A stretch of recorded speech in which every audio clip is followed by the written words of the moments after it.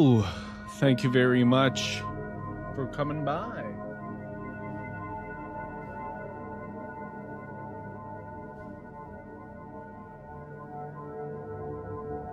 Here we are, we're playing Portal, new game. Chapter 1, Test Chamber 0. So we've got to go until we get the portal gun, I guess. I don't know if you get it immediately. If we get it immediately, then we won't be playing this for very long. I only know this from the Stanley Parable. I know this first chamber. Hello, and again, welcome to the Aperture Science Computer Aided Enrichment Center. We hope your brief detention in the relaxation vault has been Why is there no subtitles? Developer commentary. Oh god. Options. Audio. Fuck. Captions. Closed captions, I think, is what we want, right?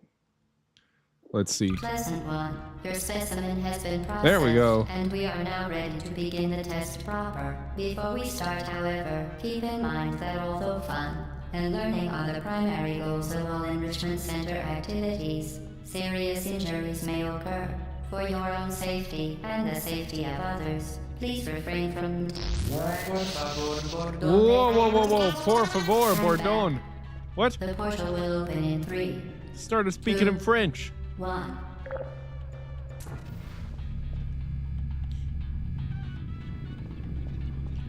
And we get to see ourselves. We are whamming.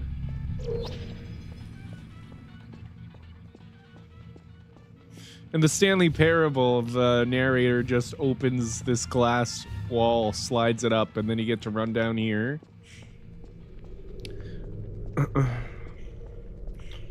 And then you take this block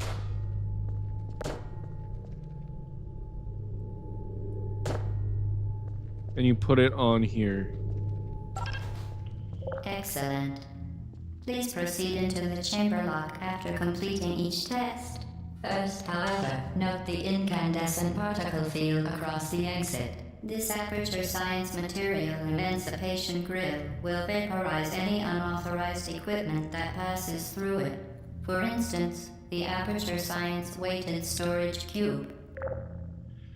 I remember in the Stanley Parable, if you were able to get the cube through the door, and then the narrator would say something funny.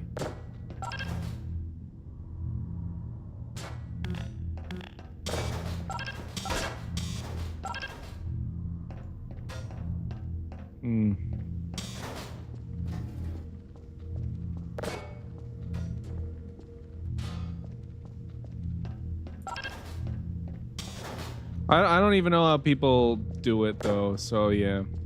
I know it's possible because you're able to do it in the Stanley Parable. But in the Stanley Parable, you try to run out here and then the elevator goes up and then you fall down into something, a different game. It's the Stanley Parable ending where it goes into a bunch of different video games. It does that sometimes in the Stanley Parable.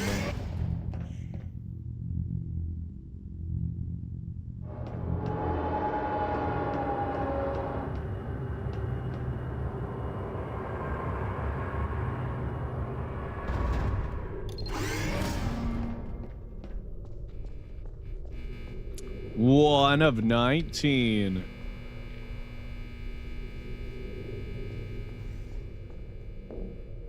Please place the weighted storage cube on the 1500 megawatt Aperture Science heavy duty super colliding super button.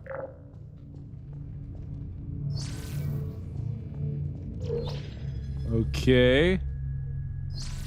Okay, so it just moves. It's not being shot by a gun yet. Because I kind of remember you get the gun from a room where it's like spinning around in a circle and shooting the portal, and then you get the gun. Bum bum bum bum bum bum bum bum bum. Perfect. Please move quickly to the chamber lock, as the effects of prolonged exposure to the button are not part of this test. Okay. There we go. I'm a genius. I don't want to be exposed to the button.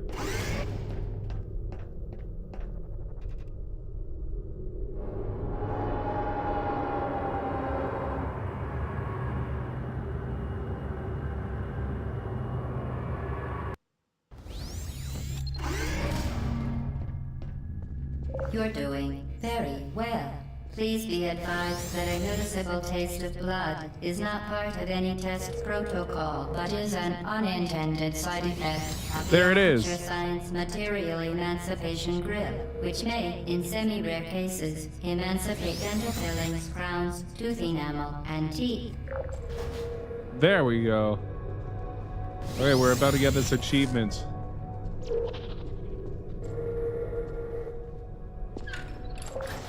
Very good. You are now in possession of the Aperture Oh, Science maybe we handheld need to portal shoot device. it. With it, you can create your own portals. These Maybe we need to beat the interdimensional puzzle? gates have proven to be completely safe. The device, however, has not. Do not touch the operational end of the device. Do not look directly at the operational end of the device. Do not submerge the device in liquid, even partially. Most importantly, under no circumstances should you...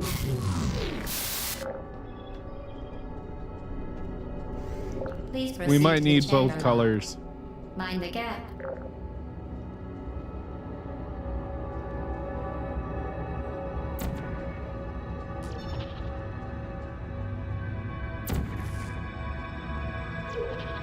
Well done. Remember, the Aperture Science Bring Your Daughter to Work Day is the perfect time to have her tested. Yeah, let's get everybody tested. We are the best at the testing in the world because we're Aperture Science and we like to test everybody.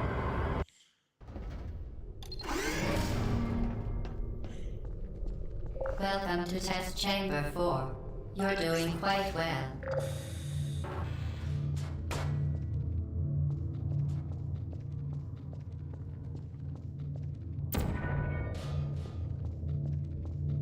Easy.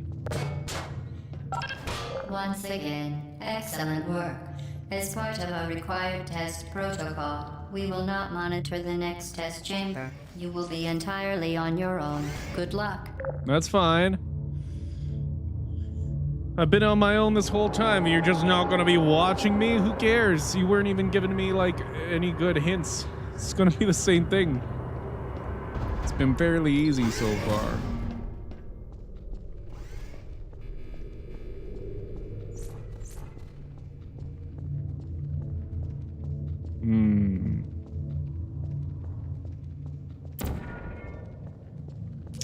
Ah.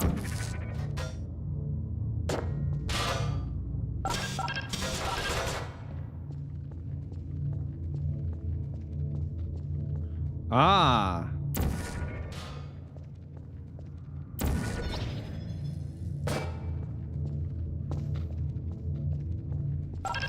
Easy peasy. Here we go. As part of a required test protocol, our previous statement suggesting that we would not monitor this chamber was an outright fabrication. I Good thought job. so. I thought so. As part of a required test protocol, we will stop enhancing the truth in 3, 2...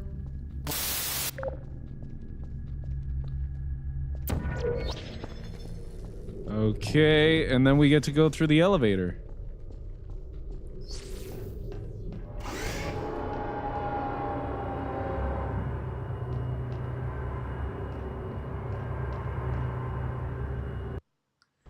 .9% of players got this far. Seems pretty far compared to other Blood games. safety is one of many Enrichment Center goals. The Aperture Science High Energy pellet seen to the left of the chamber can and has caused progress. Unbelievable. You Subject name here. must be the pride of. Subject hometown here. Subject hometown here. That's so funny.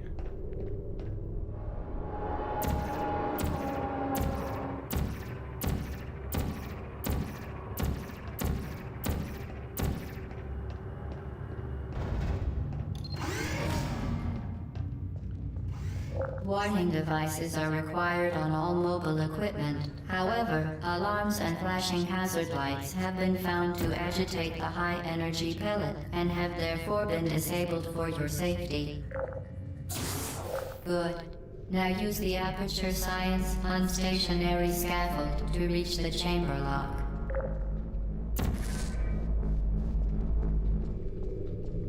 Oh. Come back here. Come back here. Boom, boom, boom, boom, boom, boom. There we go. There we go. We made it. We made it.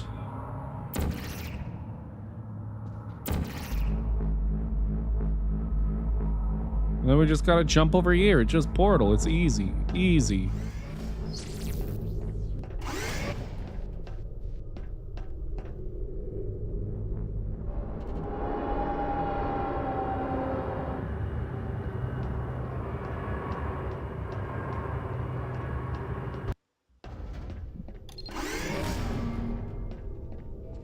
Please note that we have added a consequence for failure.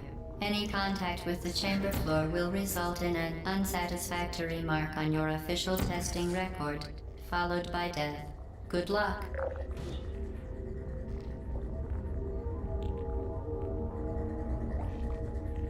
Oh, that's interesting. I think I missed. Oh, I got it.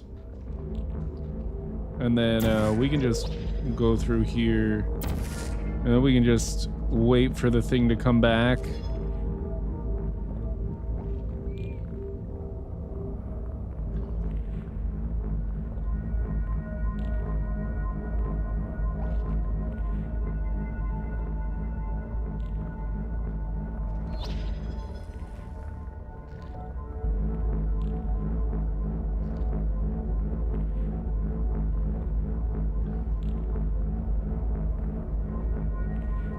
Very impressive. Please note that any appearance of danger is merely a device to enhance your testing experience.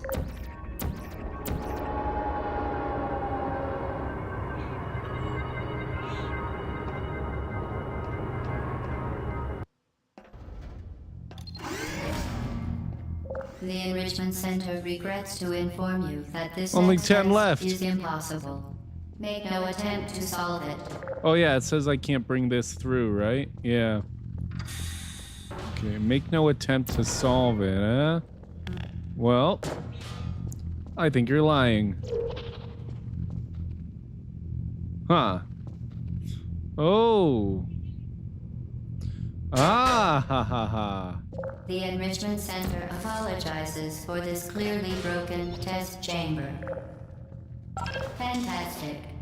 You remain resolute and resourceful in an atmosphere of extreme pessimism. I always stay resourceful in pessimism. Oh boy.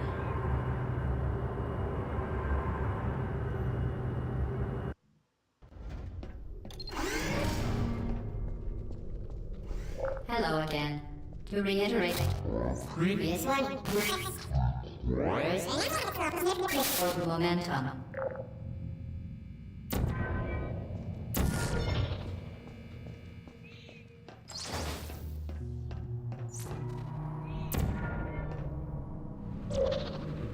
Spectacular.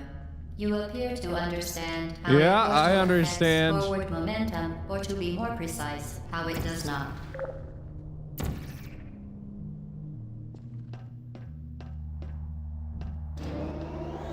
Ah, I see.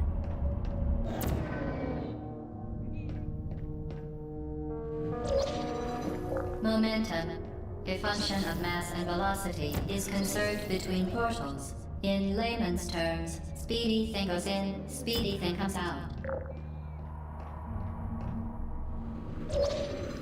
Portal 1, eh? People love these. Yeah, people love these games.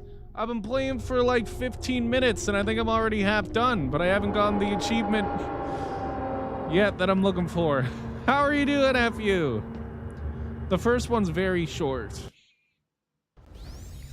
Very easy. Boom, boom, boom, boom. I think that I need to get control of the other portal. See, 11 of 19. We got 11 of 19. Oh, you're in Vancouver. You said, yeah, today. So you just got there today. I love it here. The floor here will kill you. Try to avoid it.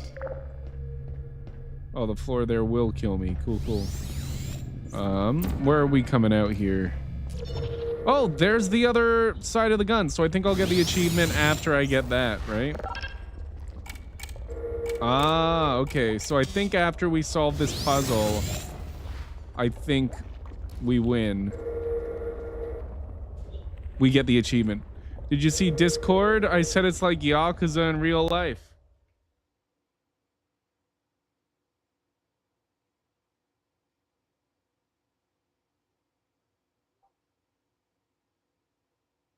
You should move to Vancouver. So many Japanese people here. It's like you know what else is a Yakuza game but in real life? Japan. I'd probably love that more. Whoa.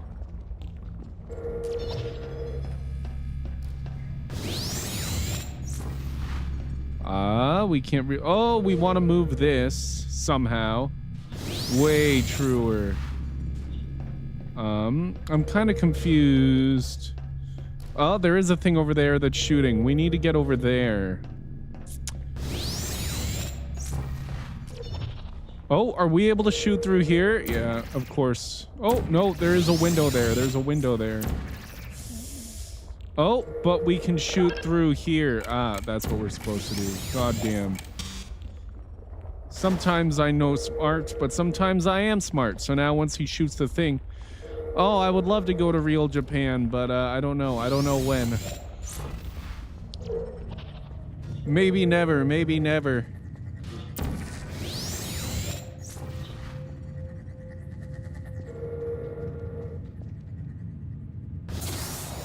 There we go. Now we got the now we gotta wait until the thing comes over with the platform.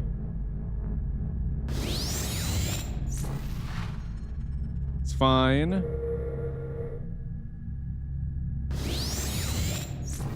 Yes, perfect, perfect, perfect. Let me over, let me over. And then I can grab the thing. And then we can probably change the game. I think this is what's going to get me the achievement. Fuck yeah. The device has been modified Yes! so that it can now manufacture 2 linked portals at once. As part of an optional test protocol, we are pleased to present an amusing fact. The device is now more valuable than the organs and combined incomes of everyone in. Subject hometown, here. So there, now we can just save the game. I like these Valve games because you can save wherever you want to. It's sick. Saved. There we go. Then when we come back, we'll be exactly right there. We got the achievement, guys. Let's spin the wheel. Oh, we're already half done that game when we get the first achievement. Isn't that sick? I love that game. Kali said that his computer's doing better, FU. He said his computer's doing better, and that's a good thing. He's not stuck. Oh, yes, I moved it. Okay. For the Canada is metric-ish video. Let's see what we're playing now. Please, no horror. I'm going to say that every time, and then one time it's going to be horror. And everybody's going to laugh at me. It's going to be this time, isn't it? Left wheel. Okay, okay. We got a whole bunch of right wheel spins there in a row, like 5. So left wheel's fine. What are we getting? What are we getting?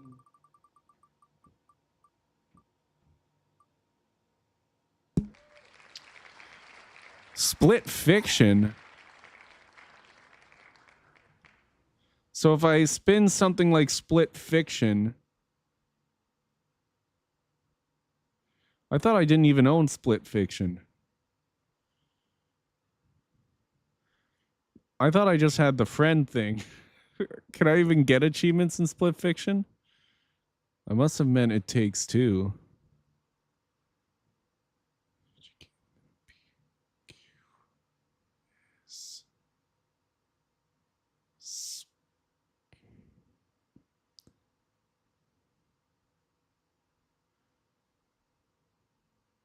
It is in my library. But I've unlocked 0 out of 20 achievements. That must be because I don't own it. Right? Like, I have no achievements from this game because I never bought it, right? Does that mean I'll have to buy it? And then we'll need to play through it again? Okay, Split Fiction is going to be FU or anybody. But like when you get back to Montreal, we're going to have to put Split Fiction on the list of things. I don't want to buy. Isn't that game like $90? Fuck. Whatever. We're gonna spin the right wheel again because I don't know anyone who wants to play Split Fiction right now. Or remove it from wheel. I can't though. FU. I can't because it's in my library. So the goal is to get every Steam achievement in the library. So I can't remove it from the wheel until I get every Steam achievement. So yeah, no, I'll have to get an achievement with someone at some point. We're gonna put it on the list of things I need to do. Don't worry, we'll do it. Every Steam achievement in the world? No, every Steam achievement in my library. Hello, Alaska Bell. Oh God, we're gonna be reading a visual novel. Cool, cool, cool, cool, cool. How are you doing, Alaska Bell? Yes, we spin the wheel and then we get a Steam achievement. I'll have to get the Split Fiction game. How are you doing? I'll give you a shout out. / shout out. Alaska Bell. There you are. You're good? Yes. Did you get to message FU on the Discord about your idea? Umi Neko, that's what it said, right? Crazy. There is one achievement in... Oh, we're about to finish a game, I think. Ooh. Unless there's a way that I can remove Split Fiction from the library somehow. Because I never actually bought it. I just had the Friends Pass, but it's stuck in the library. Otherwise, I have to do it, FU. Yeah, Blood on the Clock Tower. It was like a social deduction game where you had some people were good people, some people were bad people, and you had to find out who the bad people were. And but it was like a board game. It was she told me she wanted to do group role play and she'll be the cat. Alaska Bell's gonna be the cat. Was there a cat in the game? We could get a cat. But yes. It's a good idea. Umi Neko. So we're going to be reading, if I can find the letter U. If I can find the letter U, it's the question arcs. And I only have one achievement left that I need for this, which means we're about to finish this game. What is the locked achievement? What do we have to do? Read episodes 1 through 4.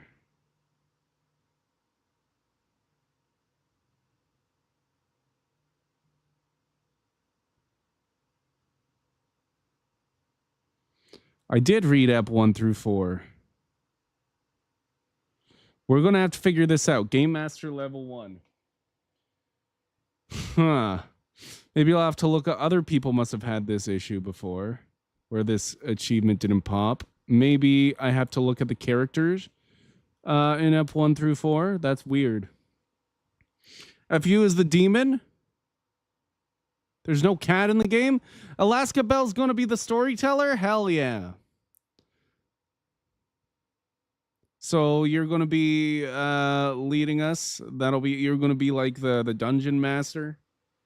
Yeah, kind of reminded me. Even like Brennan Lee Mulligan was there in that video that you sent me. It's like the wolf game, but like it's like Dungeons and Dragons with the role playing and the storytelling, I guess.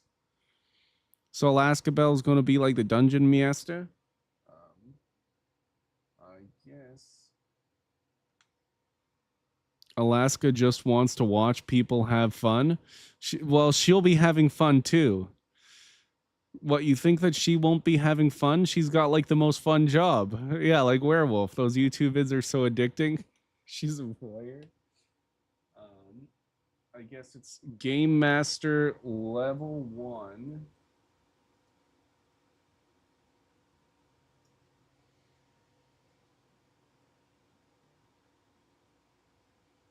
And 19.1% have this.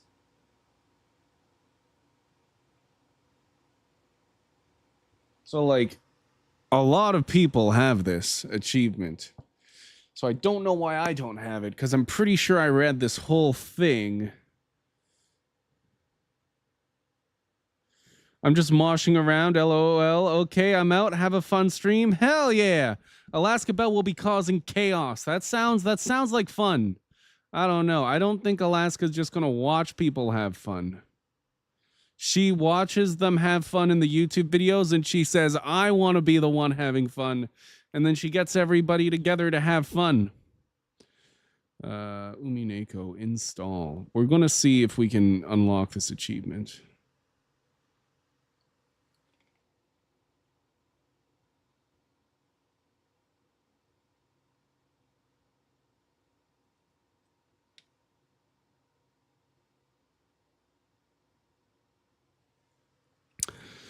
Oh, you're joshing, not moshing? I thought you were in a group of people running around pushing each other to rambunctious music. That's what I thought you were doing. I'm sorry, I misunderstand. F you.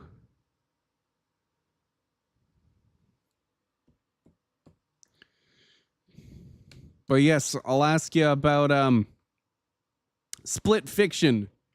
I'll ask you about Split Fiction when you get back to Montreal. Boom, boom, boom, boom, boom, boom, boom, boom, boom, boom, boom, boom, boom. And if you don't want to do it, then I'll find someone else.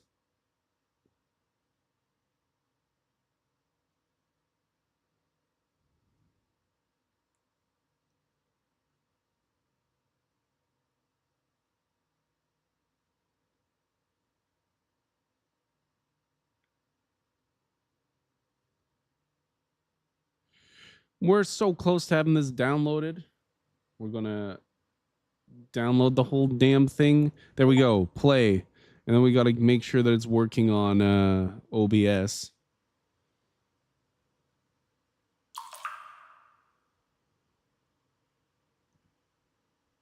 Which it's not.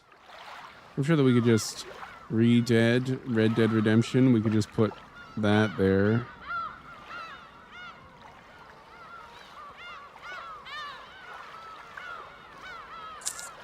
It might have to be a window capture. There we go. So yeah, I'm kind of confused. Maybe we need to read the tips. Whoa. It's weird controller controls. Ep 2 tips? Why are there not more tips? Resurrect, Ep 1, Ep 2. Exit.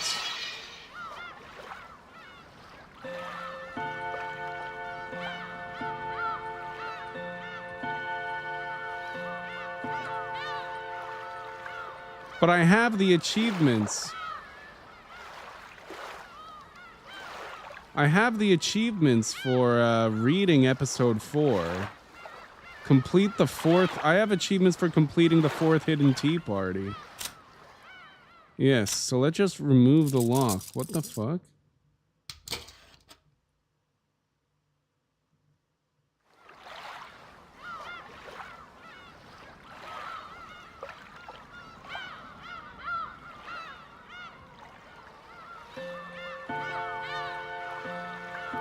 I don't know if it's like, I don't know. It says that I've already done all. You may perform witchcraft to jump forward in time. Do not cast the spell. Okay. So if it's saying that, that means that I finished it. So I don't know, or maybe, okay, fuck. I don't know. I'm so confused because it said that I read all the tea parties. I don't know if anything. Tips, Ep3 tips.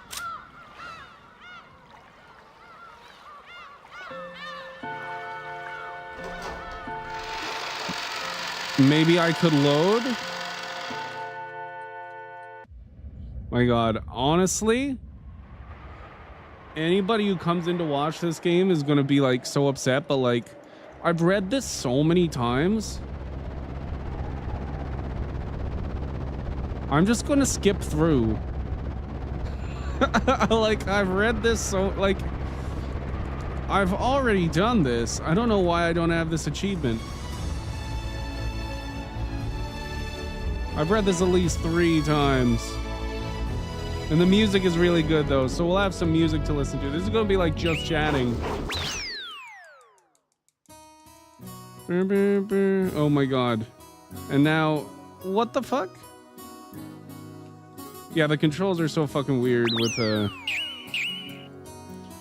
with a controller. Cut that out. We're getting the we're gonna speed run this.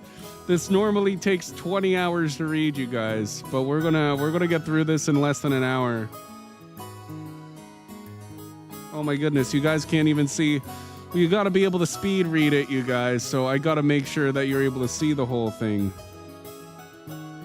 There. That's so funny. But yeah, no, I'm not reading this again. I read this and I read the manga.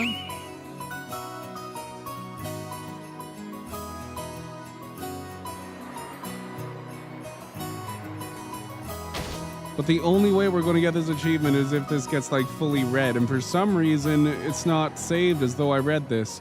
And I definitely did read this. There are YouTube videos of me reading this from a long time ago. Maybe that's the reason why.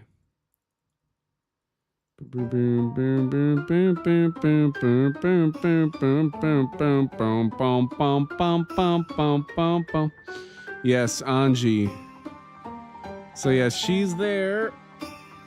She's playing with the witches with Badler.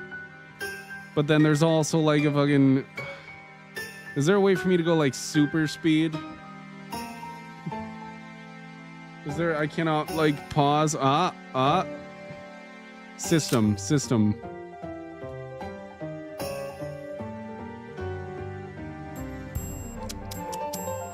I don't know. I swear I read these already. I totally would read these. Like, no, this would be like 20 hours of me just reading though. That's the issue. That wasn't the plan when I put this on here. I thought, oh, I just had one thing. It would be an easy, quick thing to do. We're going to be here for at least an hour. Just skipping through. I've already read all this. I guess I can like explain what's going on.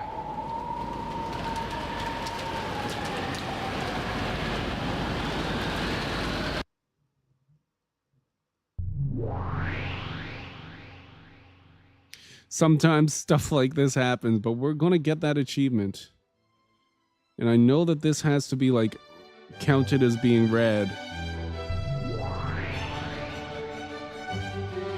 I don't like the new sprites. That's not what Ronave looks like.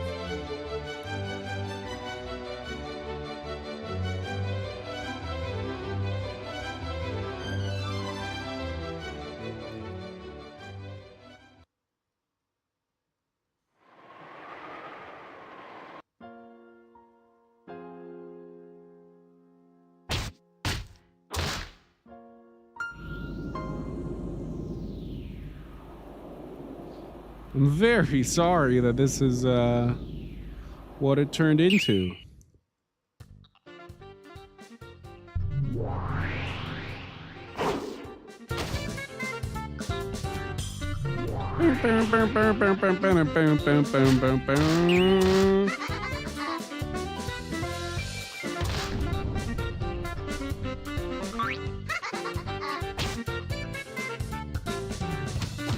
The music's so sick.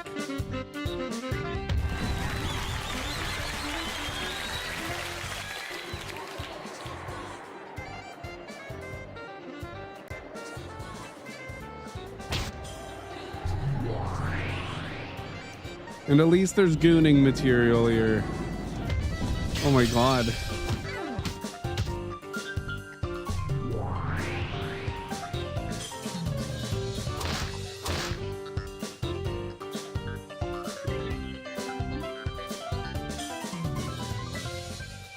That's not even the end of the first chapter. Bum bum bum bum bum bum bum bum do do do do do do do do. But Beato. And now we get the don't do it again.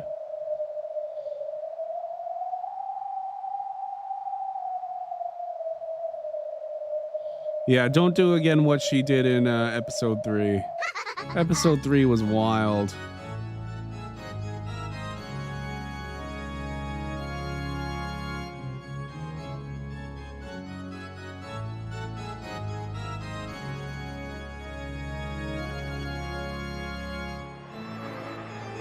Got a lurk? Thank you, Foxy. Thank you for the lurk. We're not doing anything too interesting anyway. This is basically going to be like just chatting. Here in earbud? Hell yeah. Because I've already read this, but it doesn't count it as being read by the game for some reason. Like, I haven't opened this game in so long, but I've read all this shit already, so I'm just skipping it all. And it's like 20 hours worth of reading here, so it's gonna take a little while, but we're getting this achievement. Hopefully we get this within like an hour or two.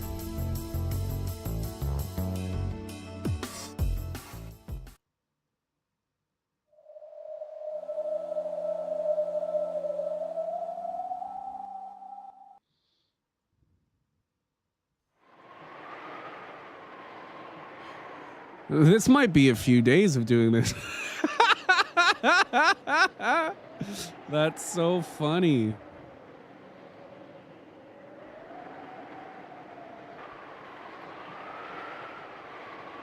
I don't know what happened that made the game do this to me.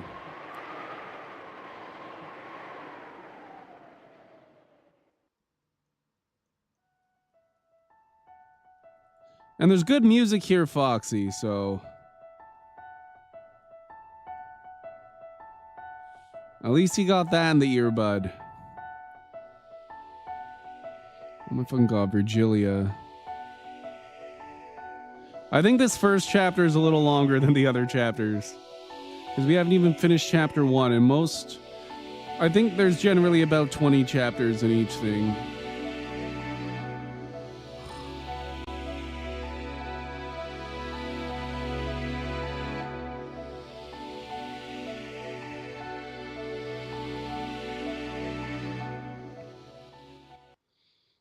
I'm kind of like speed reading it. Ghetto?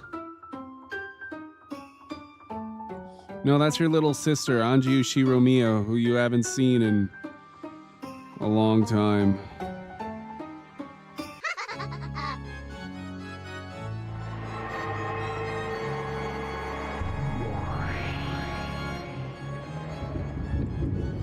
Is that the end of chapter 1?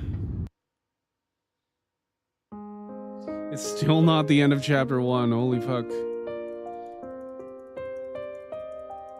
Oh, just skipping through the, they're arriving at the island.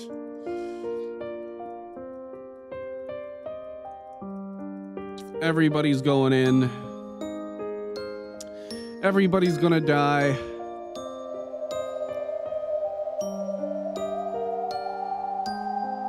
There we go. End of the first chapter.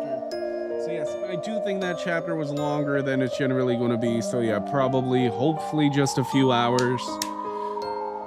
Oh boy.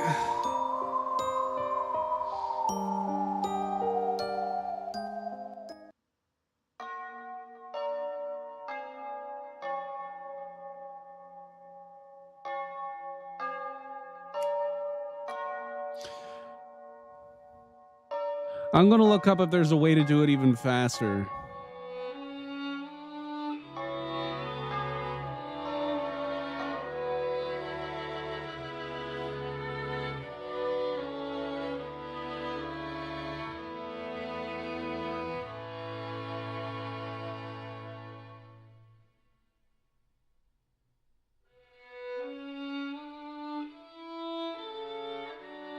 It says hold down control. Whoa. Whoa, that's zooming. Fuck yeah, that's 10 times better, you guys. We're gonna get this, like, in the next 20 minutes.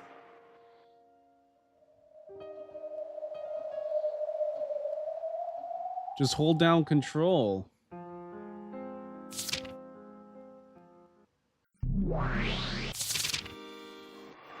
So you got Anji and Maria.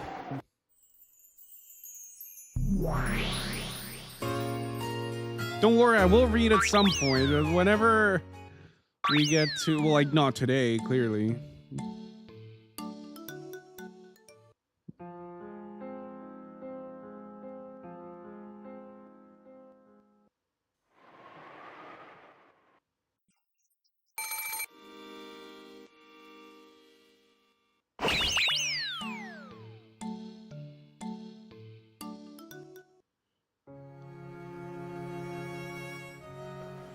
The sad story of Maria and Harutaru. What was his name?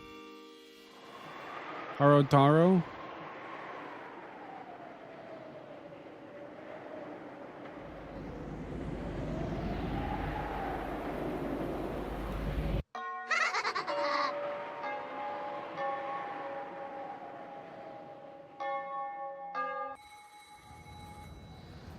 Yeah, this will take like 20 minutes if I just hold down control.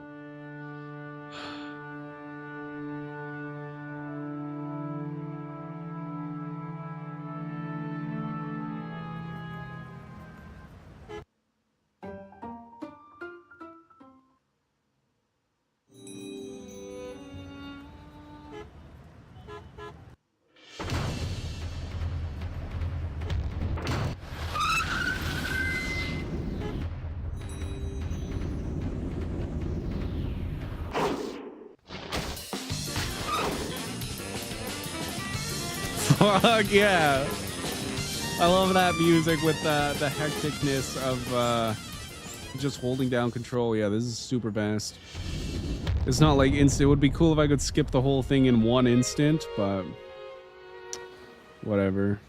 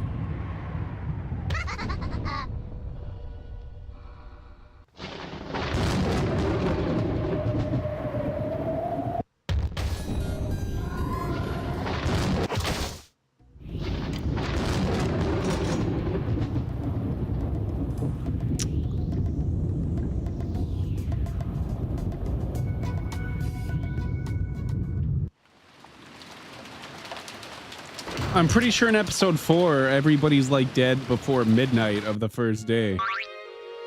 Yeah, because Badler gets an entire day to walk around and examine the crime scene and play detective, I believe.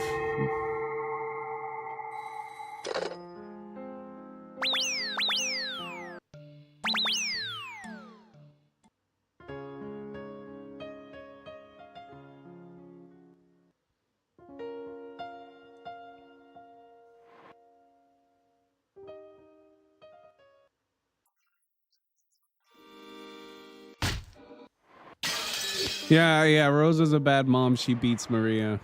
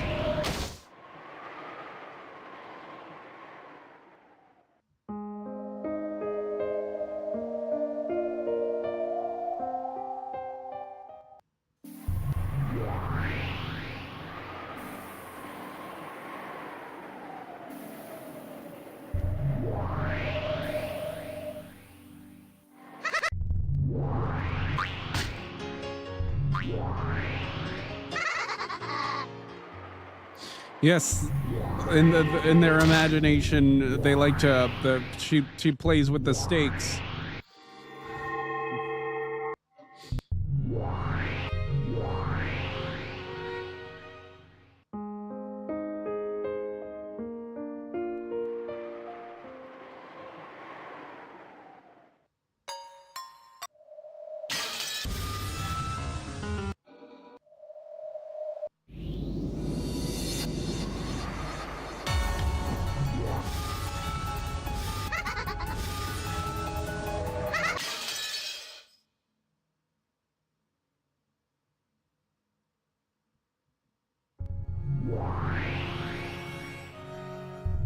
I can do some research while I'm holding this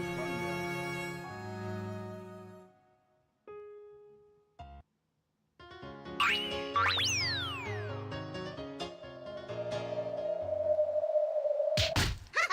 down.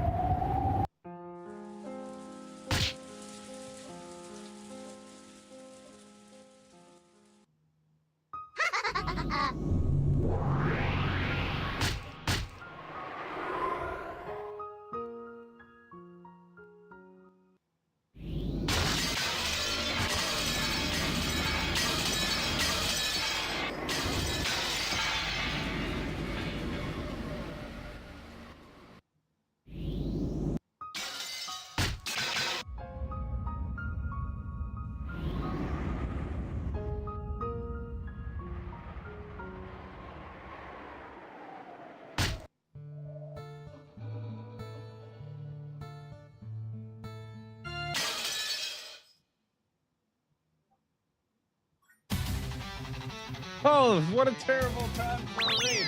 Hello, Jewel. Thank you so much. Whew. So we rolled Umineko. We rolled Umineko on the Wheel, which is a visual novel, but it's asking me to do something that I've already done, so we're just skipping through everything. Like, for some reason, the save was all like messed up, and I was like, I'm not reading through all this again. And so I'm like looking up right now while I'm holding down the button to make it go really quickly. I'm looking up exactly how to get this achievement. This is a really good story, though.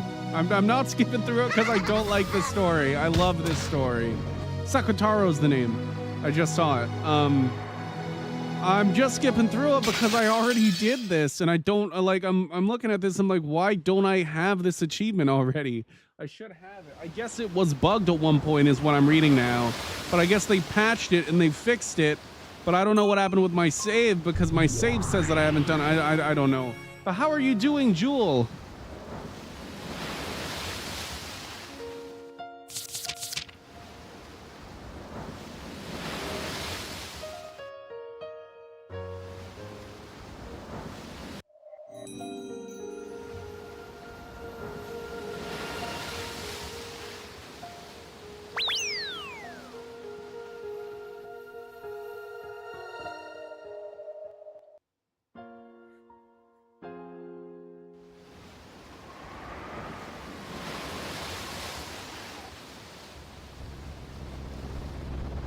Looks like we do have to get all the tips for it to work.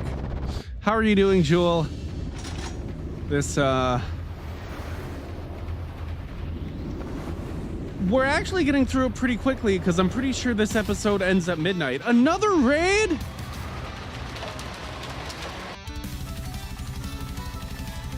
Jewel, you raided me twice. Thank you for the double raid. You keep doing that by accident? That's fine. You're new, you're learning. Thank you for the raid at all. Yeah. We're gonna be like running through like everything in this game. We might have to redo episode 3. Maybe we just have to check all the VIP stuff. I don't know. I'm like so scared now. Like, I don't know what I'm gonna need to do just because, oh my goodness. Rushing through it like this does work though. It does work. So, Jewel, while I'm skipping all this, do you want me to tell you what the story is about? Because it's really cool. If you don't want me to tell you what the story is about, then we just keep skipping.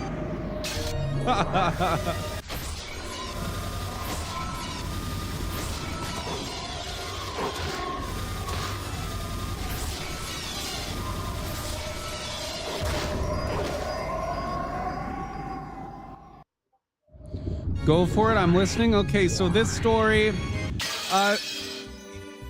it's written by the Japanese writer I like a lot. He's the same guy who wrote Silent Hill F, which came out recently.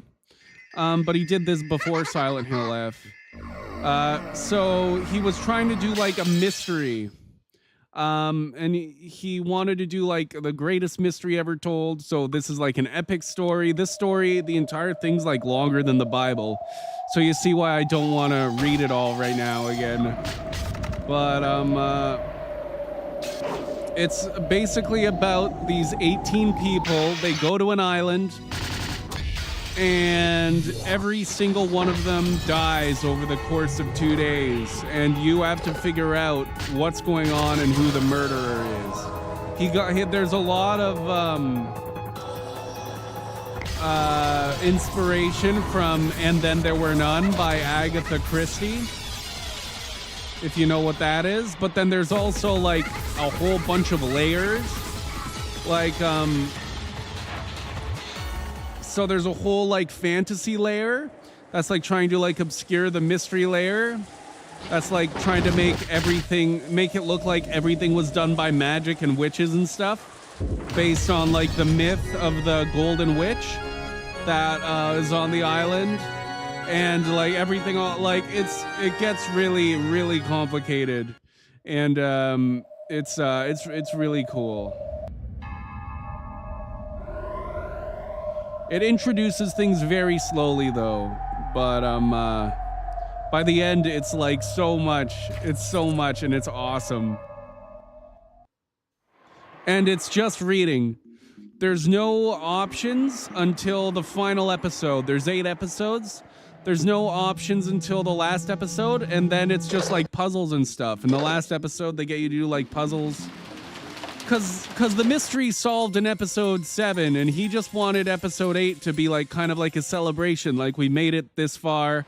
You read all this stuff. Yeah, it's the mystery solved, so it's kind of like a party, and you solve a lot of puzzles and stuff, and it's fun too. And it has a really good ending at the end.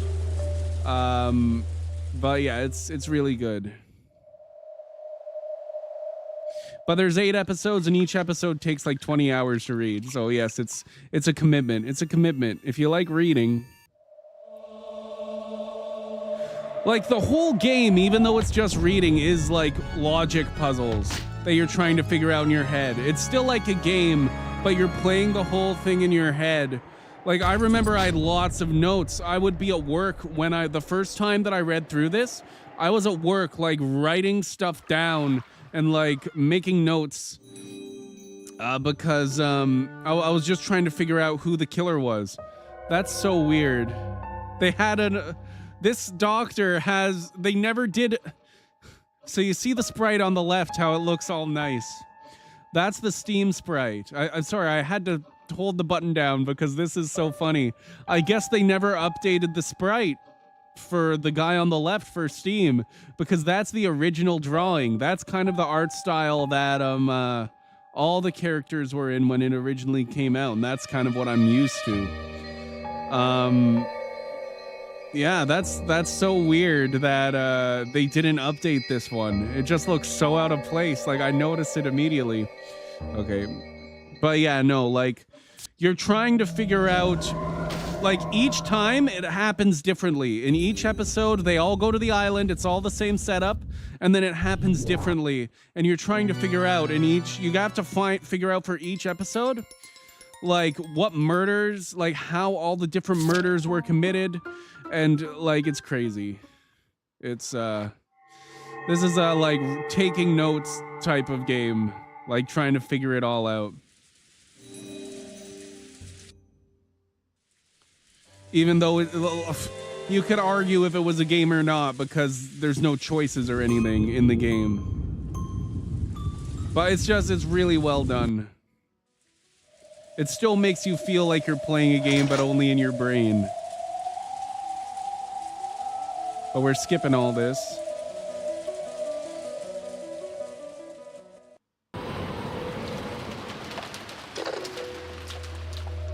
I take notes in Minecraft because I'd get so confused if I didn't. Yeah, no, this visual novel you could have a whole notebook filled with notes trying to figure out who the killer is with this. It's really good.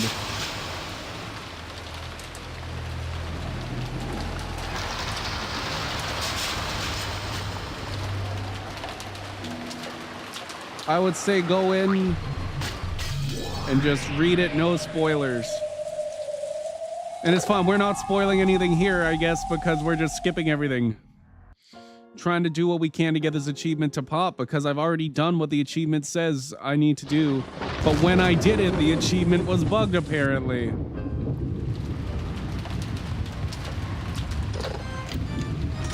And the music's really good. You're only getting like small little music is so good. Do do do do do do do do do do do do do do.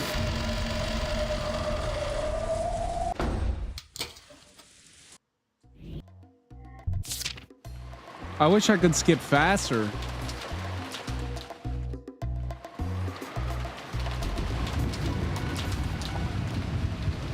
But we're not leaving until we get that achievement.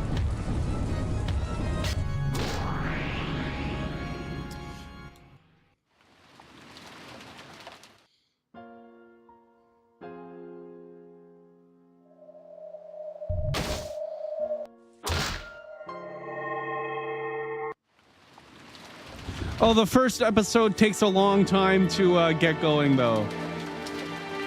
Lots of people quit in the first episode because they're like, oh, this is boring. But like the first half of it is like just getting to know the family. It's like 18 people on the island. They're all a big rich family, and also the servants and everything. And like the first 10 hours of reading, there's no murders, and you're just getting to know like the family members. And it's all important. It's important for the puzzles. Like, that's the thing. It's all done intentionally. But it's it can be tough for people who are trying to get into it. But no, as you can see here, look how action-packed this is. You see goats and stuff, and like, look, they're doing magic. So yeah, it's not just getting to know people the whole time, but he goes really in depth with his character writing.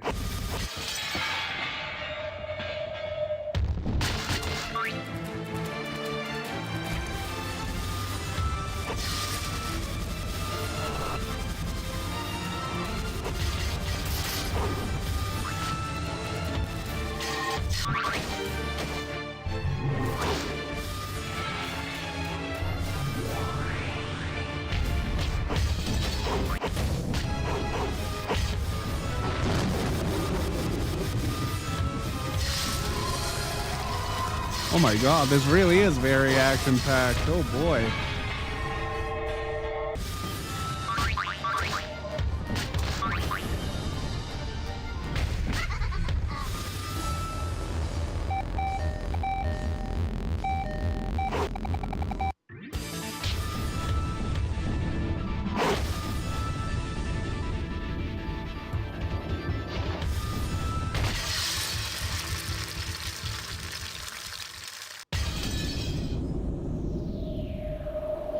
We are getting pretty close to the end, though, because these battles... Oh, but we have the whole Angie thing. I think it goes like a few chapters with Angie.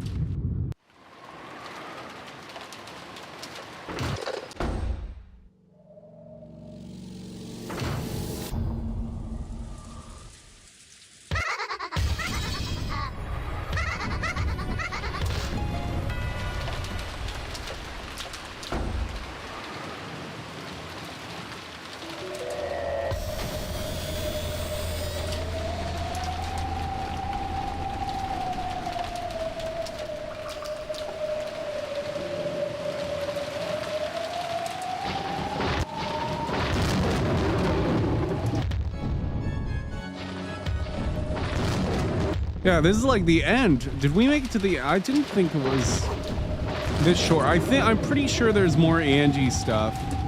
But like, there can't be that much more Angie stuff if we're already at this part.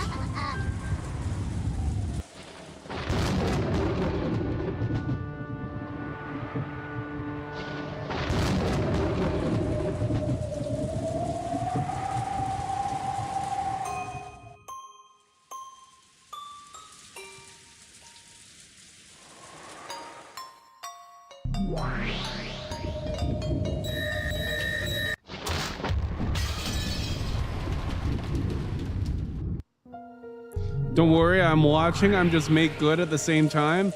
Yeah, hopefully I get this achievement soon, and then I'll get on to doing something a little more interesting. It's the achievement's apparently not bugged anymore.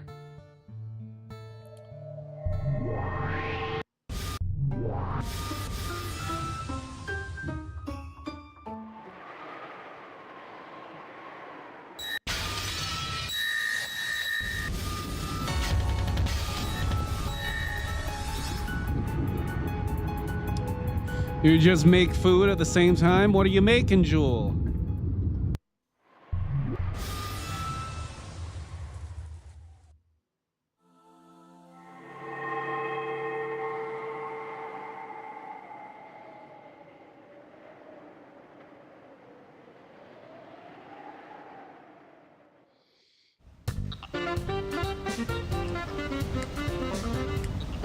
Yeah, here we go. Yeah, I knew there'd be more Angie stuff, but she's got to be already at the island.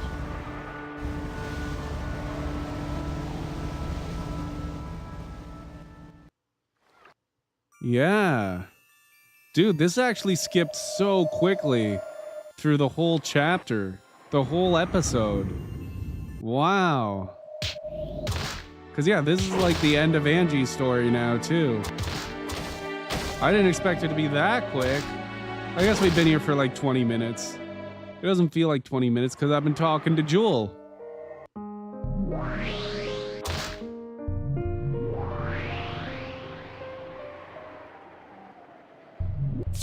I'll play some ads because I need to play some ads while we're getting through this.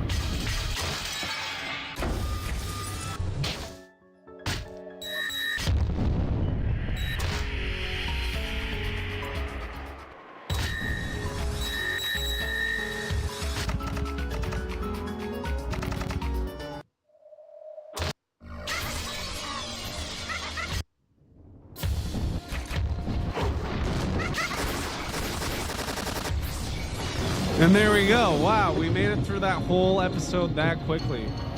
If we do, hopefully the achievement pops.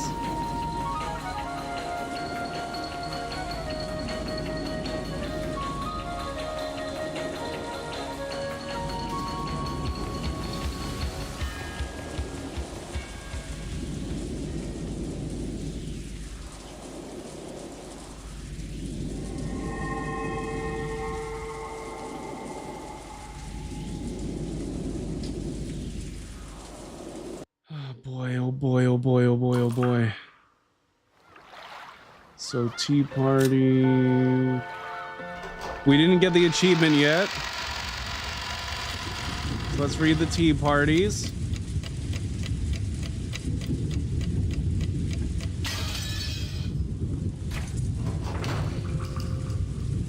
This is like the longest tea party too, but we'll see. This is normally like an almost 2-hour read, just this tea party. Let's see how long this takes when I'm just holding this button down.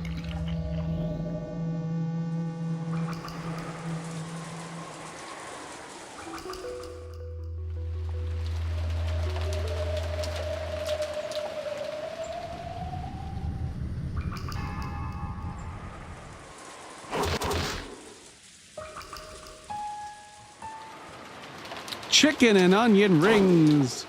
I actually don't like onion rings, but I like chicken.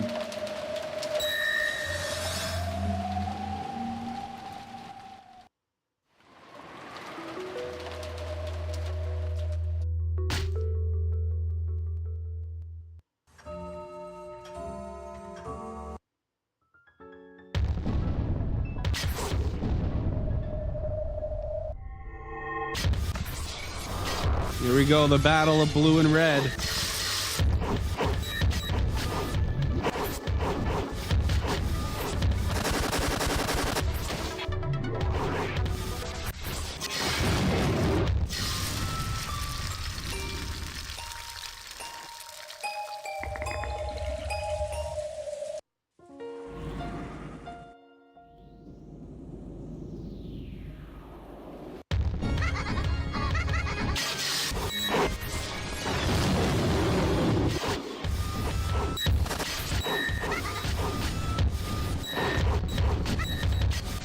Yeah, that's the reason why this fucking is so long, like 2 hours. Because right now they're going through every single murder that happened in the last 4 episodes.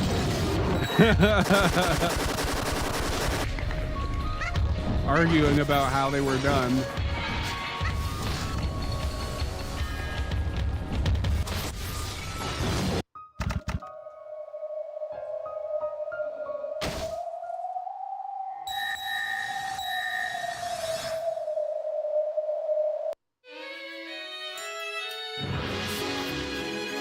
And there you go. There's no way to make this go faster. We probably have to watch this whole thing.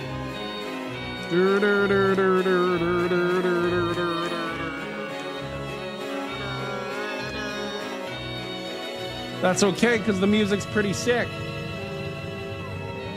Hate to do this, but I gotta lurk for a bit. I have to call my... Yes, go call your bro. Go call your bro. Figure out how he's doing. He's going away.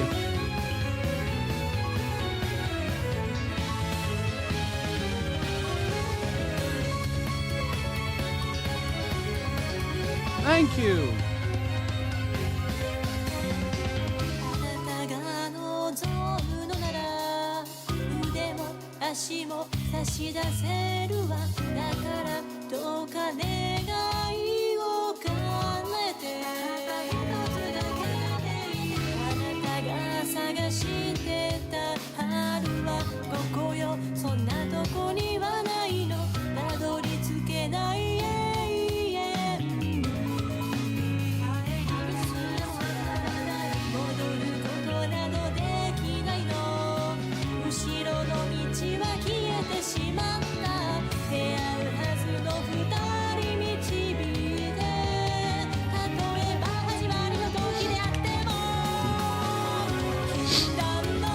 All of the goats, we love them.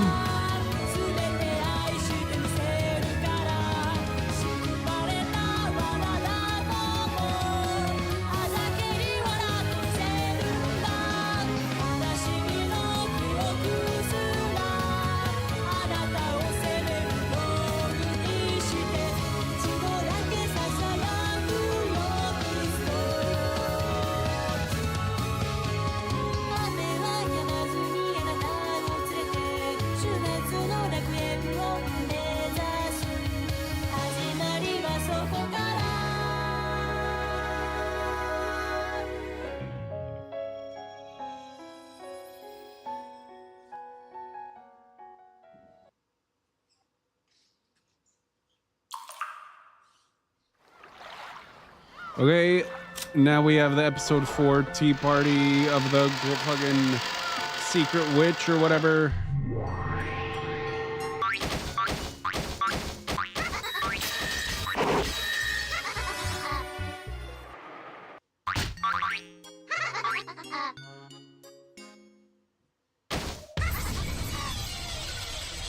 And then we have another end credits, which these are the actual end credits. Not just the fake, just the characters end credits. The first end credits is kind of like all the characters bowing after a performance. This is like, oh, these are the people who worked on it, and they're bowing now, not just the characters. More sick music, though.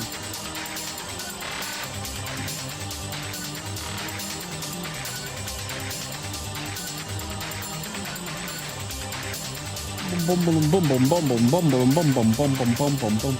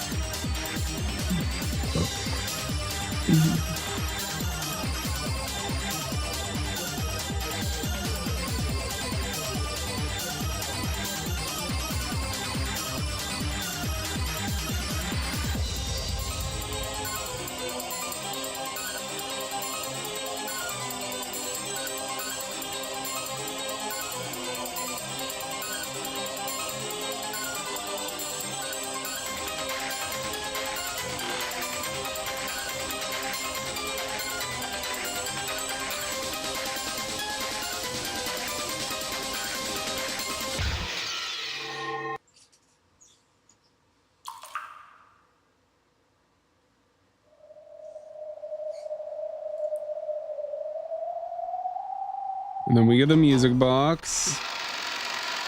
Play scary tunes only. No. So we did all the...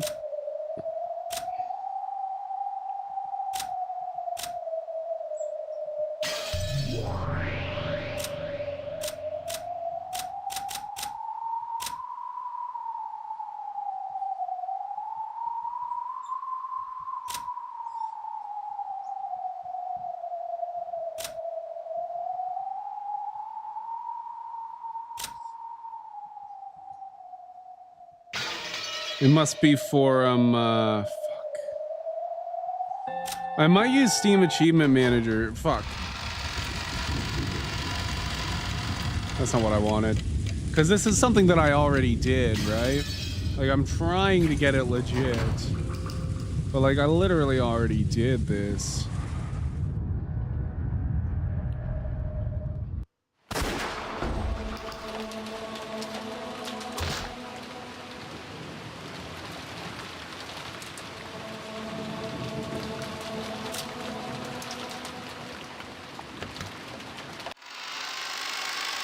I was trying to go to the tips.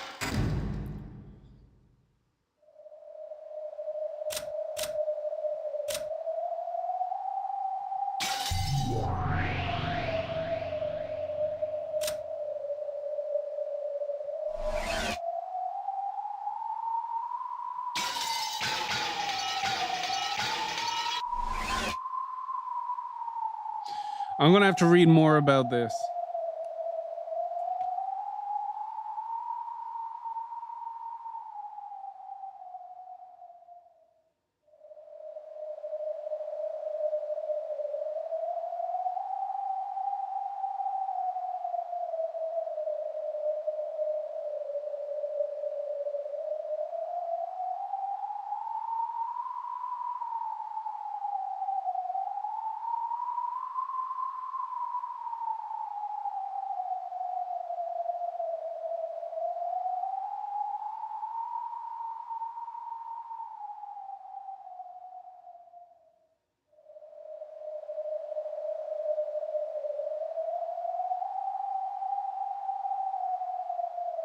Yeah, it's saying this person just used Steam Achievement Manager because they were trying, like, yeah, I might have to use Steam Achievement Manager, especially because of how it didn't save every, like, you saw me trying there, you saw me, like, this is something I already did.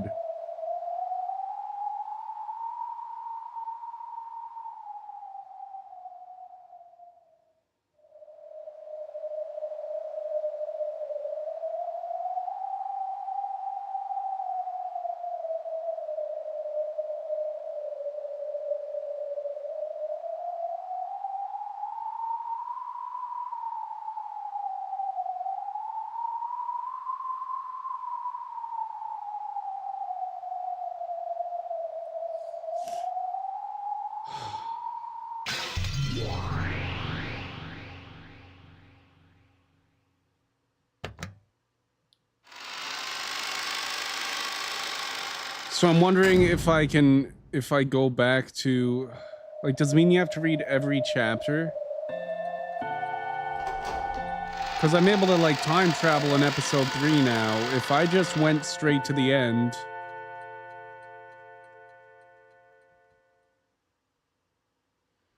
Did the Witch's Illusion. If this doesn't work, I'm using Steam Achievement Manager.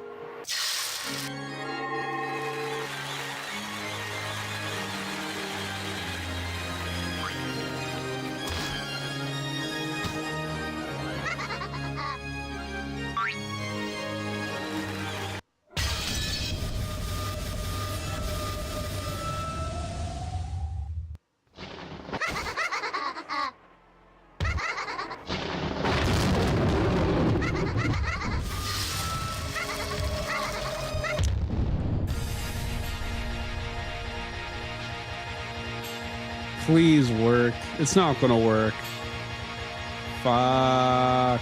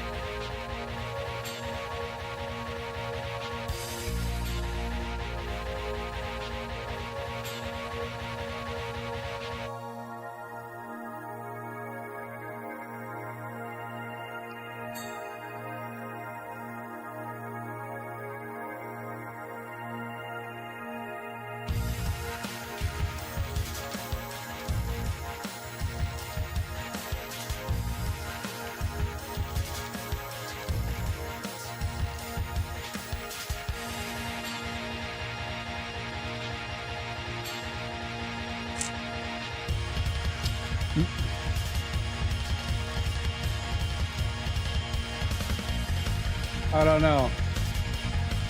I don't know what I should do.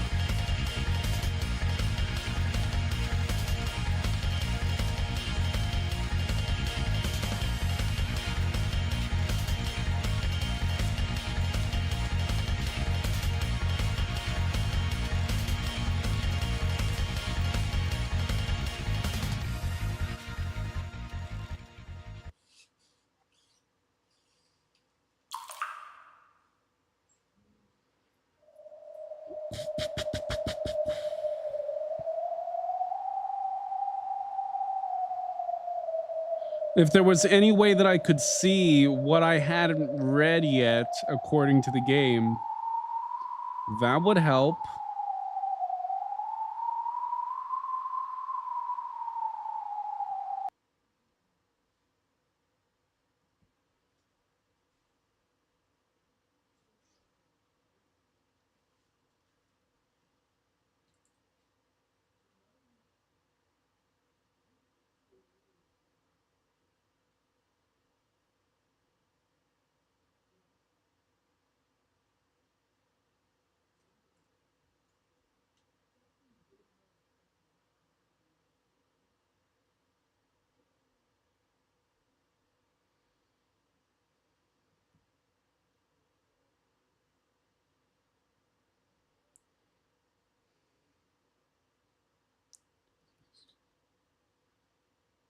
We're gonna try it this way. Like, yeah, I'm not.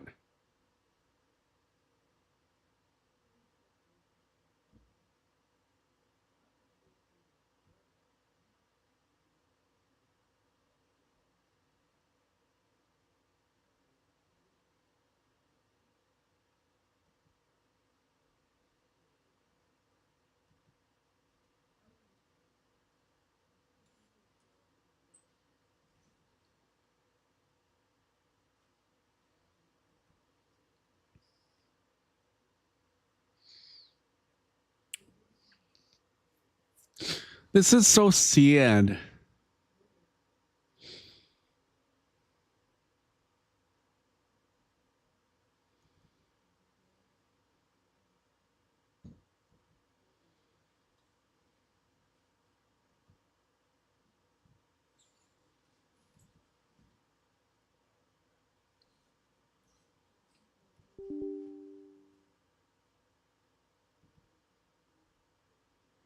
Um.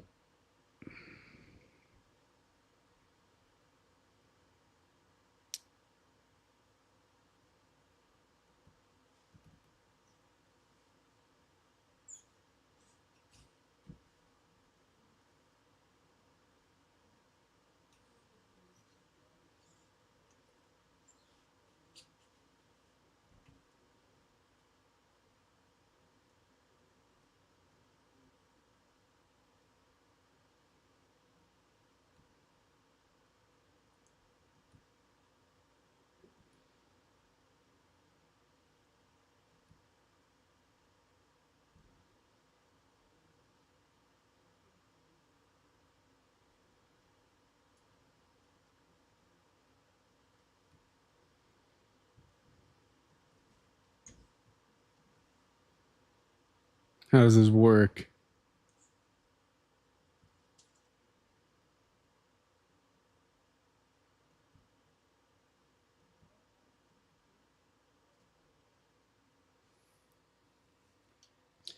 I don't understand how this works.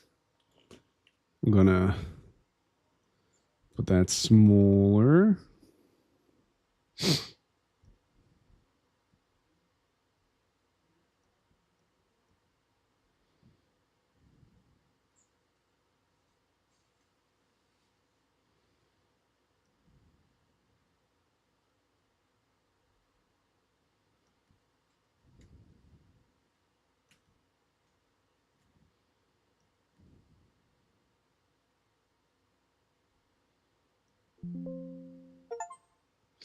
There we go. We got it. Jesus.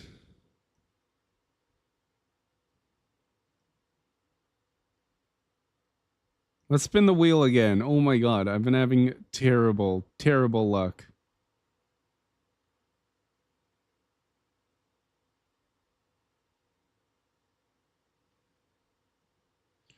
Let's spin the wheel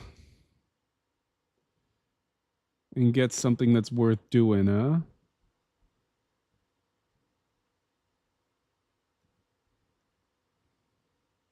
It's going to give me like the worst possible thing. It's going to give me all the bad stuff. We got a right wheel spin. Please give me something good. Oh, fuck. I can't.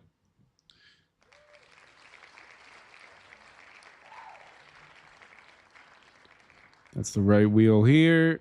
Then we go back, open it, close.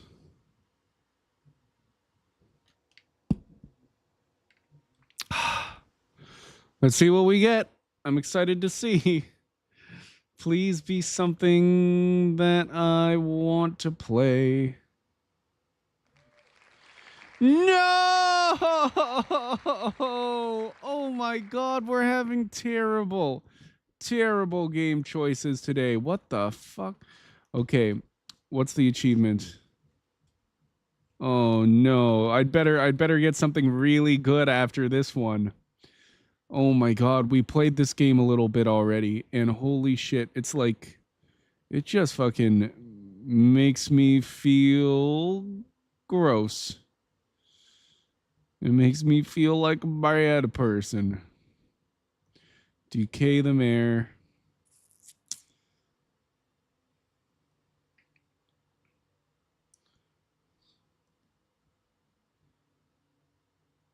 Got item. That seems like an easy achievement that we can get. Fucking Christ. This is like scary heebie-jeebie game. The wheel does not like me today.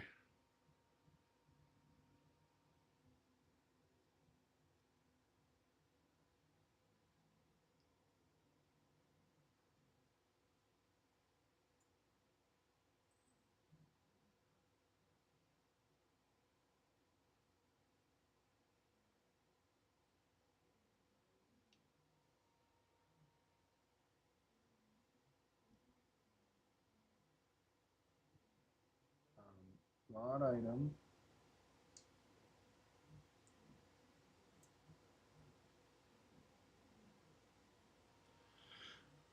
18.2%.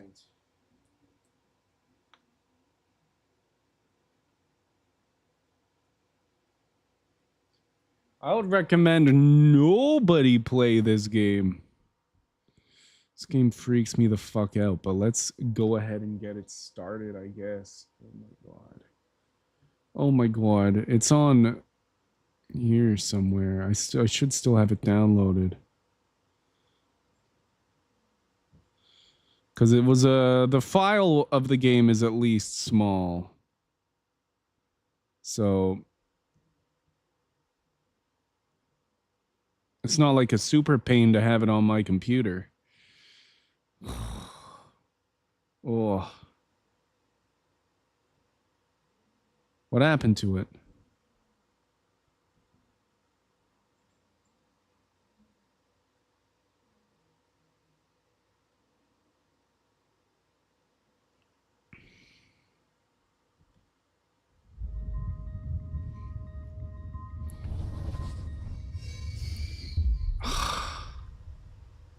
We're going to have to change the sizing of this.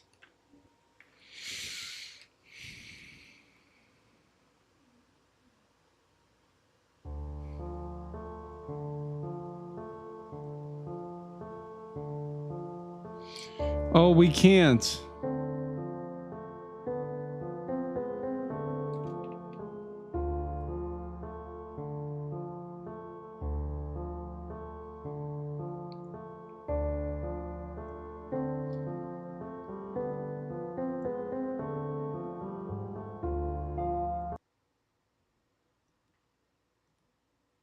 What even is picking it up?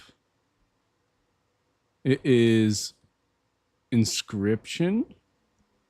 It's crazy to me. Okay, I figured out how to actually do that. This game is creepy though.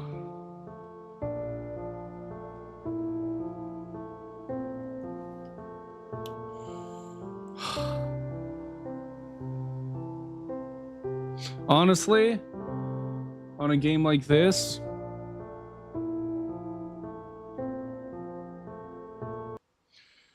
we get rid of the chat and we just throw this over the whole thing.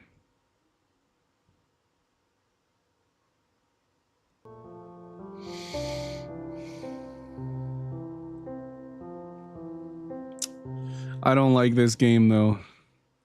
Oh, and it's fucking fully point and click. Okay. Continue. Like you just... Wait, what the fuck happened?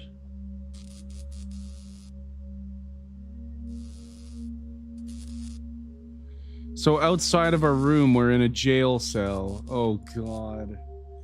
Please just give me item. This game's creepy. I know it's just like images, or like it's creepy. So this is the room that we started in. We had pills here before and we ate them and we had like a crazy cutscene play. Oh, we can have hints? Oh, you know what? Honestly, I might use the hints here if I need to. Like if I get too creeped out. Because this game's freaky. What the fuck is that? That's so scary, just the way he's looking at me like that. Oh my god. So there's nothing that we can do that way. Authorized personnel only. Okay.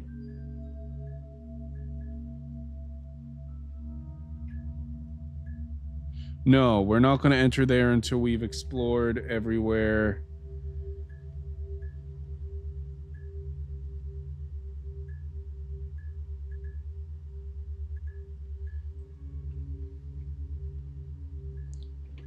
Just moving my mouse over things to see if, oh, that's just that. What is this? Okay, that's that.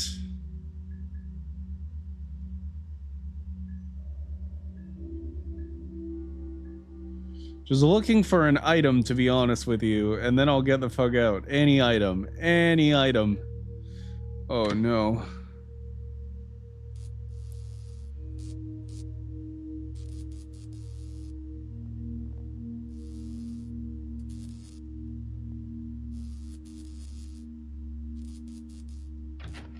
It's locked.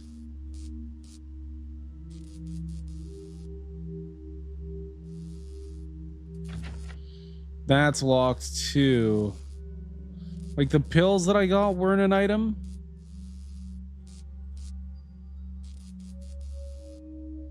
What is happening in this world? Why are you playing a horror game and it's FPS? It's like a point and click from Daedalic Studios. What is even that? Yeah, this is it came as part of a bundle. I got every single game by Daedalic Studios, and they've had some good games that I've tried so far, but my god, this game freaks me out. So right now, all we have to do is find an item, and then we can get the fuck out. Oh my god. And this fucking camera guy makes me scared.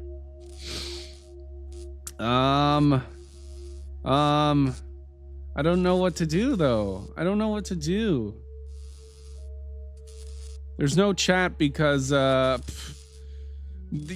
can't make this game like not super full screen, so I can't see the chat, so I have to look down. So also, I might not see your chat for like a couple more seconds than I usually take. I usually see it pretty quick. Okay, I can't find anything else to do, so let's go into this area here. Let's enter. I don't see anything else we can do. Oh my god. I guess we just keep going down the stairs. I don't want to... Is that something? Is that an item? Oh my god. What's down here? Time is an illusion. I disagree. I think time is real. Here. Time is an illusion.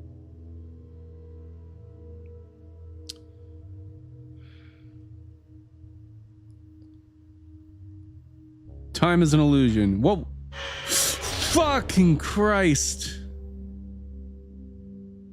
What the hell is happening here? That's exactly what Felix just asked. Okay. Time is an illusion. So we're stuck here now? It's locked? There was a fucking monster over there. Dude, I don't even get this game. How does this game work? All I need is to do is got item. All I need to do is got item.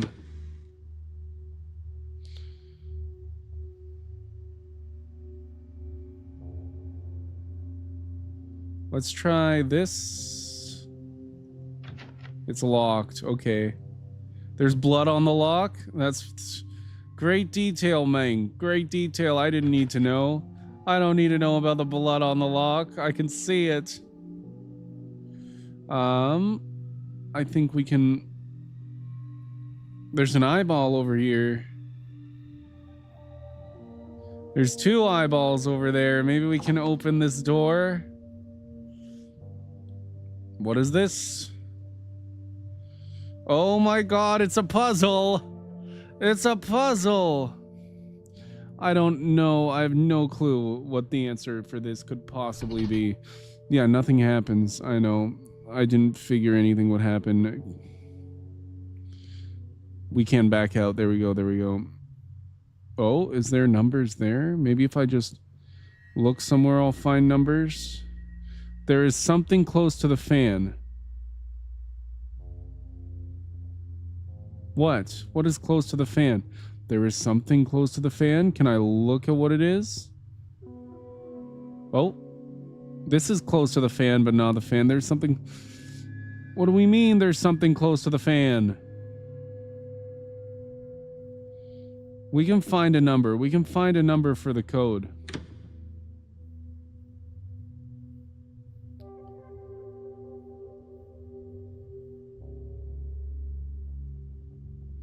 This door's locked and has blood on it. This door is where we came from. I don't see a code anywhere here, though. Time is an illusion. I see that. I don't see any numbers.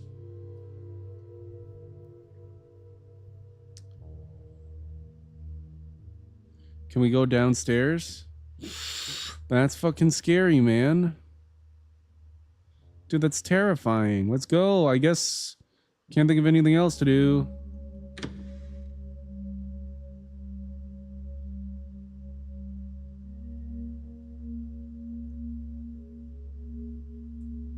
That's where we came in. I was just checking if I might see like a number. Is that still where we came in, or is there multiple doors here? That's a different door. Oh my god, I saw something moving out there. What the fuck is going on? There are stickers of a dog's head on the door. Yes, I see that.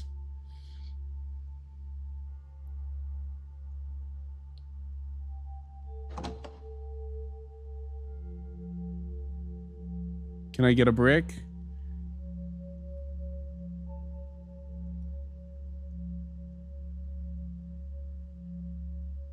Shut up. Stop it. Why are you guys blinking? Dude, this game, like, it's just like a point and click game, but they did a really good job of, like, making this, like, freaky atmosphere. It freaks me out.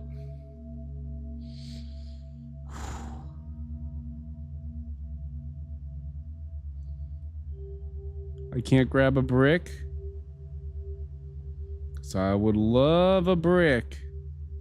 I don't see any numbers here, but why can I examine this wall? That's weird. Weird to me. I guess it's a puzzle. It must be a puzzle.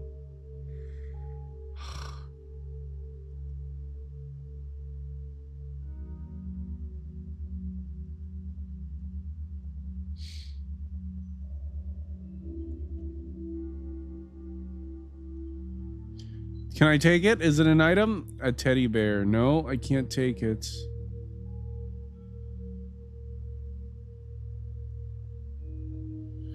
Okay, maybe we'll follow the hints. Dude, the fucking loading screen pictures scare me. Oh, but it says go down here still. So I was going the right way. We want to go in here. Okay. What the fuck? Yes, examine.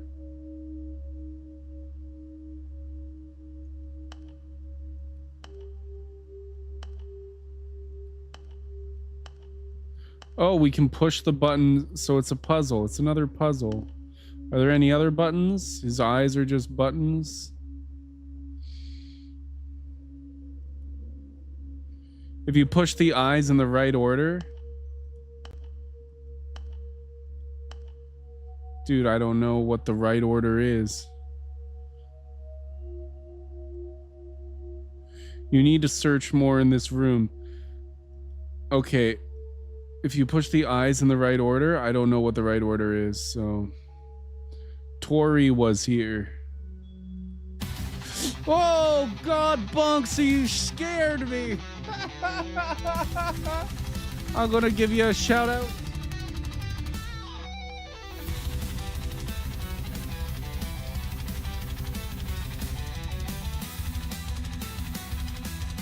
There we go, everybody go follow Bonksy, he's awesome. Let's go! We're playing a scary game. Tori was here. Tori was here. There's a puzzle in here. You need to search more in this room, it says. Okay, well, can I look here? Like, you're able to examine this guy's head. Whoa. And you're able to push his eyes.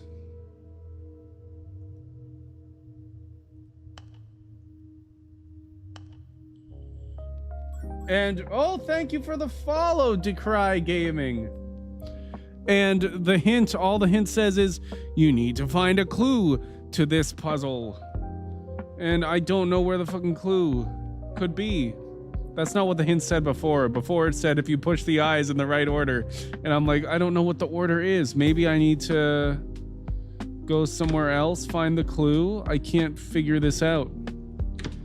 Boom, boom, boom, boom, boom, boom. Boom, boom, boom, boom, boom. Can I take this? It's just a ring. There's just a ring here. What? I want to look at the picture. Maybe it'll say like 1, 2 by the eyeballs, but it doesn't say shit. I don't know. Puzzles are tough.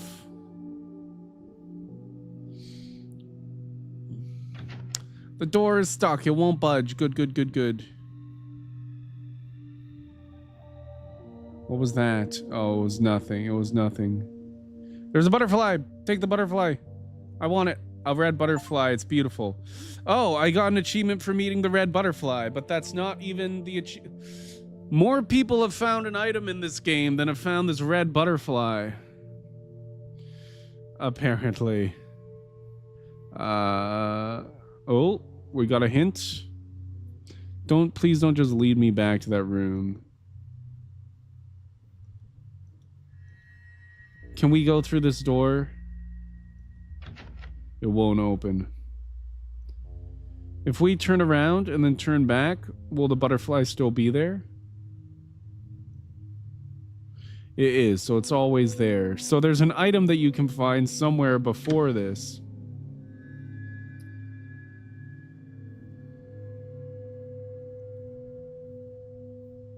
There we go. We got it. We got it. We got it. And we got a completely different achievement. That means we'll have to play this game one time less. Woo! Okay. Let's go spin the wheel.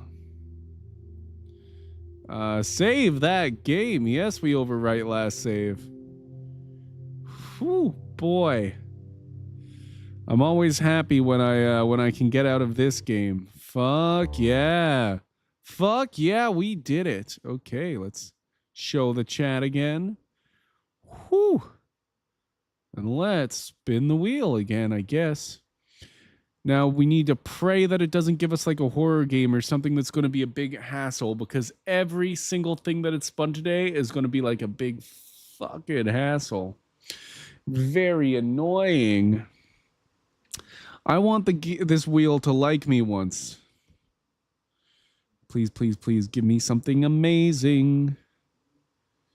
Okay, left wheel. Okay, cool, cool, cool. We're going to move this over here. We're going to spin the left wheel. Please, please, please give me something that I'll have fun doing. Let's go!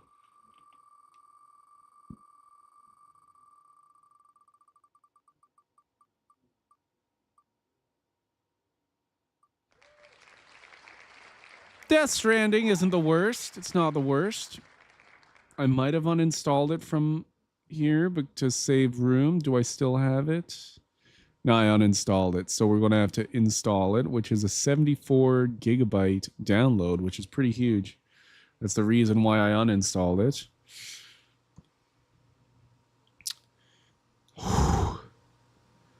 And we're going to go to just chatting, I guess.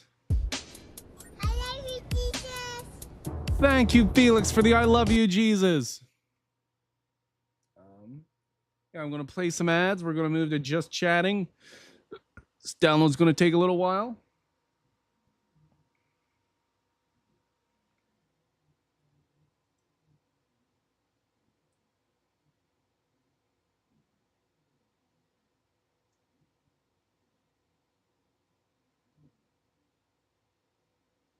Waiting for download.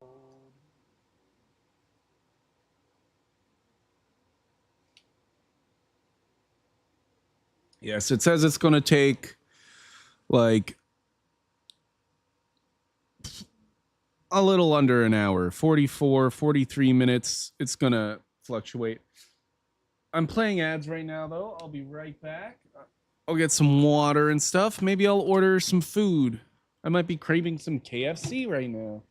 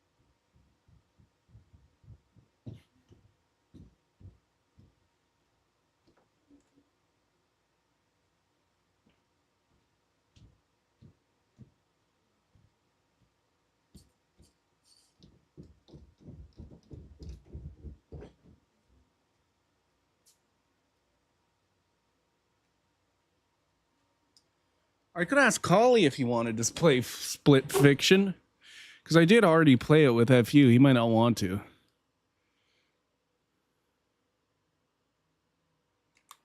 Boom, boom, boom. So what's the achievement that we're going to be going for in Death Stranding anyway? What happened to my phone?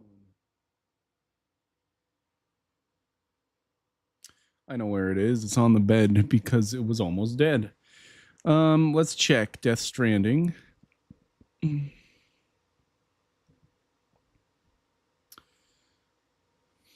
Sad. We've unlocked 21 of 63 achievements in Death Stranding. Wow.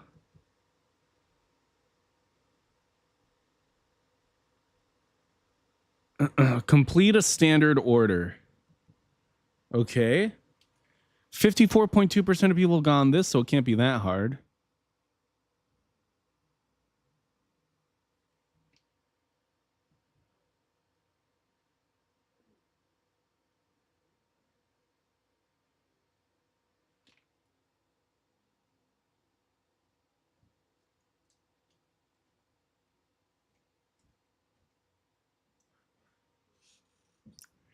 Uh, 54.2%. Okay, everyday delivery.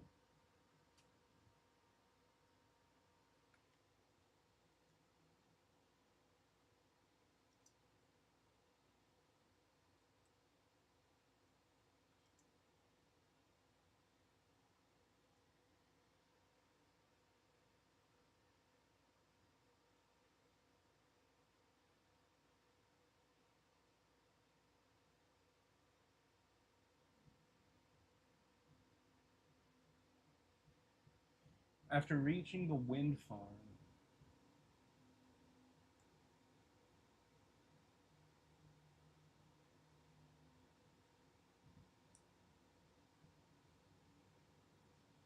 Okay.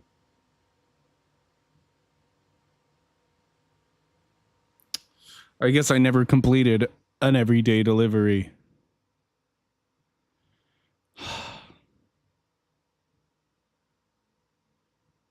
I'm excited to go, but okay, this isn't a bad game. It's not like one of my favorite games, but I'm excited to head back into it. That's what I'm thinking. It won't be for too long. It won't take that long to get this achievement, I don't think.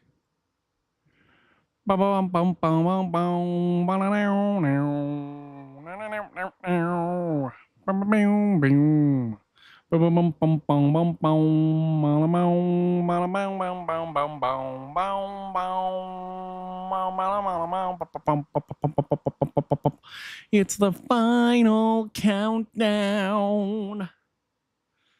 I'm so happy.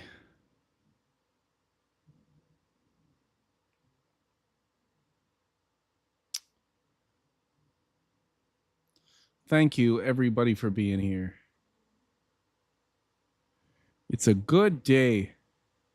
It's a good day to die hard, I hear. That's what I hear. I think it's the name of a movie or something.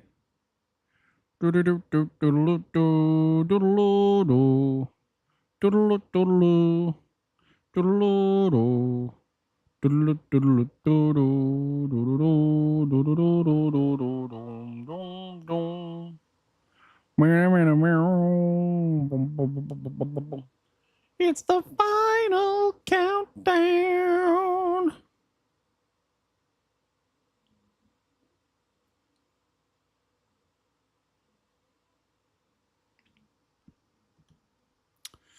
Yeah, I'm going to order food. I bet you if I order KFC, it'll get here before this is done downloading and I can eat it. Just a second, everybody. I can actually probably put the download on screen here.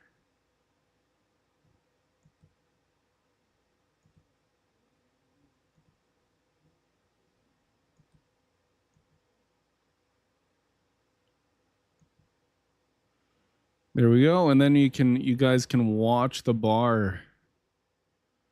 You guys can watch the bar.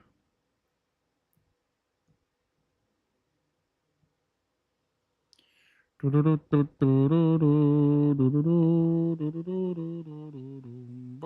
boom. That is how long it will take. I think. I think it might be frozen. There you go. Now you can see it. Okay, let me go grab the thing then.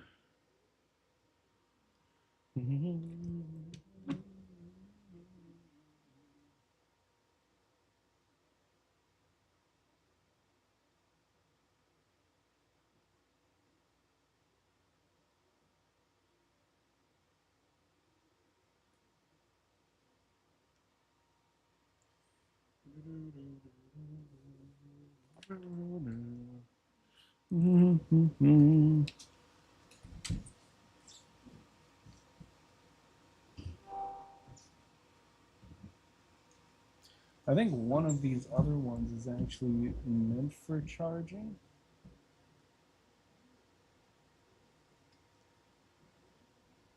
What does that say? Oh no, it's charging here. It's fine. We're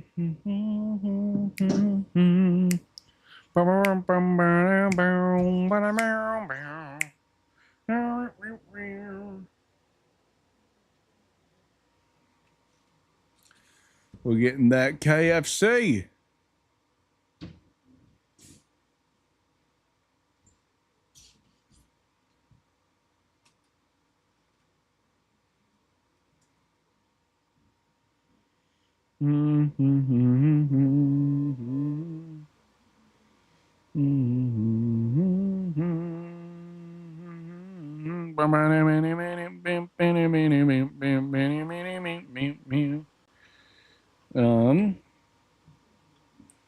Or I could get Shiboba. I actually might get Shiboba instead of KFC because I was thinking of getting Shiboba this morning. Then I was like, I can't get that for breakfast. So I got Taco Bell. Taco Bell.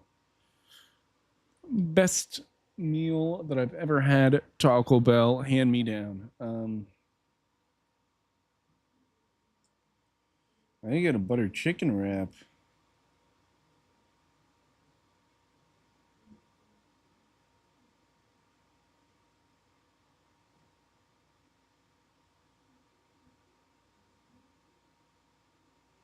Or I could just get the loaded fries. I love the loaded fries. And then we can get a tropical sunshine smoothie with the black tapioca pearls. Whoa.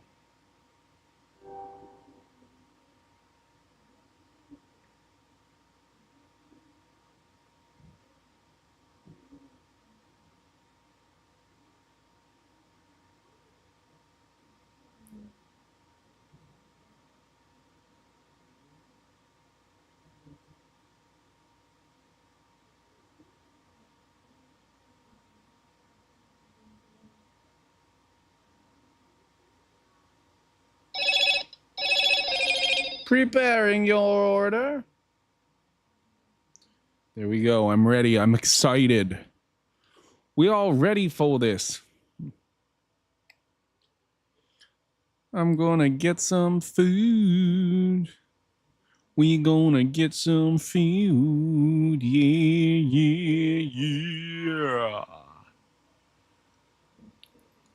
Oh, boy.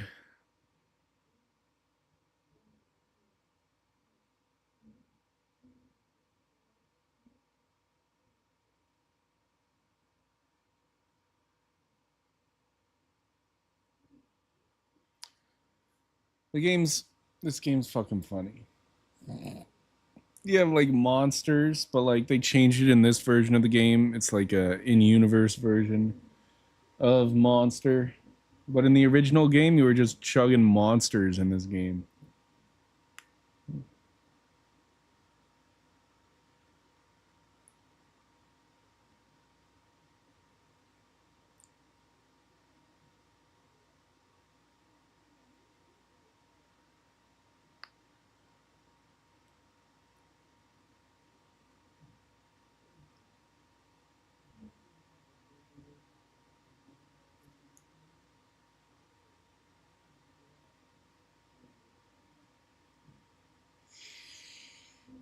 I'm ready.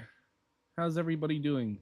I think if I was thinking of doing something actually.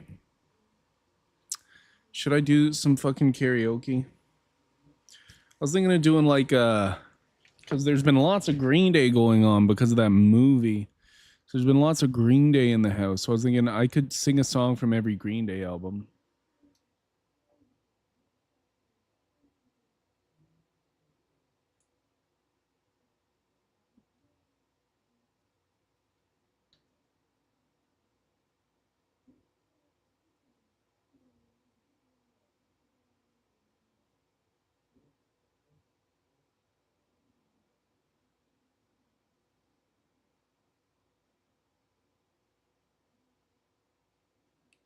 Let's just do that. See if anybody comes in.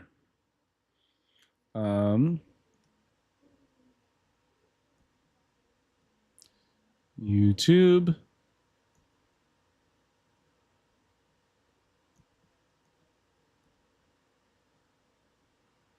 Waka waka waka waka. I made it so huge. Waka waka waka waka. There we go. Everything's a drum. Everything's a drum. Everything's a drum. So let's move this back over here. Okay, and then let's just go.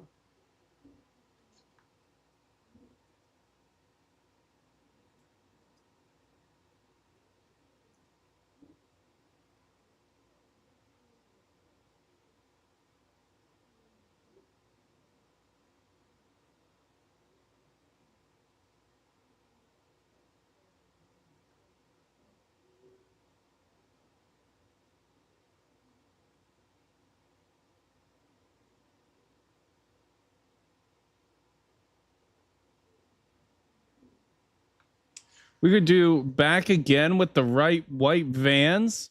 Hello, Ethereal. How are you doing today? We are waiting for Death Stranding to download.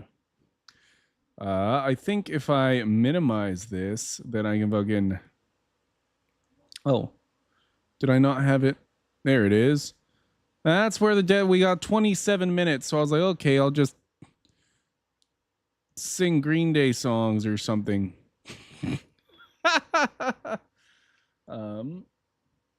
I wonder if there even is karaoke from Green Day's first album. Nobody even knows that album. But I'm doing good. I'm doing good. I'm also waiting for food. I ordered some shawarma and bubble tea. We could get Green Day. Is there going to what kind of shawarma? It's actually not shawarma. It's like fries. I got loaded fries from a shawarma place. So it's made like shawarma, but it's like loaded fries. It's interesting. But it's what I usually get from there. It's called shaboba. They do shawarma and bubble tea. Even better, you mean? Do they have karaoke? I don't think they're going to have karaoke. They have a karaoke version of Going to Pasalacqua, which is crazy because I thought that they... Oh, what's that? Still coming in like 10 minutes. So here, let's do this. I shouldn't put it full screen like that. It's going to look weird. This is probably my favorite song from the first album. Here we go again. Infatuation touches me just when I thought that it would end. Oh, but then again, it seems much more than that. But I'm not sure exactly what you're thinking. Well, I toss and turn all night thinking of your ways of affection, but to find that it's not different at all. Well, I throw away my past mistakes and contemplate my future. That's when I say, what the hey? Would it last forever? You and I together, hand in hand, we run away, yeah. Far away. I'm in for nasty weather, but I'll take whatever you can give that comes my way, yeah. Far away.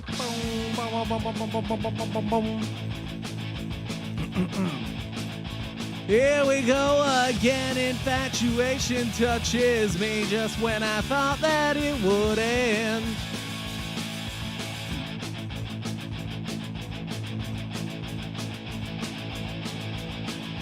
Oh, but then again, it seems much more than that, but I'm not sure exactly what you're thinking.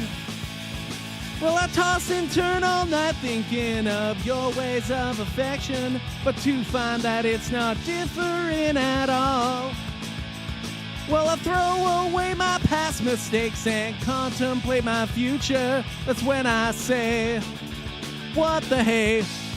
Would it last forever? You and I together, hand in hand, we run away. Far away. I'm in for nasty weather, but I'll take whatever you can give that comes my way, yeah. Far away. Far away. Then we get a 24 seconds break.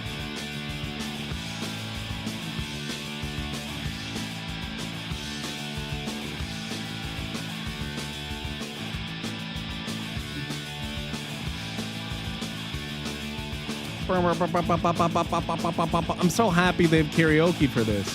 Well, I toss and turn all night thinking of your ways of affection, but to find that it's not different at all. Well, I throw away my past mistakes and contemplate my future. That's when I say, what the hey? Would it last forever? You and I together, hand in hand, we run away. Far away. I'm in for nasty weather, but I'll take whatever you can give that comes my way, yeah. Far away. Far away.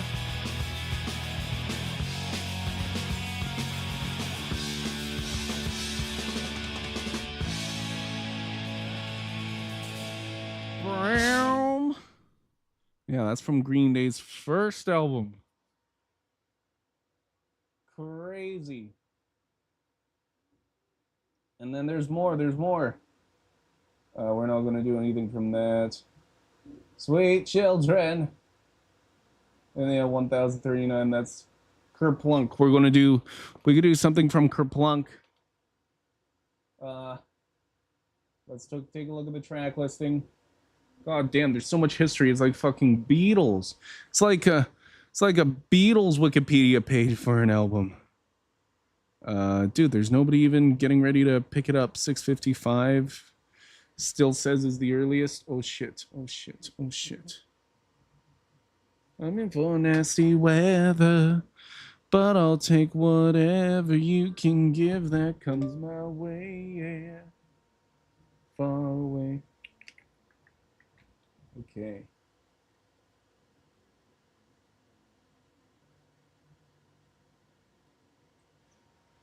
There's so much better songs on the second album than the first album. The first album I saw going to Pasalaco, I was like, fuck yeah, that's the one I'm going to pick.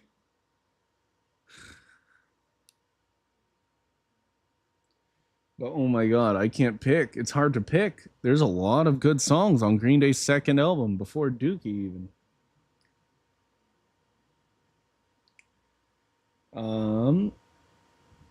Android 80.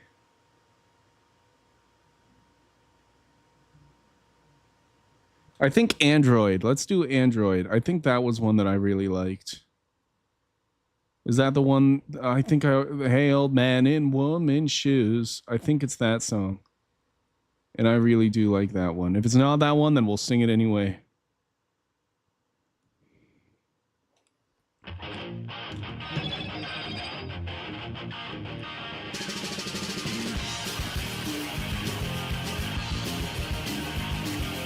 Hey, old man in woman's shoes, I wonder if he knows I think he's crazy. When he was young, did he have dreams of wearing woman's shoes and being crazy? It makes me wonder when I grow to be that age, will I be walking down the street begging for your spare change? Or will I grow that old? Will I still be around? The way I carry on, I'll end up 6 feet underground and waste away. Hello, Tanaka-san, how are you doing? Where the old man was in school, did the golden rules make him go crazy? Or did he hide away from hopes behind a smile and smoking dope? It's crazy. It makes me wonder when I grow to be that age. Will I be walking down the street begging for your spare change? Or will I grow that old? Will I still be around? The way I carry on, I'll end up 6 feet underground and waste away.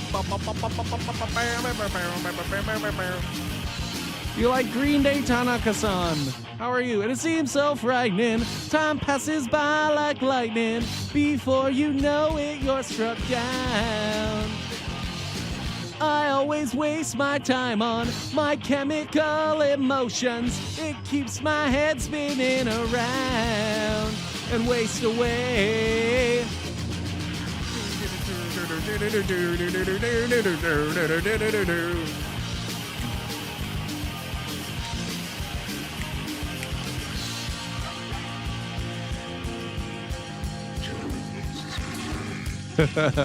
Yeah, they do a bunch of weird. I really like the weird breakdowns when they do it. Well, you gotta do it weird, or else is it really a breakdown?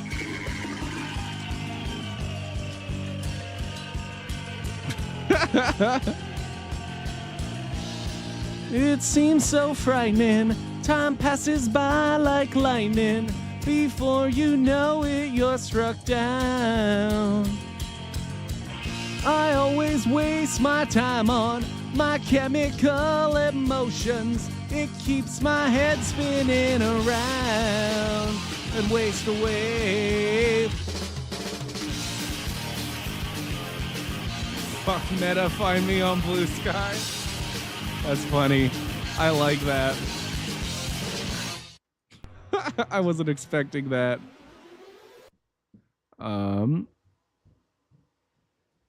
Let's check the next album, and then I'll pick a song that I like from there. I guess there's just karaoke for every single Green Day song. It seems so frightening. Time passes by like lightning. And this is where the songs start getting real good.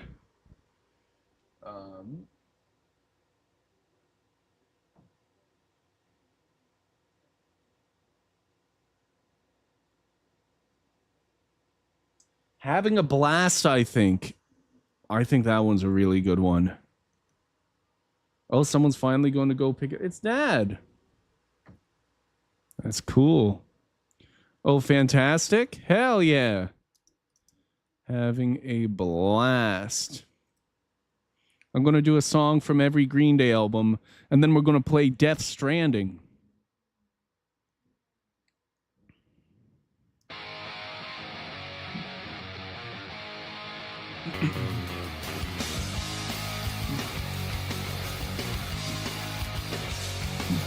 I'm taking all you down with me.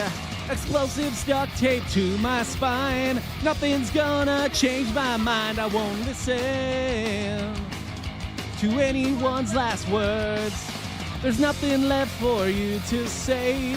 Soon you'll be dead anyway. Well, no one here is getting out alive. This time I've really lost my mind and I don't care. So close your eyes and kiss yourself goodbye. And think about the times you spent and what they meant. It's nothing. To me it's nothing. To me it's nothing. To me it's nothing.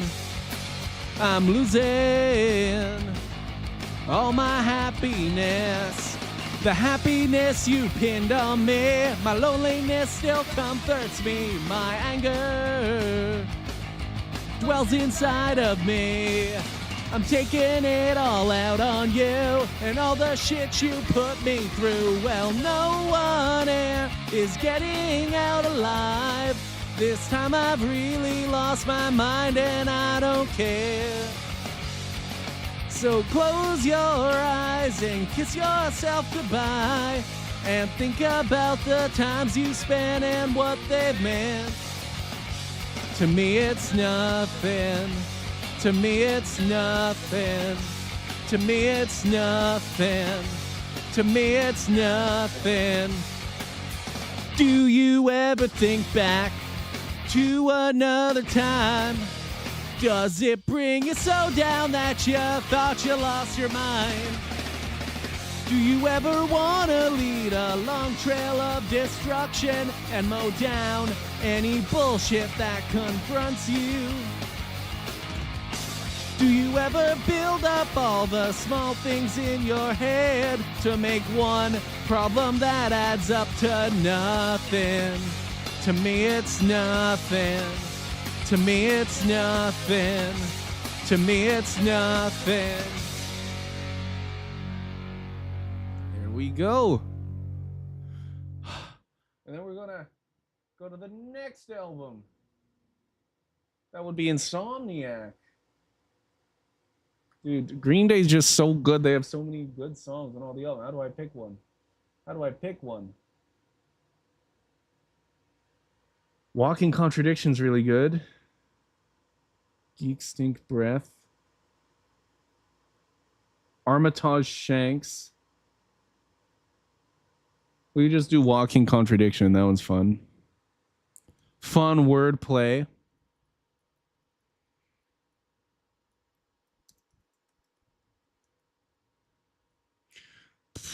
It knows what I meant.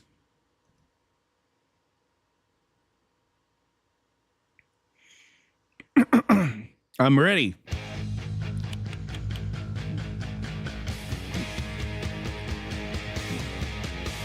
Do as I say not as I do, because the shit's so deep you can't run away. I beg to differ, on the contrary, I agree with every word that you say. Talk is cheap and lies are expensive. My wallet's fat and so is my head. Hit and run and then I'll hit you again. A smart ass, but I'm out playing dumb.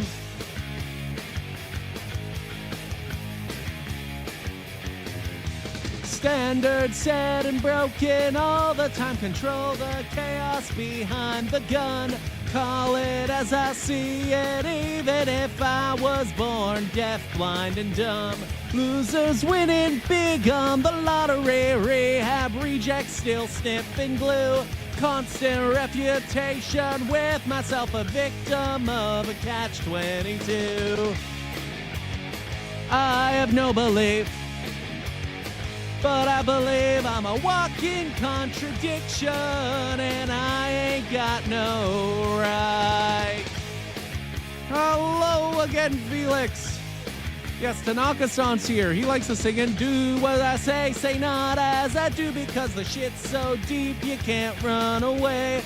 Beg to differ, on the contrary, I agree with every word that you say. Talk is cheap and lies are expensive. My wallet's fat and so is my head. Hit and run and then I'll hit you again. A smart ass, but I'm out playing dumb. I have no belief, but I believe I'm a walking contradiction, and I ain't got no right. I have no belief, but I believe I'm a walking contradiction, and I ain't got no right. We're gonna take a little break because my food's about to get here. We made it 4 albums in. Or it should be about to get here. It says it's headed my way.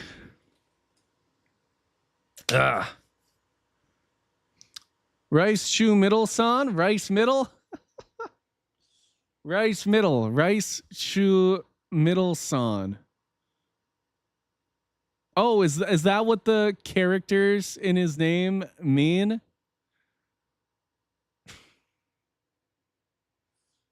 It's too middle son.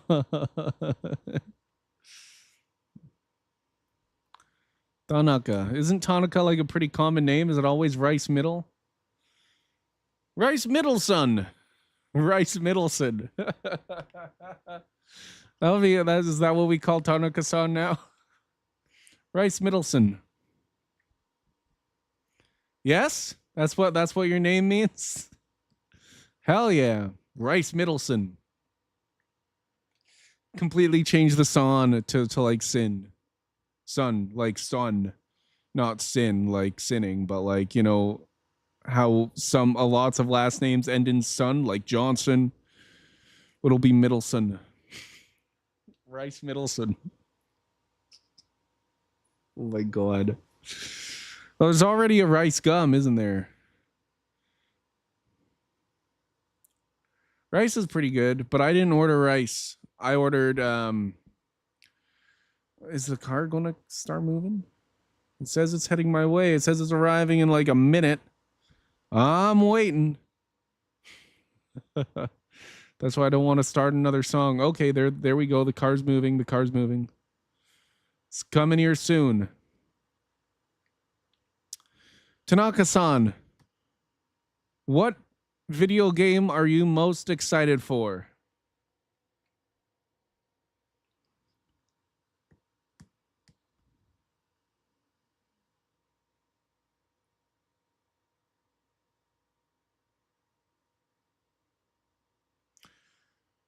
And Felix too. What are you most excited for? Come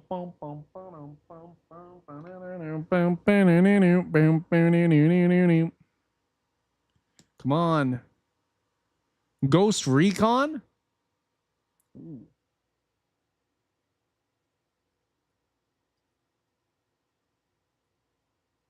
Tom Clancy?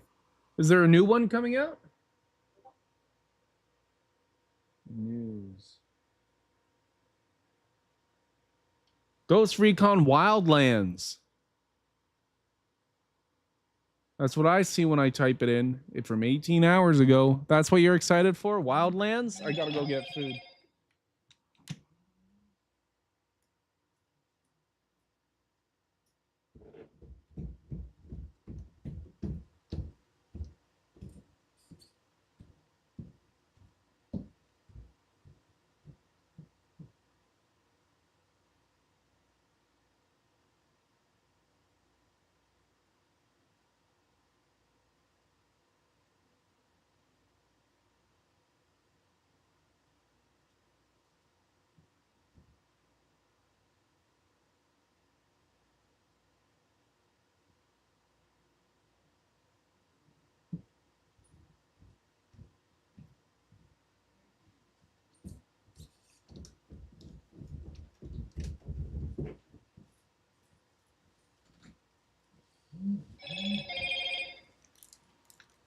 I got the food.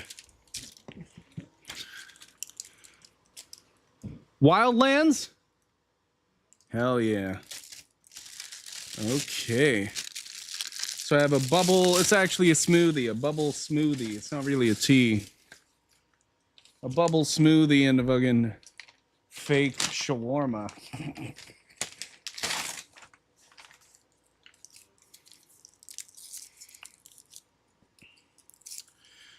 Maybe I should sing a couple more songs before I dig in to the food. I can have my shawarma here.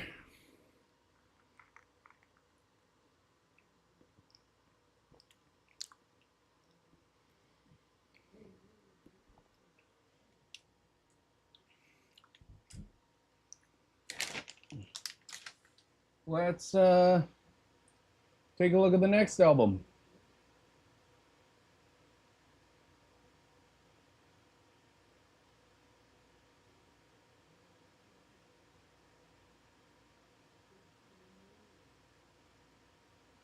Nimrod. There's so much good stuff on Nimrod. And it's all so different.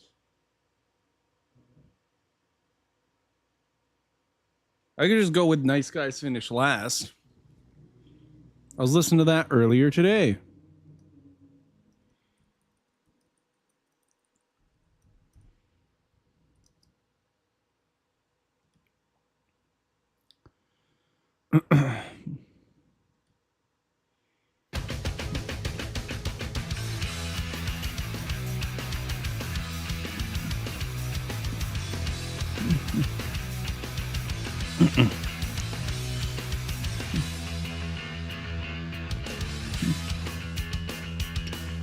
Nice Guys Finish Last. You're running out of gas. Your sympathy will get you left behind. Sometimes you're at your best when you feel the worst. You feel washed up like piss going down the drain. Pressure cooker, pick my brain and tell me I'm insane. I'm so fucking happy I could cry.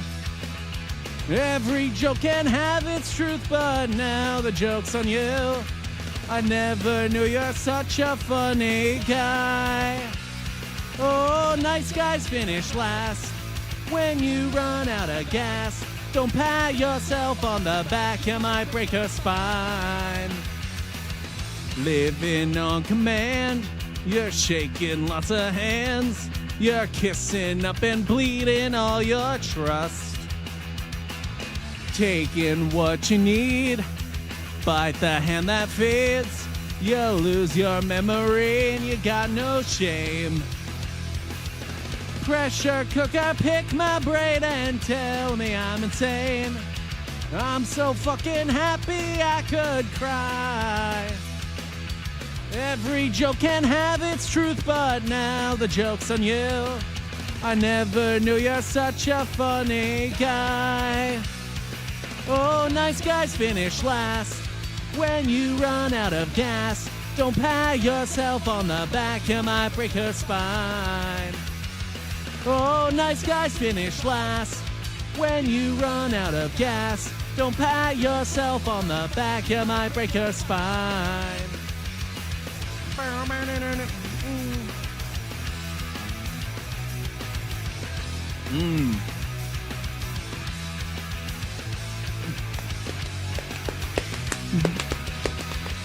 Oh, Nice Guys Finish Last. When you run out of gas, don't pat yourself on the back, you might break your spine.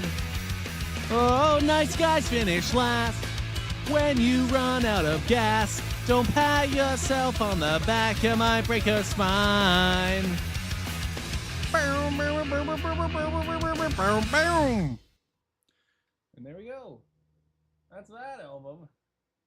And then next is Warning. Warning. I already know what I want to sing for this one. I love this song. LOL. Thanks for the laughs, Tanaka-san, but now we're going down misery.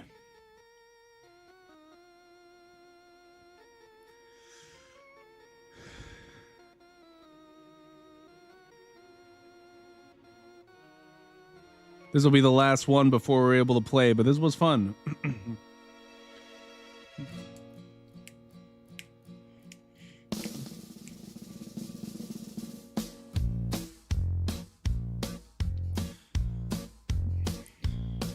Virginia was a lot lizard from FLA. She had a compound fracture in the trunk. It started when she ran away, thumbs out on the interstate. She hitched a ride to misery. Mr. Worley had a catastrophic incident. He fell into the city by the bay. He liquidated his estate. Now he sleeps upon the hate, panhandle in misery. And he's gonna get high when he's low, low, low. The fire burns from better days. And she screams, why, oh, why? I said, I don't know. The catastrophic hymns from yesterday of misery.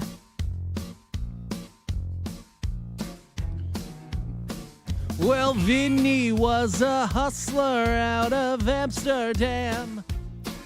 He ran the drug cartel in Tinseltown. They found him in a Cadillac, bludgeoned with a baseball bat in the name of misery. Then Gina hit the road to New York City. Mysteriously, the night Vinny croaked. She stopped in Vegas to elope with Virginia and the dope and kissed the bride eternally. And they're gonna get high when they're low, low, low. The fire burns from better days. And she screamed, why, oh, why? I said, I don't know. The catastrophic hymns from yesterday of misery. There's the game. Well, hellhound's on your trail now once again, boy. It's groping on your leg until it sleeps. The emptiness will fill your soul with sorrow. 'Cause it's not what you make, it's what you leave. Boom, boom, boom, boom, boom.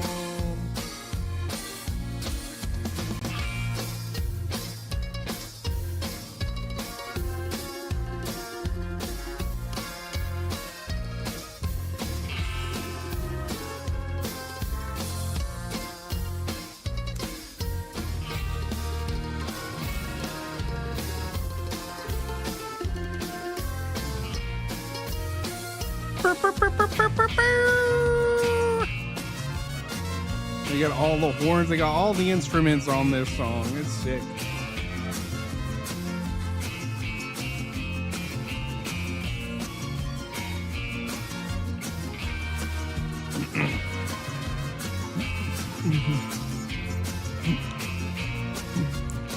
And we're gonna get high when we're low, low, low. The fire burns from better days. And she screams, why, oh, why? I said, I don't know. The catastrophic hymns from yesterday of misery.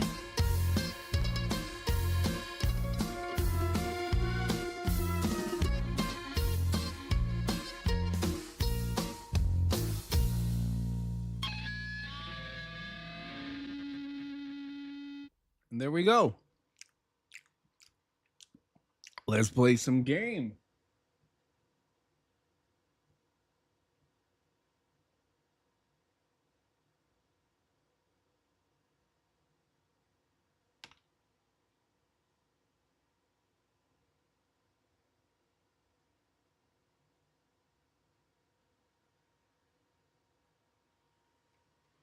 Oh boy.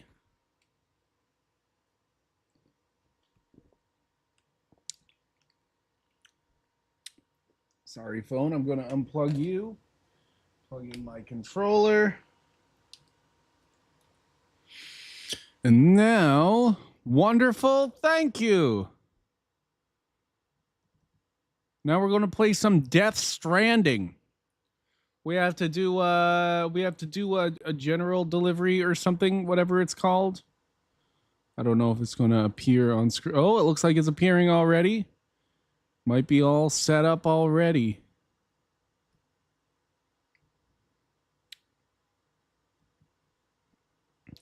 Thank you for being here.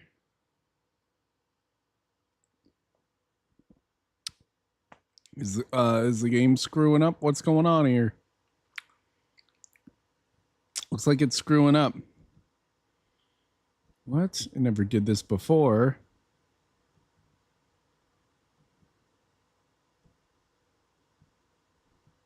I think it has to do with how I opened it and then went right into the other thing, and then I went right back to that. So we're gonna task manager.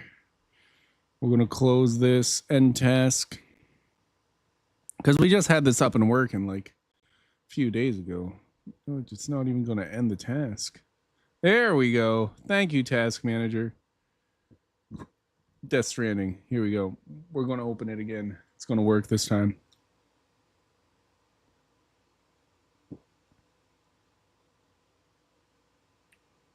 There we go. Now it's working. I don't know what happened that first time when I tried to open it, but it's working now. We're going to walk real far with our luggage.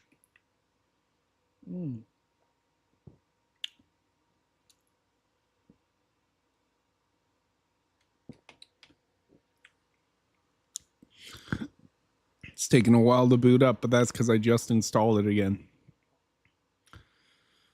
Oh, that tends to happen. I forgot about that part. How it takes so darn long for the game to start the first time that you launch it after you uninstall it and reinstall it. But it's working. Even you guys can see that little star in the bottom right corner.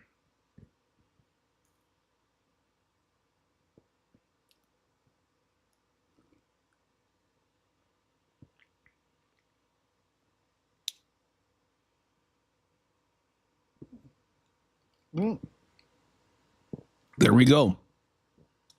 There we go. Patience pays off.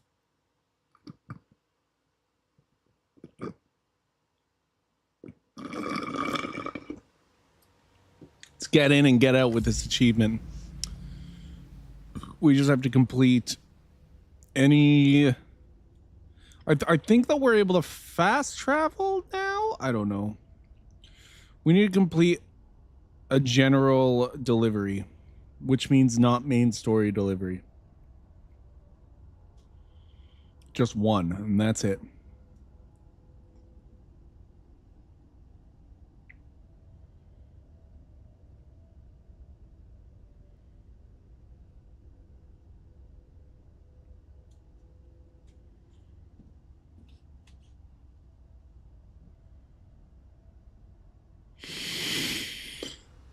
There you go. I think it takes this long to load even when it's not just installed actually too. Maybe I can get some bites in of my food before it's fully loaded.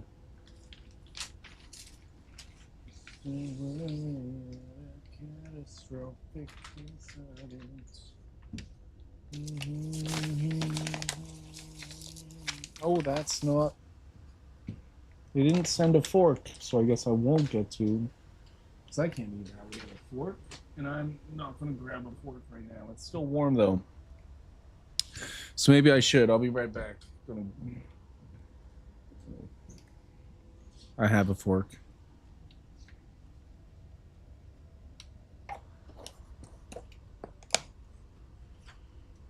Oh. That's so weird. The fork was just here. That's the strangest way to do it. What the fuck?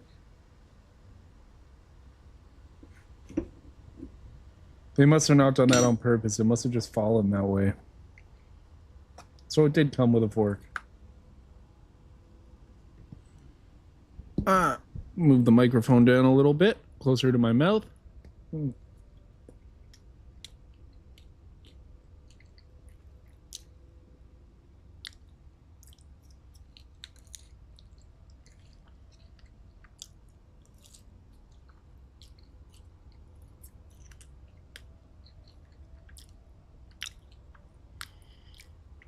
Half of this game is waiting for it to load, I guess. Whatever they're doing with this loading, it runs so smoothly and looks so beautiful once it's up. I love it.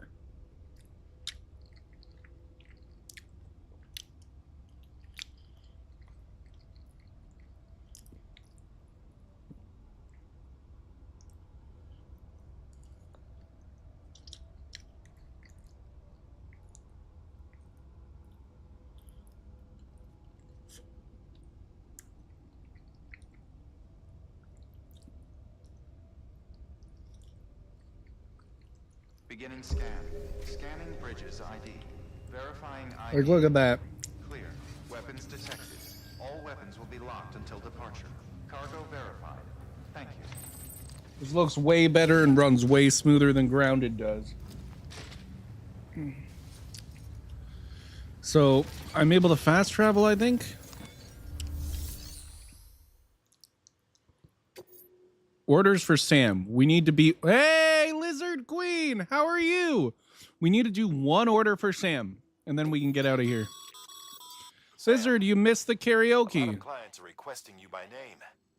Now, while there are orders we need I you was to doing accept, Green which are Day. critical to the expansion of the chiral network, there are While I others was that waiting you for can this take game to or leave download. at your discretion. It goes without saying, though, that it's in everyone's Thank you for best coming. interest for you to do as much as you can. And more work means more rewards. Okay, so we need to do any of these. What's this road reconstruction? 0 kilograms? I'd like to do one that's 0 kilograms. You were with Baby too? Dang, you'll watch the VOD? The wheel hasn't been very nice to us today, Lizard. Oh god. It asked me to get an achievement in a game, and then I realized, like, once I got in the game, I was like, I already did the requirements for this achievement. And then it turned out the achievement's super bugged. And I was trying to do a whole bunch of stuff to, like, try to get the achievement to pop, but nothing was working. So I just said, fuck it. I already did this. And it didn't pop. Like, I did this, like, 10 years ago, this achievement. And I was like, I don't know exactly what I'm missing for it now because the game doesn't tell you. And I was like, I did this 10 years ago and I'm not doing the whole thing again. So I just gave myself the achievement with the achievement manager because I was like, I'd already done it. Let's do this.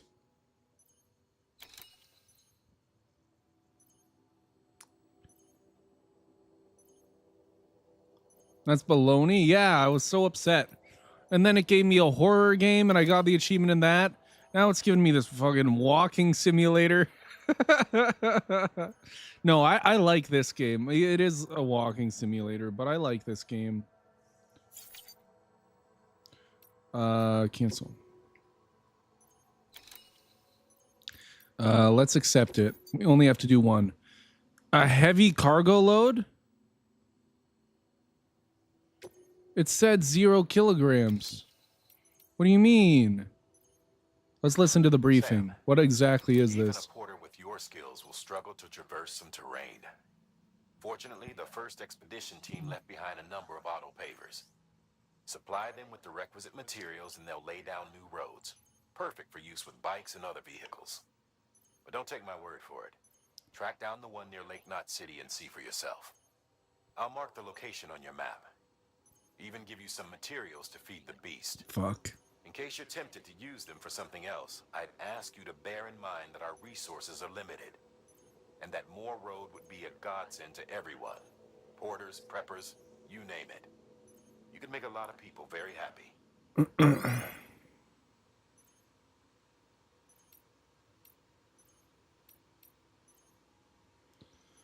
Oh, okay, I see. Oh, fuck.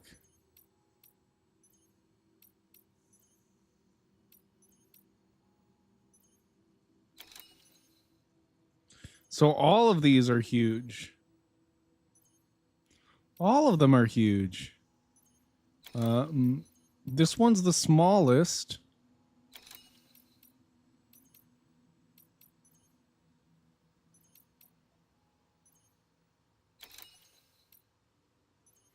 Let's just accept this one.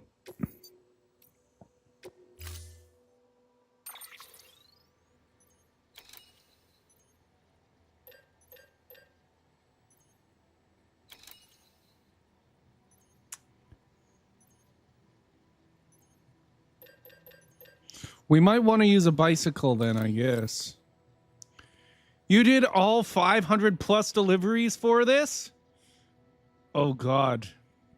No, we're just doing one delivery, Bonksy. We're doing one delivery for this right now. That's all we gotta do.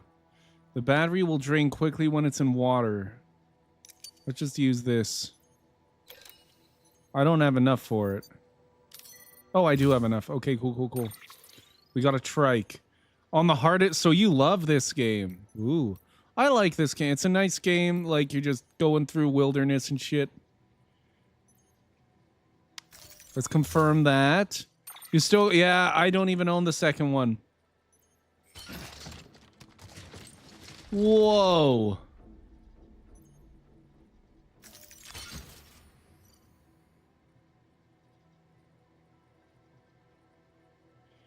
That's gigantic. Oh, carry in right hand. Carry by hand. Whoa.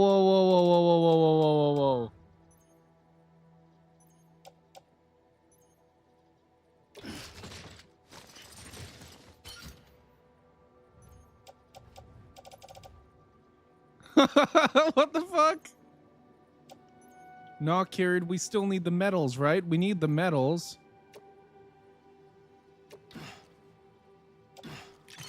There we go. I don't think we're going to be able to do it. Thank you, Lizard Queen, for the lurk. You're amazing. Oh, and did you notice you're a moderator now, Lizard Queen?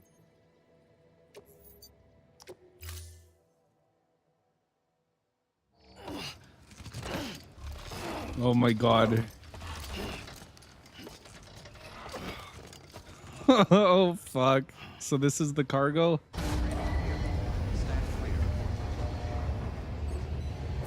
Oh, we got a bike though. Like, we should be able to lighten our load and shit with the bike. Sam. Oh god. If you're gonna build new road, you need to get to the paver first.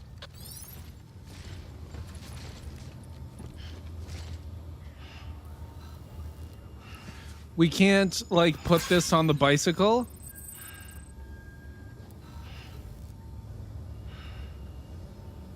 Why can't I put stuff, like, on the bike?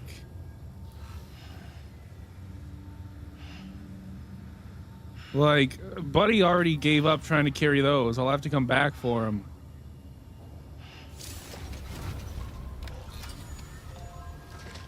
Okay.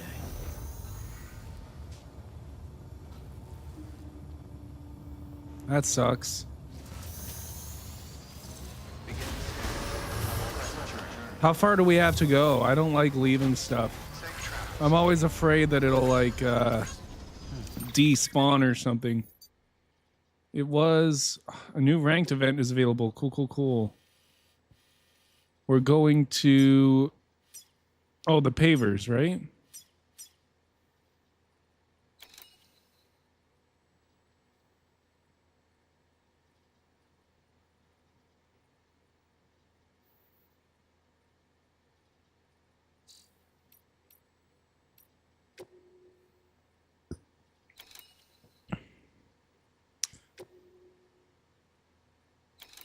So we want to go here.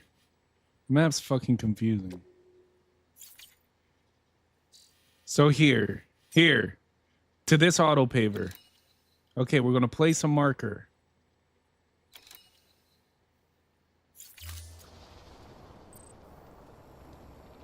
I'm not able to see the marker.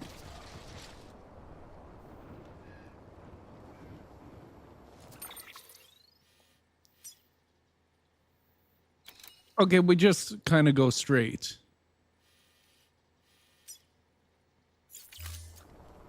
It's hard to see anything in this goddamn game. Who designed this game? What's his name? Fucking... I can't even remember his name now. Kojima? Hideo Kojima? God damn it, Kojima! That's his name. So that's where we have to go. It's... Oh, yes, you can plot the route.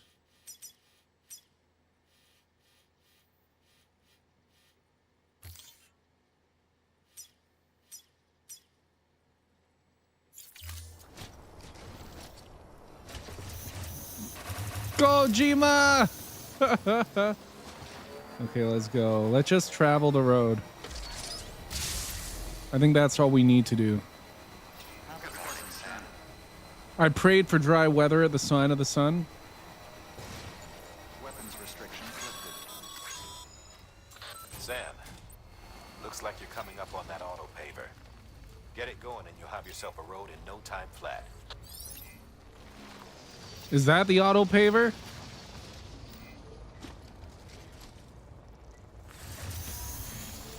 Or no, it's up here or something. I don't know.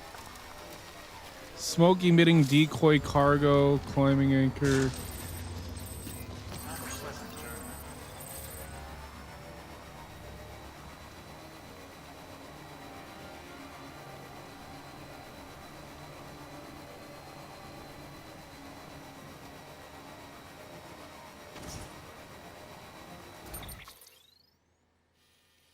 Yeah, I already went way past where I was supposed to go. Okay.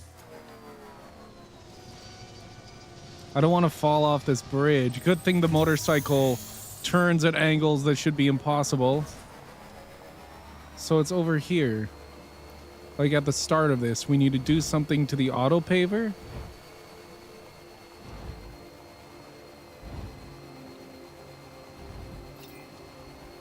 Have a pleasant journey.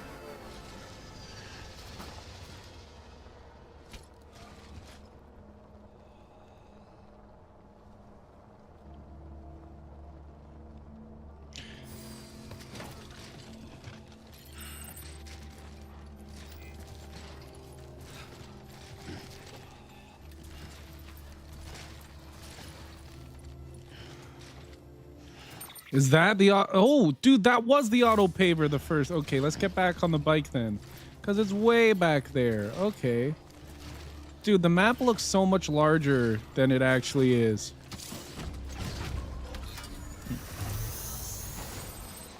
You literally have to go like 10 feet outside of the city. Okay. Okay.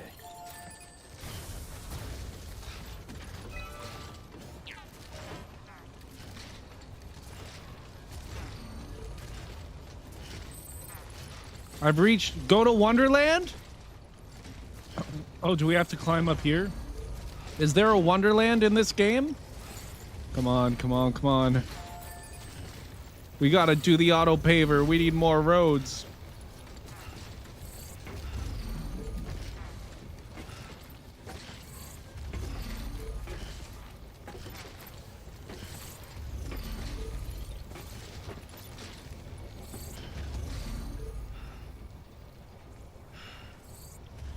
It is this thing, right? Structure menu.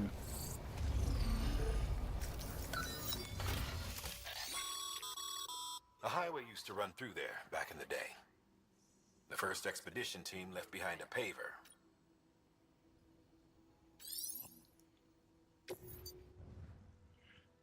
This.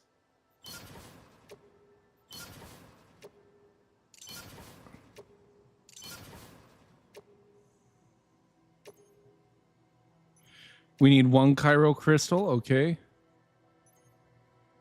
Confirm. Sure.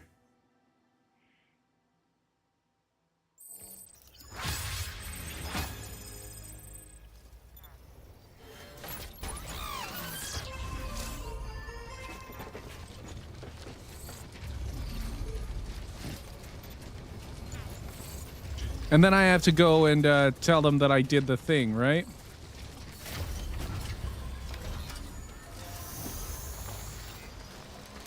And then I get the achievement. I hope. And then I'll finish my fries. Scanning bridges ID. Verifying ID. Complete. Welcome to Lake Knot City. Proceed to distribution center.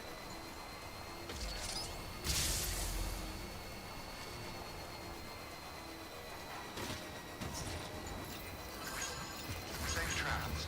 Decontaminate this. All clear. Have a pleasant welcome, Sam Porter Bridges. I'm sorry I left my ceramics here.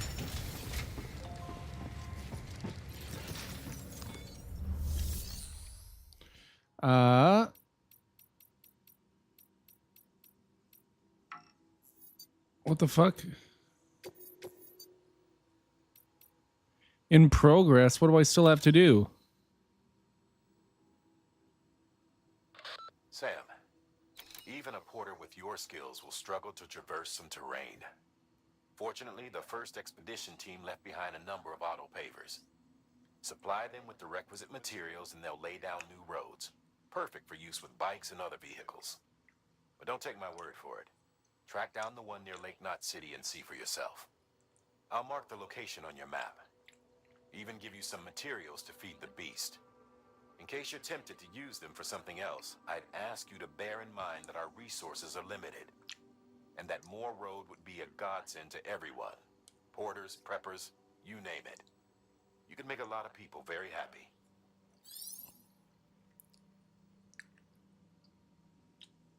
And I thought that was what we just did.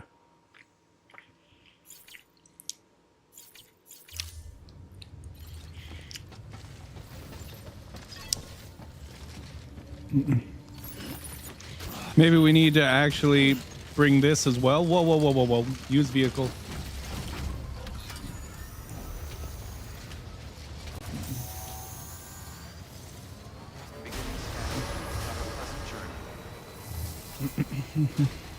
Safe travels.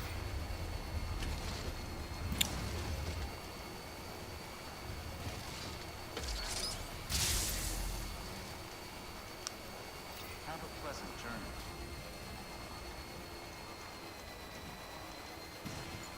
Weapons restrictions lifted.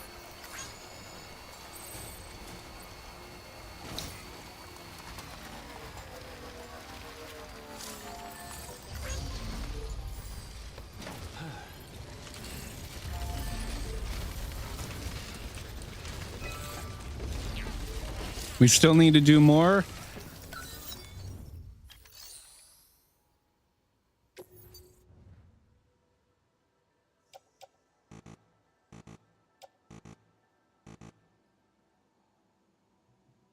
Oh, we just need more Cairo crystals.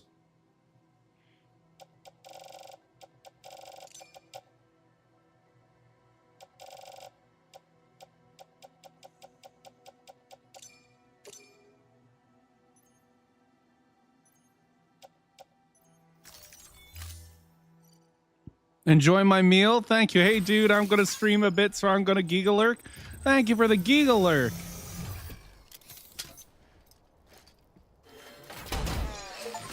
There we go. Oh, that's not even the achievement that we're trying to get. Complete your first row. So we just got another achievement. Oh, boy. We have to get the one that we're trying to get, though. Doesn't matter if we get other achievements. That just makes it so we have to come back to the game less.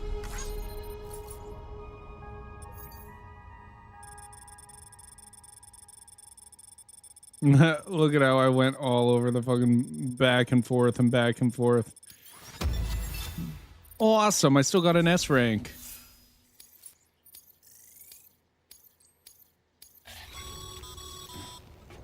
Great job, Sam. That road is a sight to behold. This is only the beginning. Creating a transport network that spans the continent is key to our future.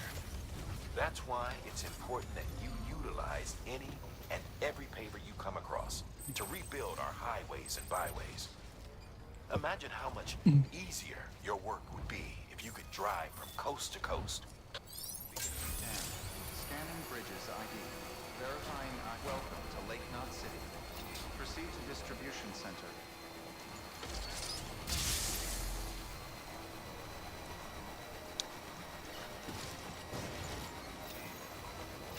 Safe travels. Decontaminating center. All clear. Welcome, Sam Porter Bridges.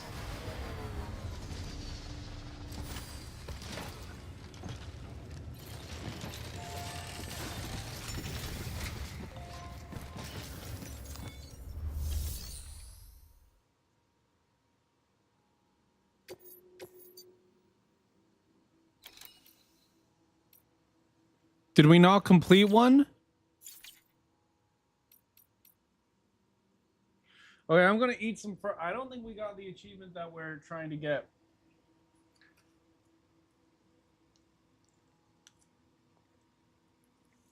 Hmm.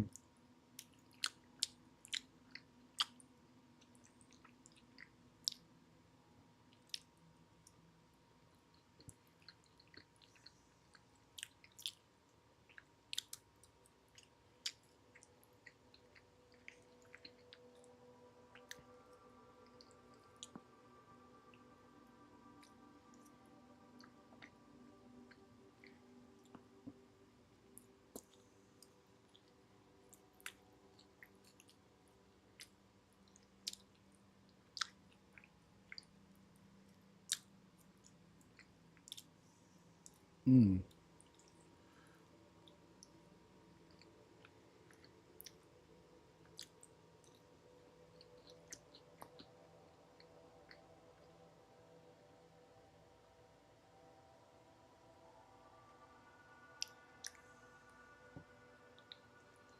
Oh gosh.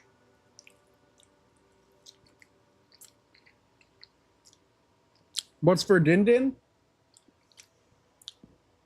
I had a bubble tea and some shawarma. The French fry shawarma. Mm.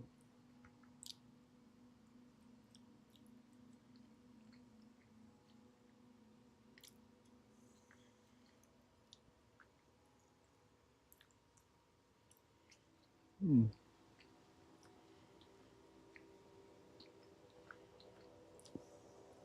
Yes, I get this. I don't get bubble tea as much as I did when I lived in the city, but I get bubble tea sometimes these days. In the city, it was like every day.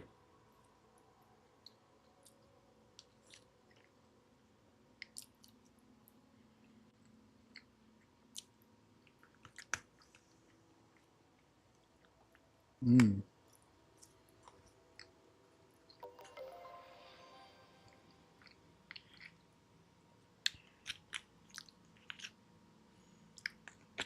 I don't know what that sound was. I thought I got a notification or something. Mm.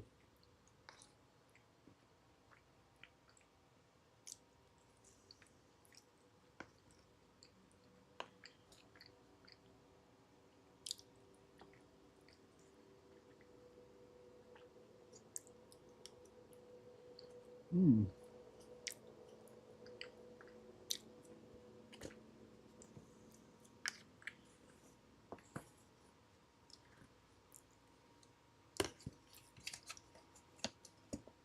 Okay. So I'm going to double check that we didn't get that achievement. I need to confirm. Because I thought it said that if I did an order for Sam, then I'd get the achievement.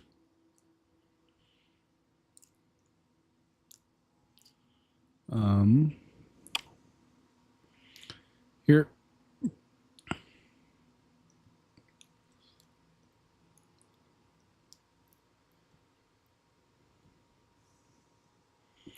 There we go. Community. Library. Home of my library. Death Stranding.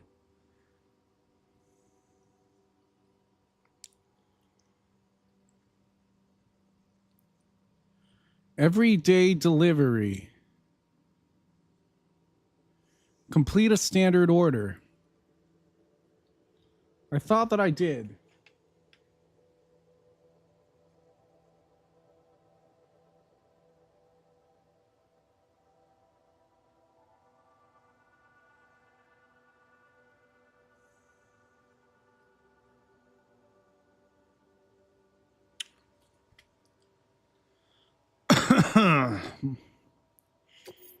Oh, sorry. Orders for Sam is main story. Oh, God. It says under orders for Sam. It literally says standard orders but it said under orders for Sam was how it worded it. So I thought it meant like you click it and then under orders for Sam, but no. This is what it meant. Oh fuck. So I did a main story. That's so funny. Okay. So first of all,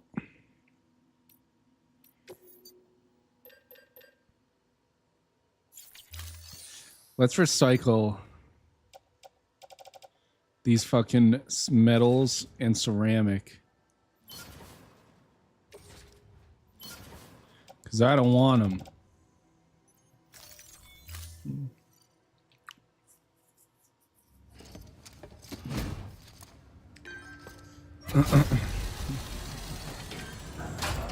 They forced them on me for that last delivery and I didn't even need them. You're welcome. Thank you for your continued support. They couldn't even have a video. They just have a picture with some audio. So yeah, so we're able to claim the materials whenever we want to.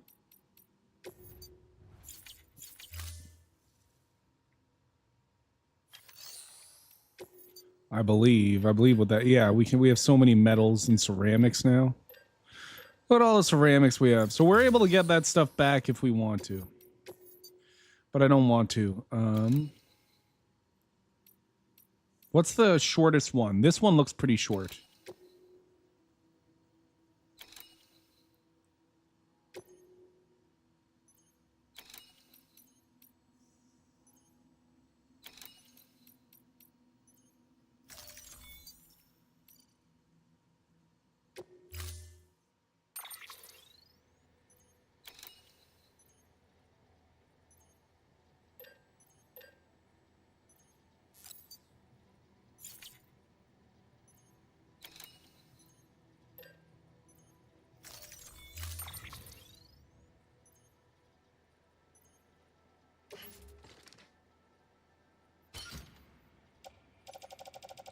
That's it? That's all we need to do?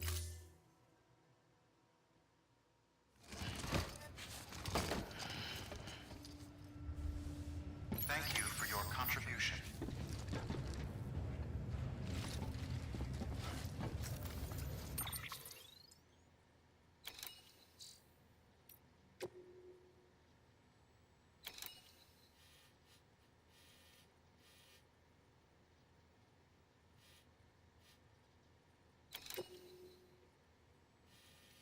Oh, it's down here?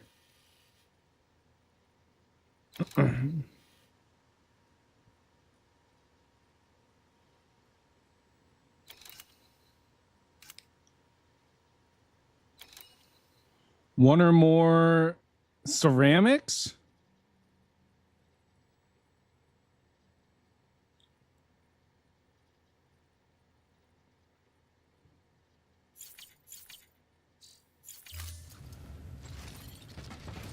Ceramics 320, it said. We have that.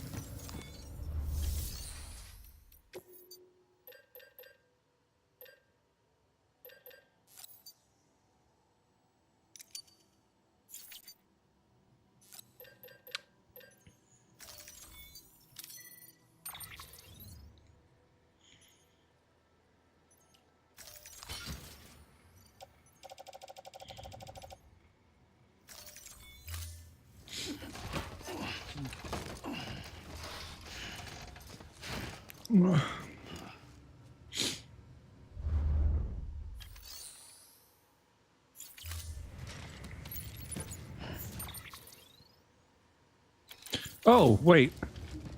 Are we able to just deliver it here? Now? Is that how it works? Take on orders.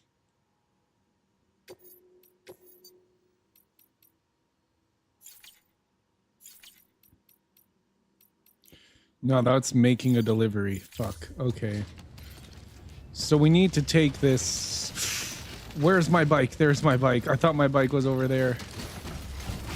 Okay.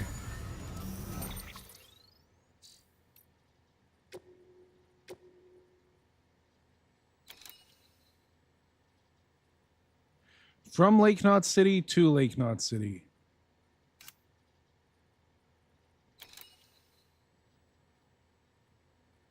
Pick up the cargo from the collection point.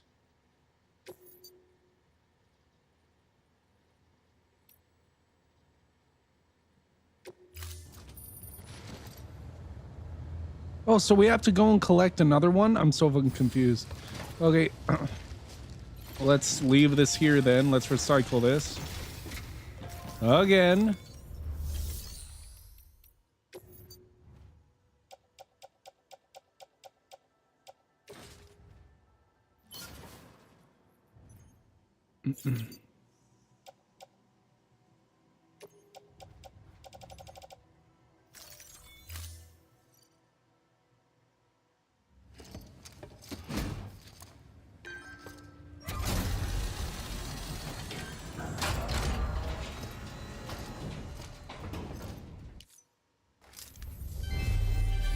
You're welcome. Continued support.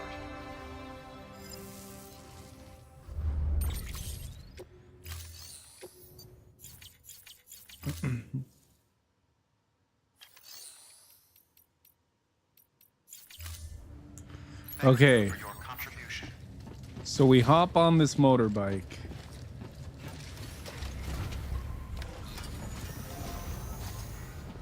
And it looks like, if I'm reading this correctly, which I might not be, it looks like the order's there.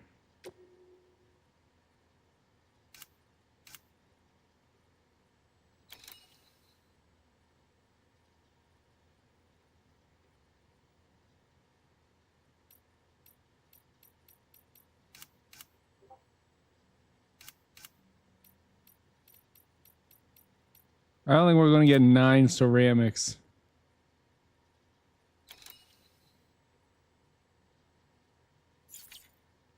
So if I'm reading this right, I think this is, yes, that is.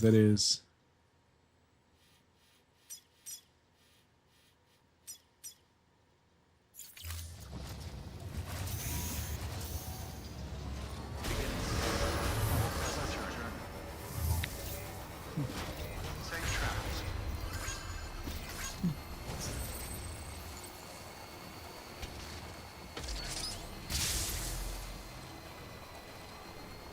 Have a pleasant journey.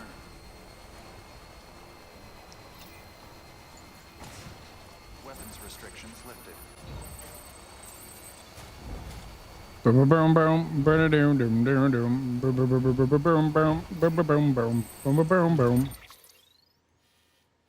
We already passed it.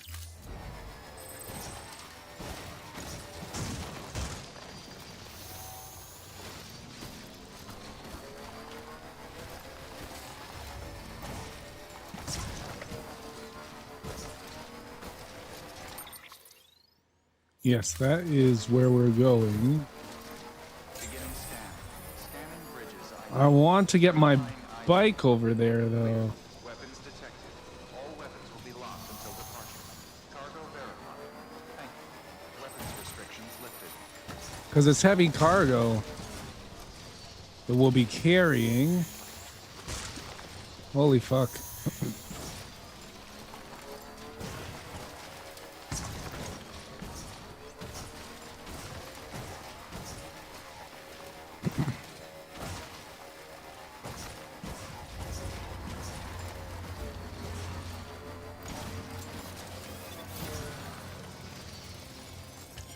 I don't remember how to fight in this game, so please nobody attack me.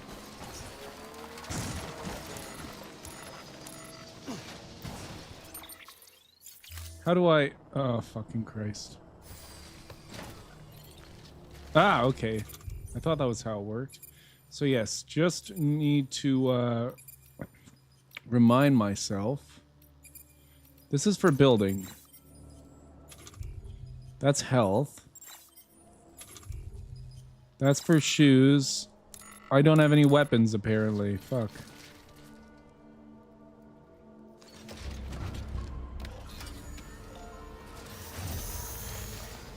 Kind of worrisome, but we'll be okay, hopefully. Maybe we can ride our bike right up there if we go fast enough. See, like here, maybe we can go, like, straight up.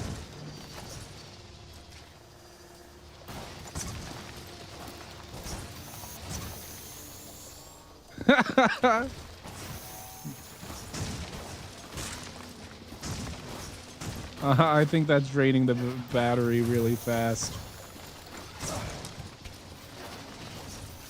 I think if we like turn the map.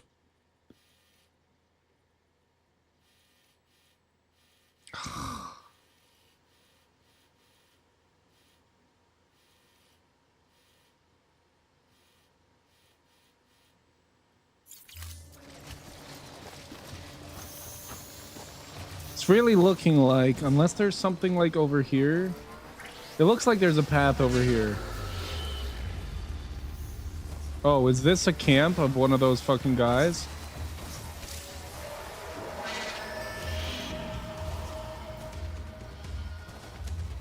I'm sorry, but I'm trying to figure out a way to get up here. Shit. Shit.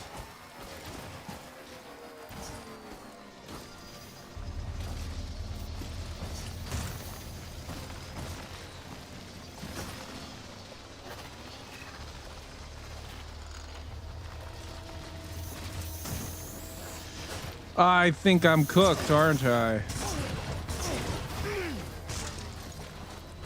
Oh, I thought the bike was gonna break. Okay.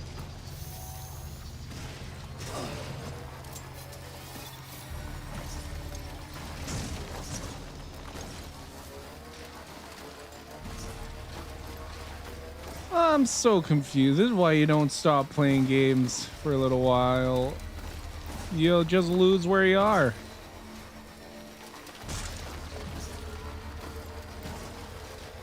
We want to go over there and pick up the ceramics.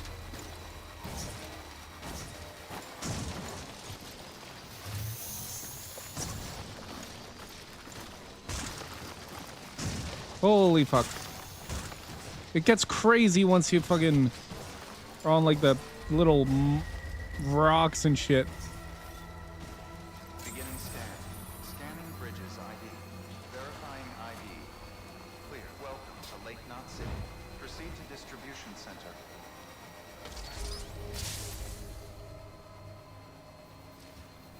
Are you able to get there staying completely in Lake Knot City?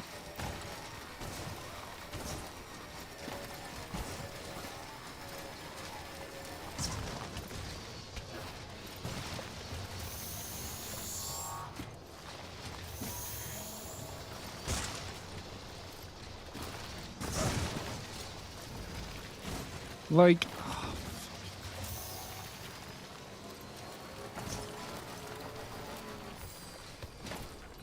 this seems like maybe the best way to get up there.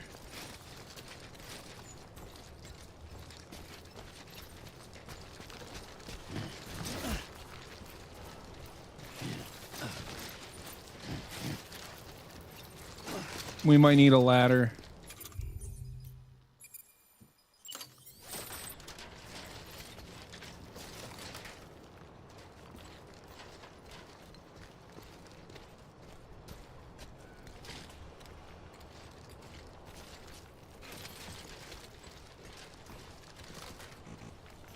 Outside permitted construction area.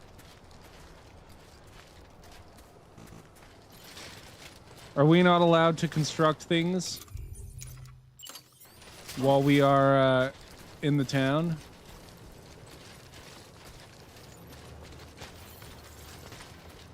Like, I'm so confused.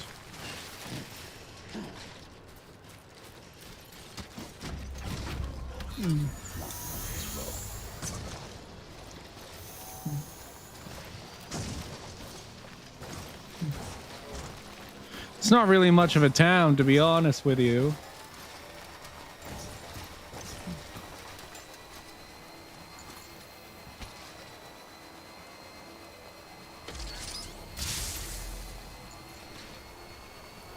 Good morning, Sam.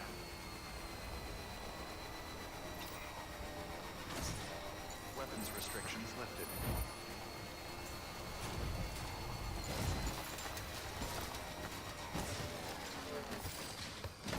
Oh boy.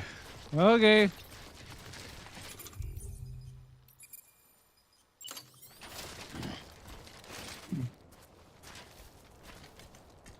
Outside permitted construction area? What does that mean? Oh, it's fine here.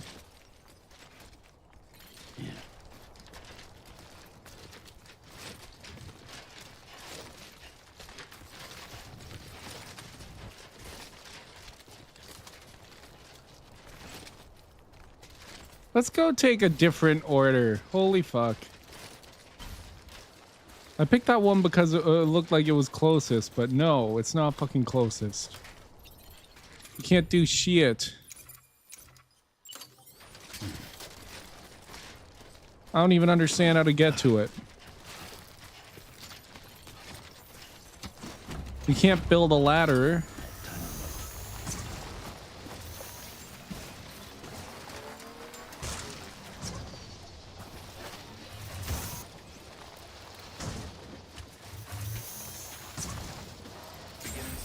I'm not very good at video games, you guys. We're gonna get good though. We're gonna get this achievement. Oh boy.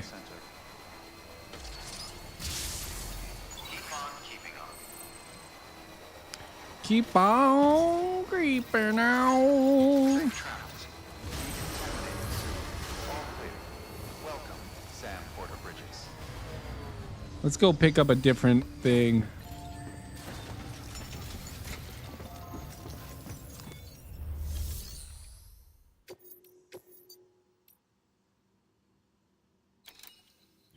Less than 50% damage.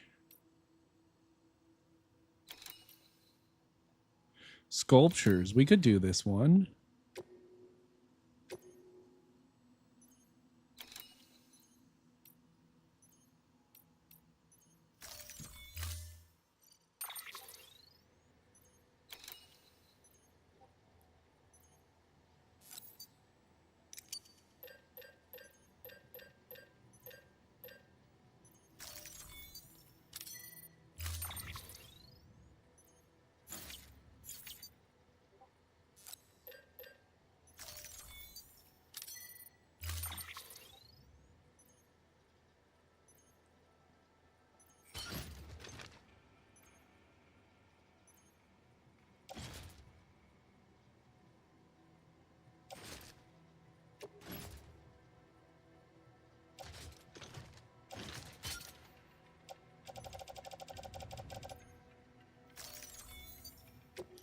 This game can get wild sometimes with your fucking...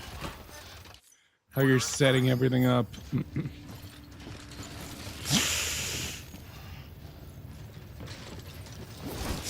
No, I want to get on the vehicle. Use vehicle.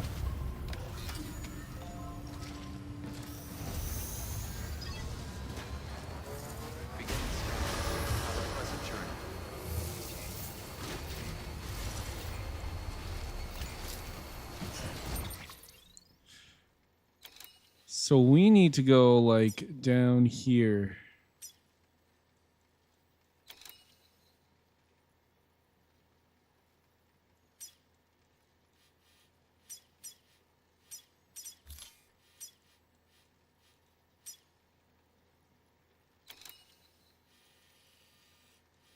Apparently I have a bunch of things, but we just need this one. Let's just drive down the road for a little bit.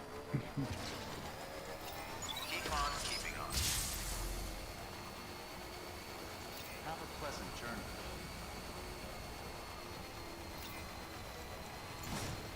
Weapons restrictions lifted. And then the second that I start to turn, I can just like stop and then look at the map.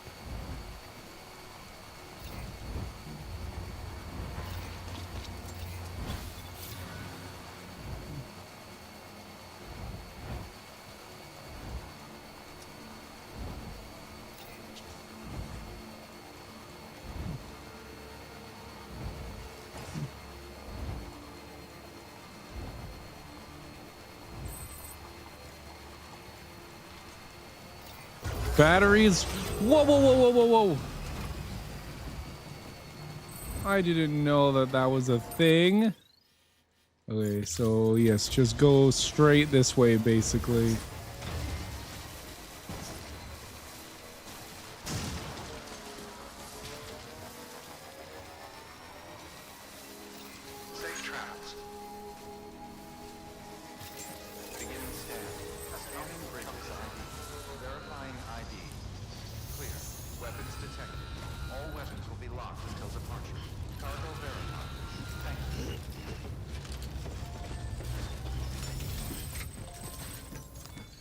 Okay, I think we actually did it this time.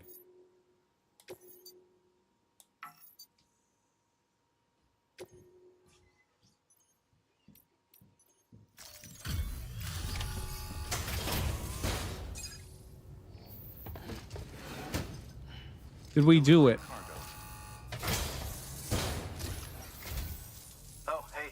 Good to see you. Good to see you, man. Wow, it's in perfect condition. Never seen it this good. In great condition. Well, it didn't fall or anything, so I assumed.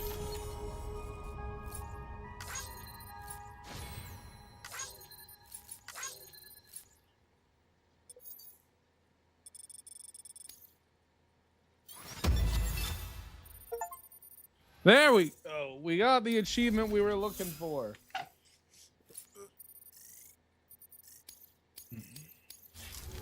Thanks. Until next time. Good work. New order available. The paths we walk become roads.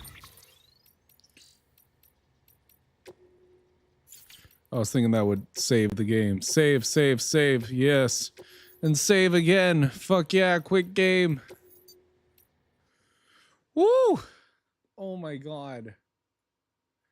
I'm ready to spin the wheel one more time today, I think. Hopefully the wheel doesn't hate me. I want the wheel to give me something that I'm like excited for. It has not so far yet today, has it? I guess the karaoke was exciting, and that was because we rolled Death Stranding and we had to wait for it to download. Yeah, that's probably the reason why. We're gonna go left wheel, right wheel, wheel first.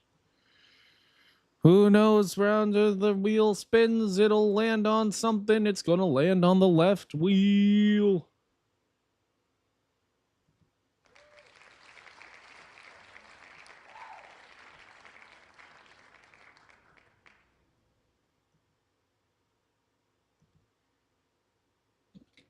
Okay. Let's go. Please be like something fun, something interesting, and not a horror game. Please. Cross my fingers.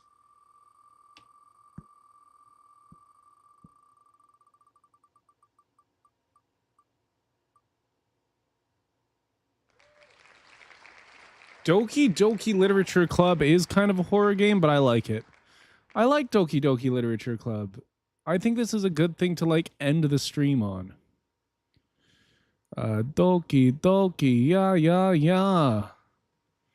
I don't think the original one has any achievements.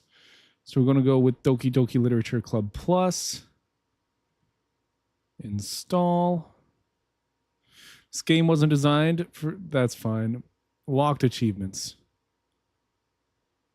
Global achievements.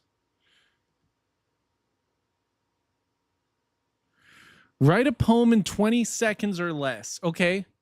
We can do this. It's the achievement's called any % world record attempts.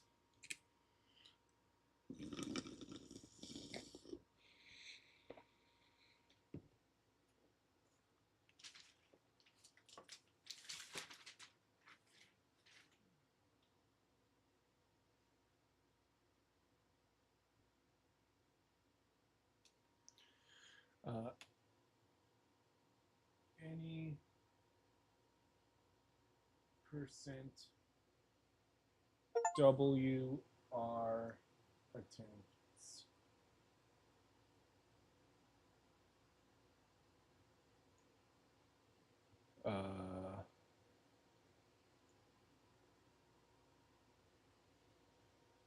45.0%. This is something that you would have to do on purpose as well.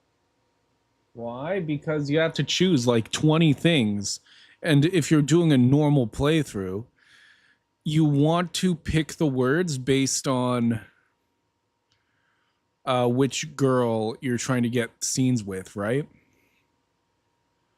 But since there's like 20 words you have to choose, there's no way you're doing it in 20 seconds or less unless you're just fucking spamming button. and it doesn't matter what you're picking. We can do this. I think we can do this pretty quickly. And apparently controllers don't fucking work or something. We can try it.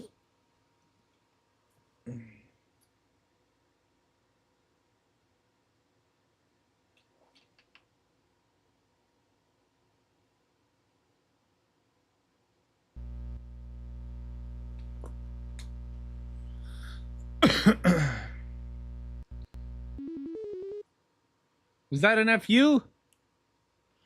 Log in. Oh, you can kind of see it. I'm just going to what?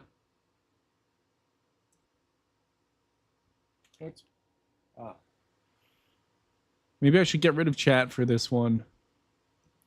And then you guys get the full screen. Thank you for all the emotes in chat, Lizard Queen. Okay, so Doki Doki Literature Club. You're going wild. This game is not suitable for children or those who are easily disturbed. Doki Doki! Why is it lagging so bad? This game shouldn't be lagging that bad. This is a visual novel. I'm so confused. Settings. What if I turn VSync off? Oh wow, turning VSync off fixed everything. Apply. Fuck VSync. Okay.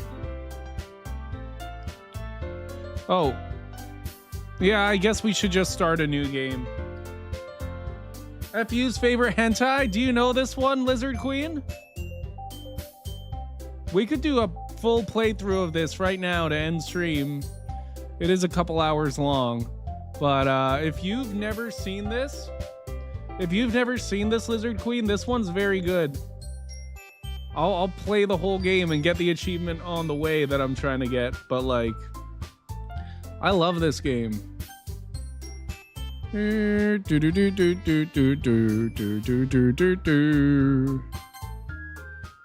love the original a little more, but this one's still cool.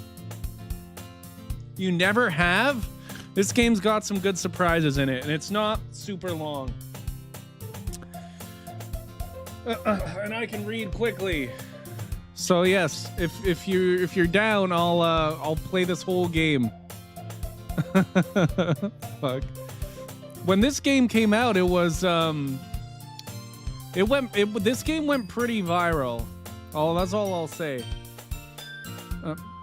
Hey! Oh. I see an annoying girl running toward me from the distance, waving her arms in the air like she's totally oblivious to any attention she might draw to herself. That girl is Sayori, my neighbor and good friend since we were children.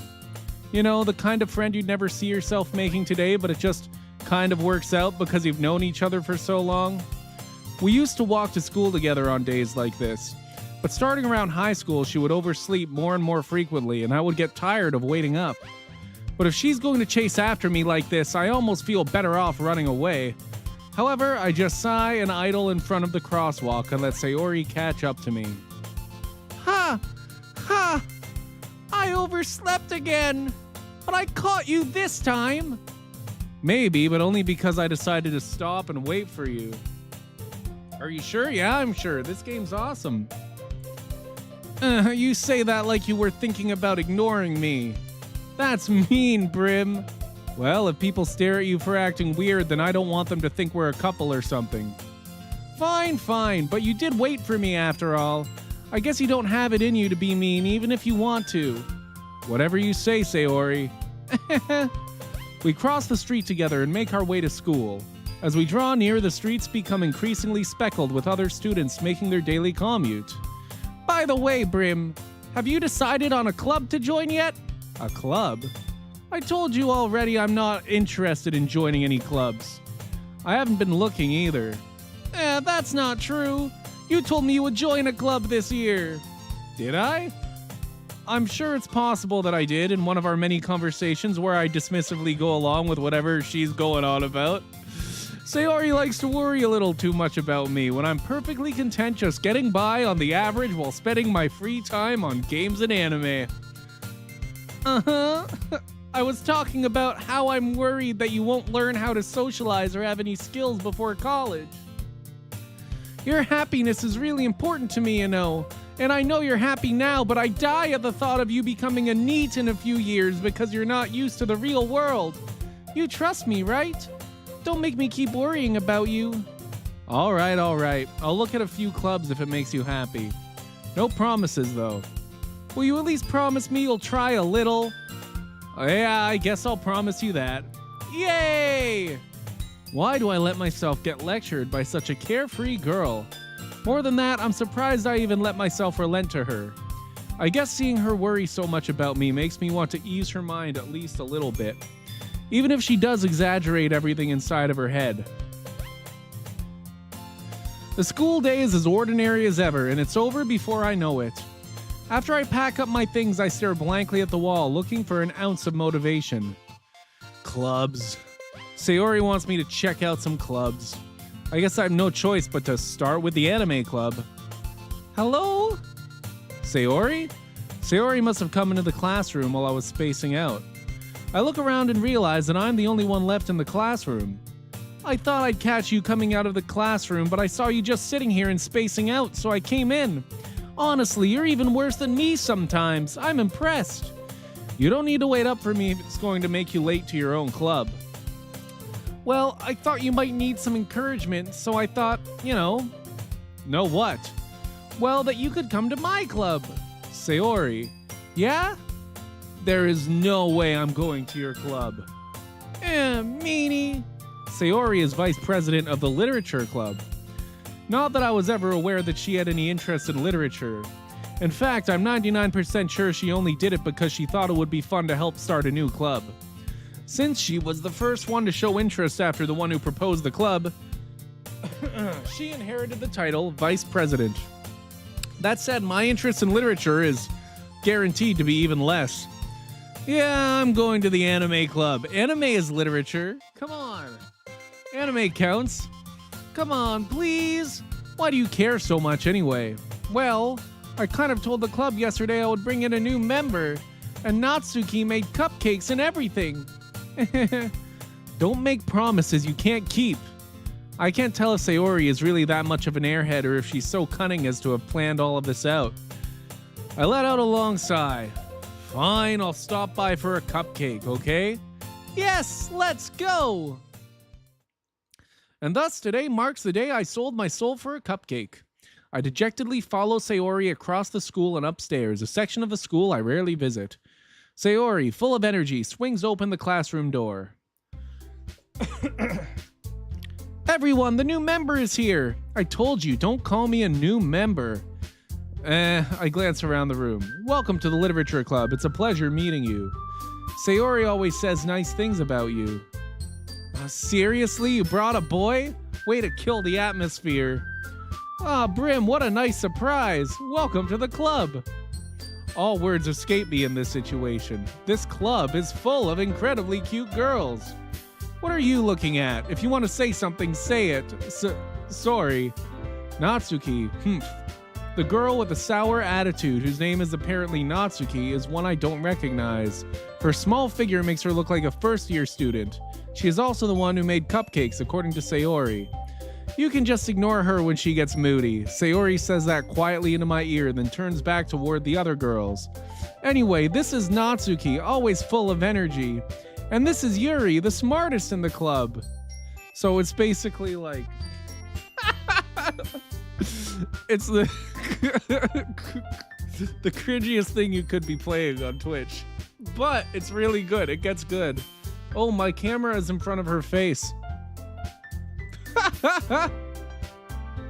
This is so fucking funny. Boom, boom, boom, boom. Boom, boom, boom, boom, boom. Do, do, do, do, do, do, do, do, do, do. If we just do this, then my camera shouldn't ever fully cover anybody. Don't say things like that. Yuri, who appears comparably more mature and timid, seems to have a hard time keeping up with people like Sayori and Natsuki. Well, it's nice to meet both of you. And it sounds like you already know Monica, is that right? That's right. It's great to see you again, Brim. Monica smiles sweetly. We do know each other. Well, we rarely talked, but we were in the same class last year. Monica was probably the most popular girl in class. Smart, beautiful, athletic. Basically completely out of my league. So, having her smile at me so genuinely feels a little... You too, Monica. Come sit down, Brim. We made room for you at the table so you can sit next to me or Monica. I'll get the cupcakes. Hey, I made them. I'll get them. Sorry, I got a little too excited. Then how about I make some tea as well? The girls have a few desks arranged to form a table. As Sayori mentioned, it's been widened so that there is one space next to Monica and one space next to Sayori. Natsuki and Yuri walk over to the corner of the room where Natsuki grabs a wrapped tray and Yuri opens the closet. Still feeling awkward, I take a seat next to Sayori. Natsuki proudly marches back to the table, tray in hand. Okay, are you ready? Ta-da! Whoa! Natsuki lifts the foil off the tray to reveal a dozen white fluffy cupcakes decorated to look like little cats. The whiskers are drawn with icing and little pieces of chocolate were used to make ears. So cute! I had no idea you were so good at baking, Natsuki. Well, you know, just hurry and take one. Sayori grabs one first, then Monica. I follow. It's delicious. It's delicious. Sayori talks with her mouth full and has already managed. Doki Doki, yes, Doki Doki. Tanaka-san. Do you know Doki Doki Literature Club, Tanaka? I know it looks anime, but it's not actually Japanese. So I think that's cool that you know it. I'm pretty sure this is American. Kind of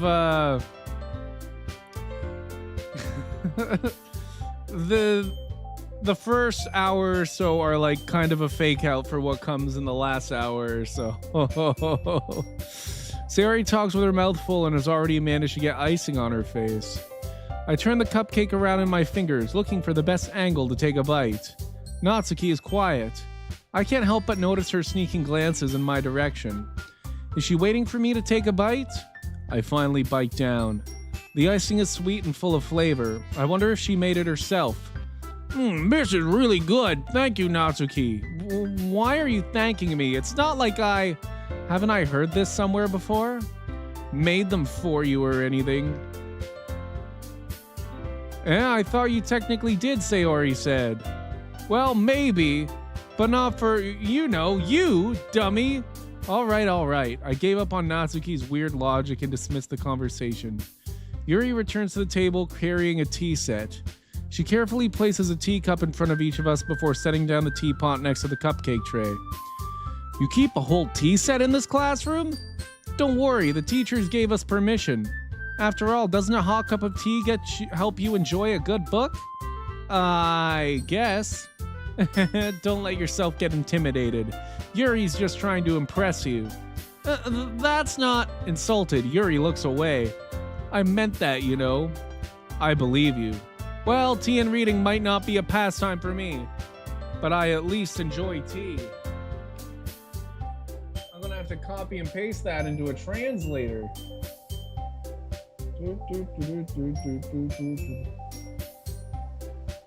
Copy.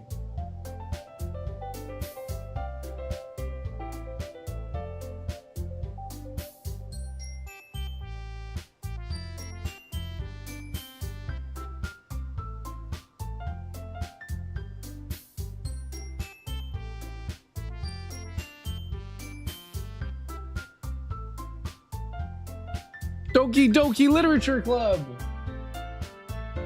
Okay. So that's how you write it in Japanese. Well, tea and reading might not be a pastime for me, but I at least enjoy tea. I'm glad. Yuri faintly smiles to herself in relief. Monica raises an eyebrow, then smiles at me. So, what made you consider the literature club? I was afraid of this question. Something tells me I shouldn't tell Monica that I was practically dragged here by Sayori. Well, I haven't joined any clubs yet, and Sayori seemed really happy here, so... That's okay, don't be embarrassed. We'll make sure you feel right at home, okay? As president of the Literature Club, it's my duty to make the club fun and exciting for everyone. Monica, I'm surprised. How come you decided to start your own club? You could probably be a board member for any of the major clubs. Weren't you a leader of the debate club last year? Well, you know, to be honest, I can't stand all of the politics around the major clubs. It feels like nothing but arguing about the budget and publicity and how to prepare for events. I'd much rather take something I personally enjoy and make something special out of it. And if it encourages others to get into literature, then I'm fulfilling that dream. Monica really is a great leader. Yuri also nods in agreement. And I'm surprised there aren't more people in the club yet. It must be hard to start a new club. You could put it that way. Not many people are very interested in putting out all the effort to start something brand new, especially when it's something that doesn't grab your attention, like literature.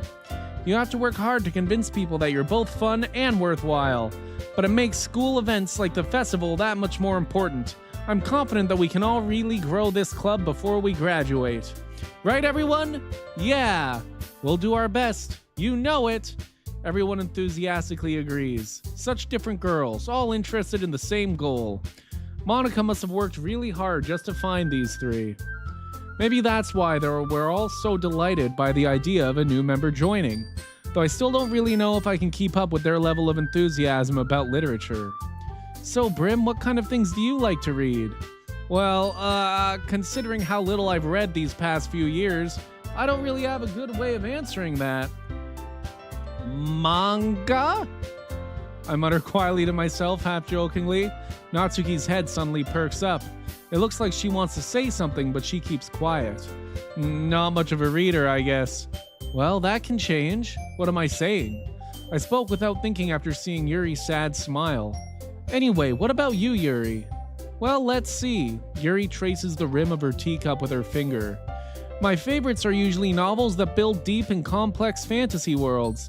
The level of creativity and craftsmanship behind them is amazing to me, and telling a good story in such a foreign world is equally impressive. Yuri goes on, clearly passionate about her reading. She seems so reserved and timid since the moment I walked in, but it's obvious by the way her eyes light up that she finds her comfort in the world of books, not people. But you know, I like a lot of things. Stories with deep psychological elements usually immerse me as well. Isn't it amazing how a writer can so deliberately take advantage of your own lack of imagination to completely throw you for a loop? Anyway, I've been reading a lot of horror lately. I read a horror book once. I desperately grasped something I can relate to at the minimal level. At this rate, Yuri might as well be having a conversation with a rock. Really? I wouldn't have expected that, Yuri. For someone as gentle as you? I guess you could say that. But if a story makes me think or takes me to another world, then I really can't put it down. Surreal horror is often very successful at changing the way you look at the world, if only for a brief moment. Ugh, I hate horror. Oh, why is that? Well, Natsuki's eyes dart over to me for a split second. Never mind. That's right, you usually like to write about cute things, don't you, Natsuki? What? What gives you that idea? You left a piece of scrap paper behind last club meeting. It looked like you were working on a poem called "Don't Say It Out Loud and Give That Back." Fine. Your cupcakes, your poems, everything you do is just as cute as you are. Sayori sidles up behind Natsuki and puts her hands on her shoulders. I'm not cute. Natsuki, you write your own poems? Well, I guess sometimes. Why do you care? I think that's impressive. Why don't you share them sometime? No. Natsuki averted her eyes. You wouldn't like them. Not a very confident writer yet. I understand how Natsuki feels. Sharing that level of writing takes more than just confidence. The truest form of writing is writing to oneself. You must be willing to open up to your readers, exposing your vulnerabilities and showing even the deepest reaches of your heart. Do you have writing experience too, Yuri? Maybe if you share some of your work, you can set an example and help Natsuki feel comfortable enough to share hers. I guess it's the same for Yuri. I wanted to read everyone's poems. We all sit in silence for a moment. Okay, I have an idea, everyone. Natsuki and Yuri look quizzically at Monica. Let's all go home and write a poem of our own. Then next time we meet, we'll all share them with each other. That way, everyone is even. Yeah, let's do it. Plus, now that we have a new member, I think it will help us all get a little more comfortable with each other and strengthen the bond of the club. Isn't that right, Brim? Monica smiles warmly at me once again. Hold on, there's still one problem. Eh? What's that? Now that we're back to the original topic of me joining the club, I bluntly come forth with what's been on my mind the entire time. I never said I would join this club. Sayori may have convinced me to stop by, but I never made any decision. I still have other clubs to look at, and, I lose my train of thought. All 4 girls stare back at me with dejected eyes. But, I'm sorry, I thought... Brim, you all... I'm defenseless against these girls. How am I supposed to make a clear-headed decision when it's like this? My video is frozen? Thank you. Boom, boom, boom, boom, boom, boom, boom, boom. Thank you, lizard. Do do do do do do do do. Do do do do do do do do do do do. Now it's working. Thank you.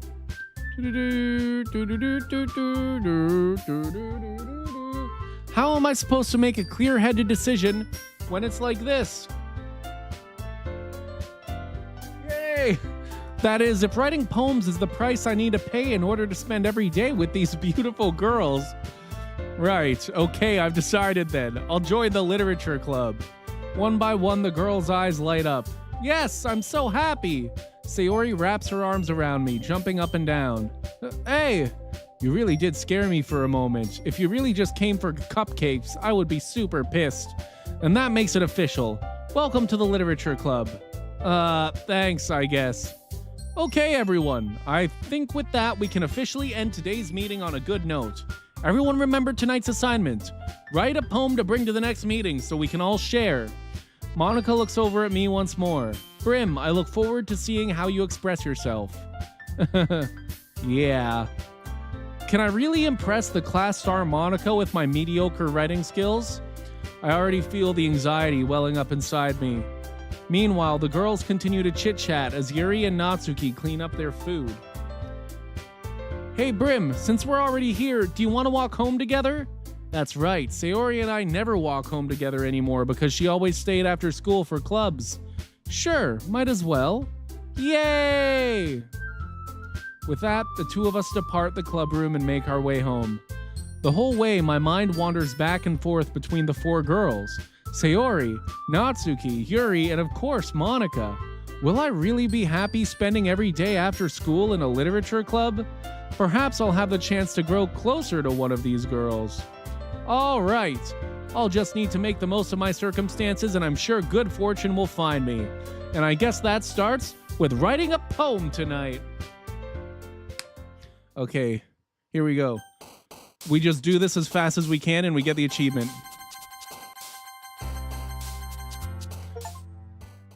Got the achievement!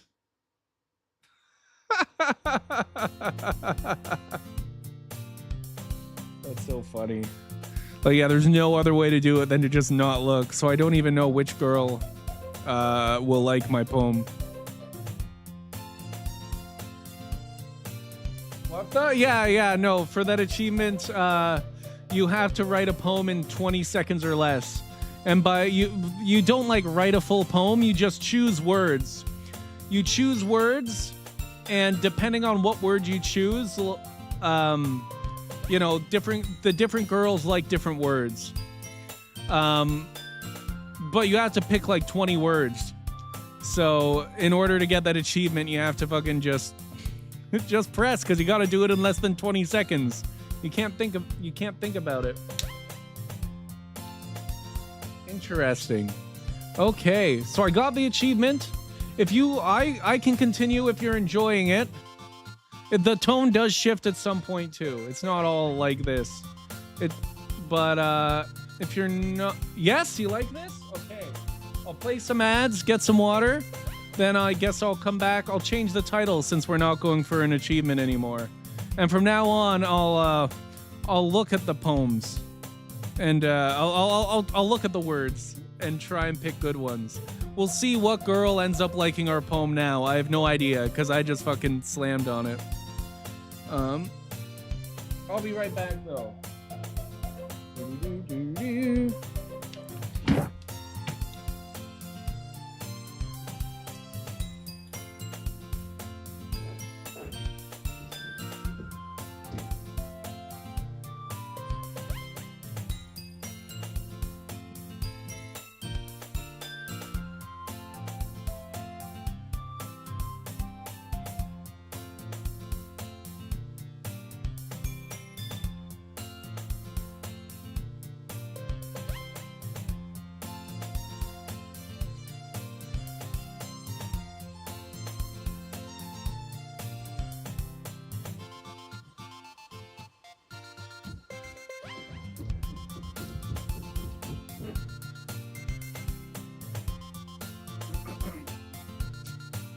I'm back. I was just getting water. Just water. Okay. I need to change the title. We'll just change it to...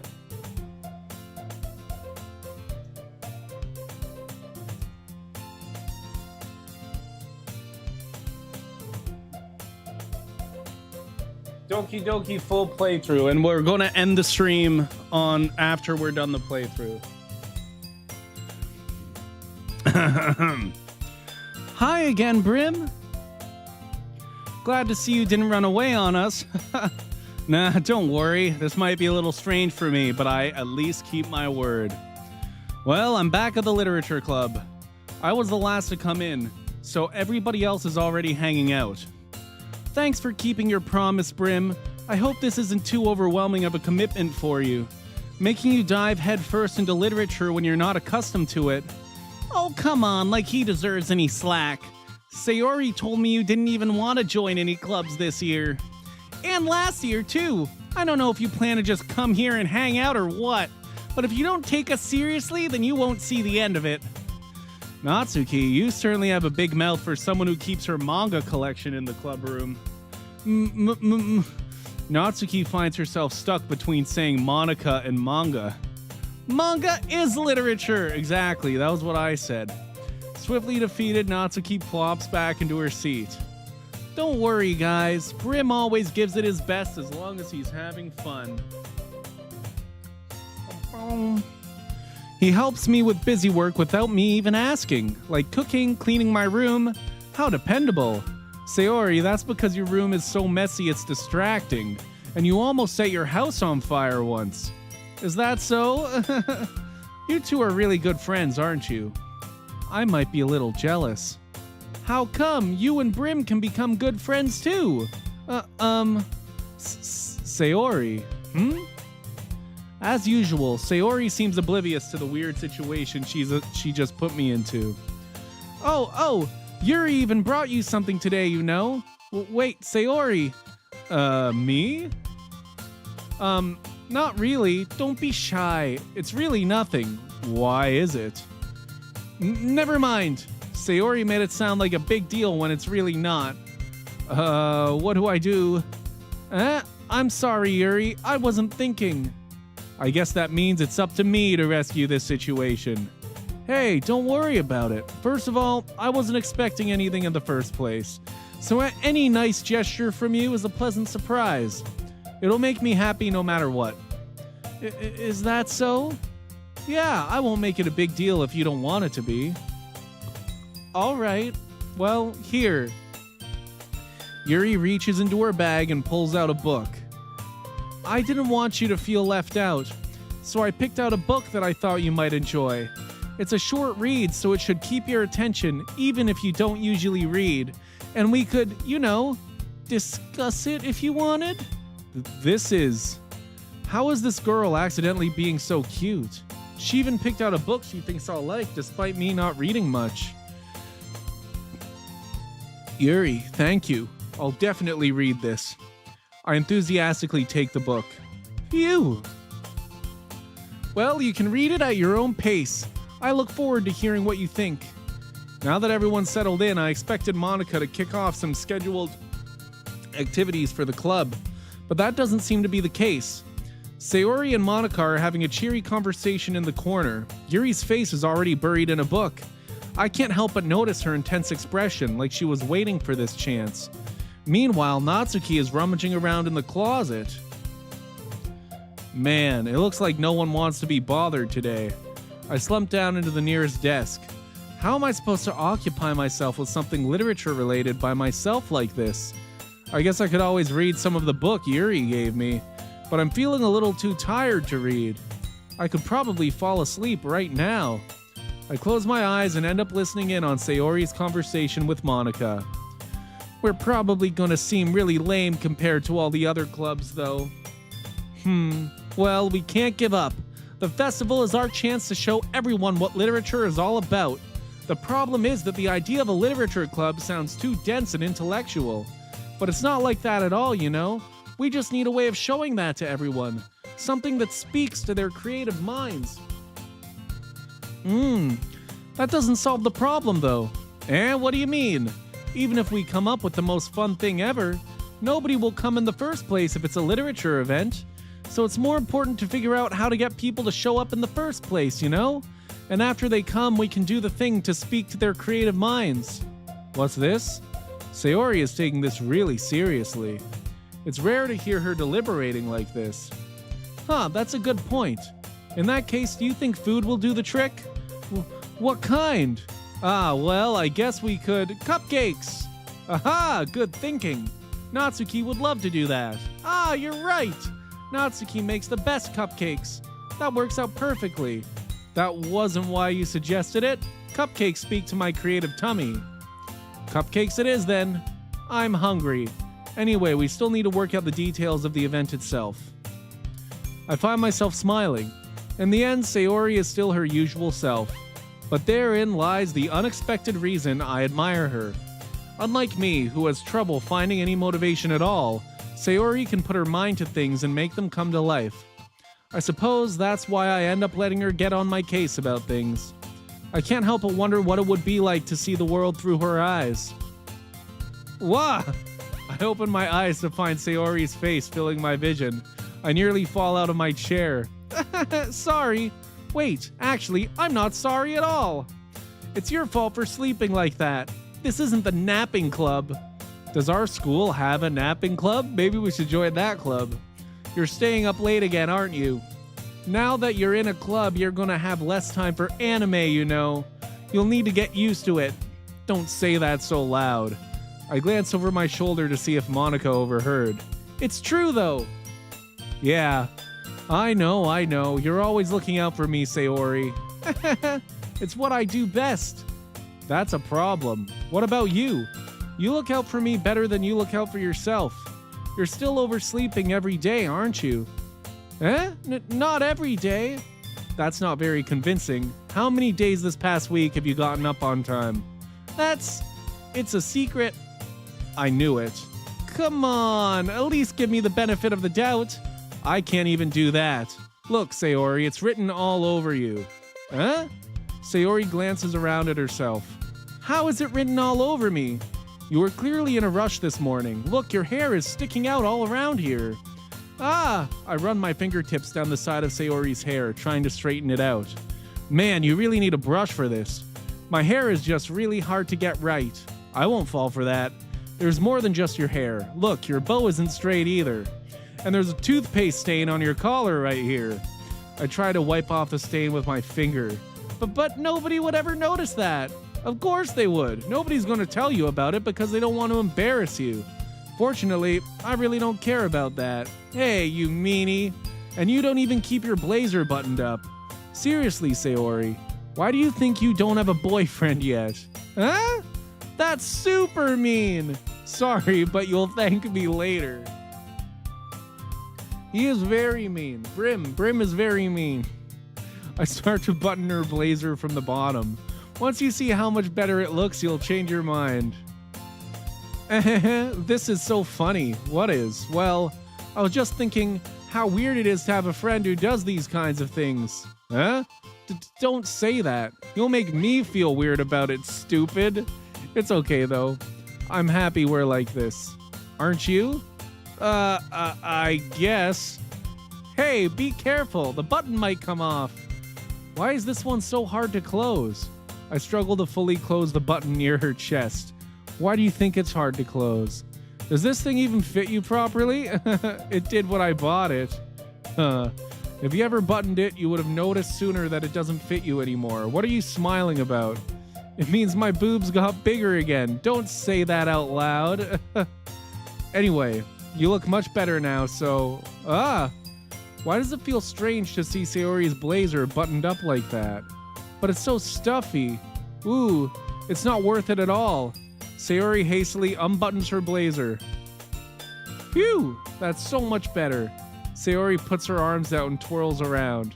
So if I keep it unbuttoned, then I won't get a boyfriend, right? What kind of logic is that? And why are you saying that like it's a good thing? Because if I had a boyfriend, then he wouldn't even let you do things like this. And you take care of me better than anyone else would anyway. Jeez. So that's why I'm keeping it unbuttoned. Stop saying all these embarrassing things. Huh? I didn't say anything embarrassing. Jeez. Yes, you did. Well, anyway, just focus on trying to wake up a little earlier. Only if you focus on going to bed earlier. Fine, fine. It's a deal. I guess we really are better at taking care of each other than we are taking care of ourselves.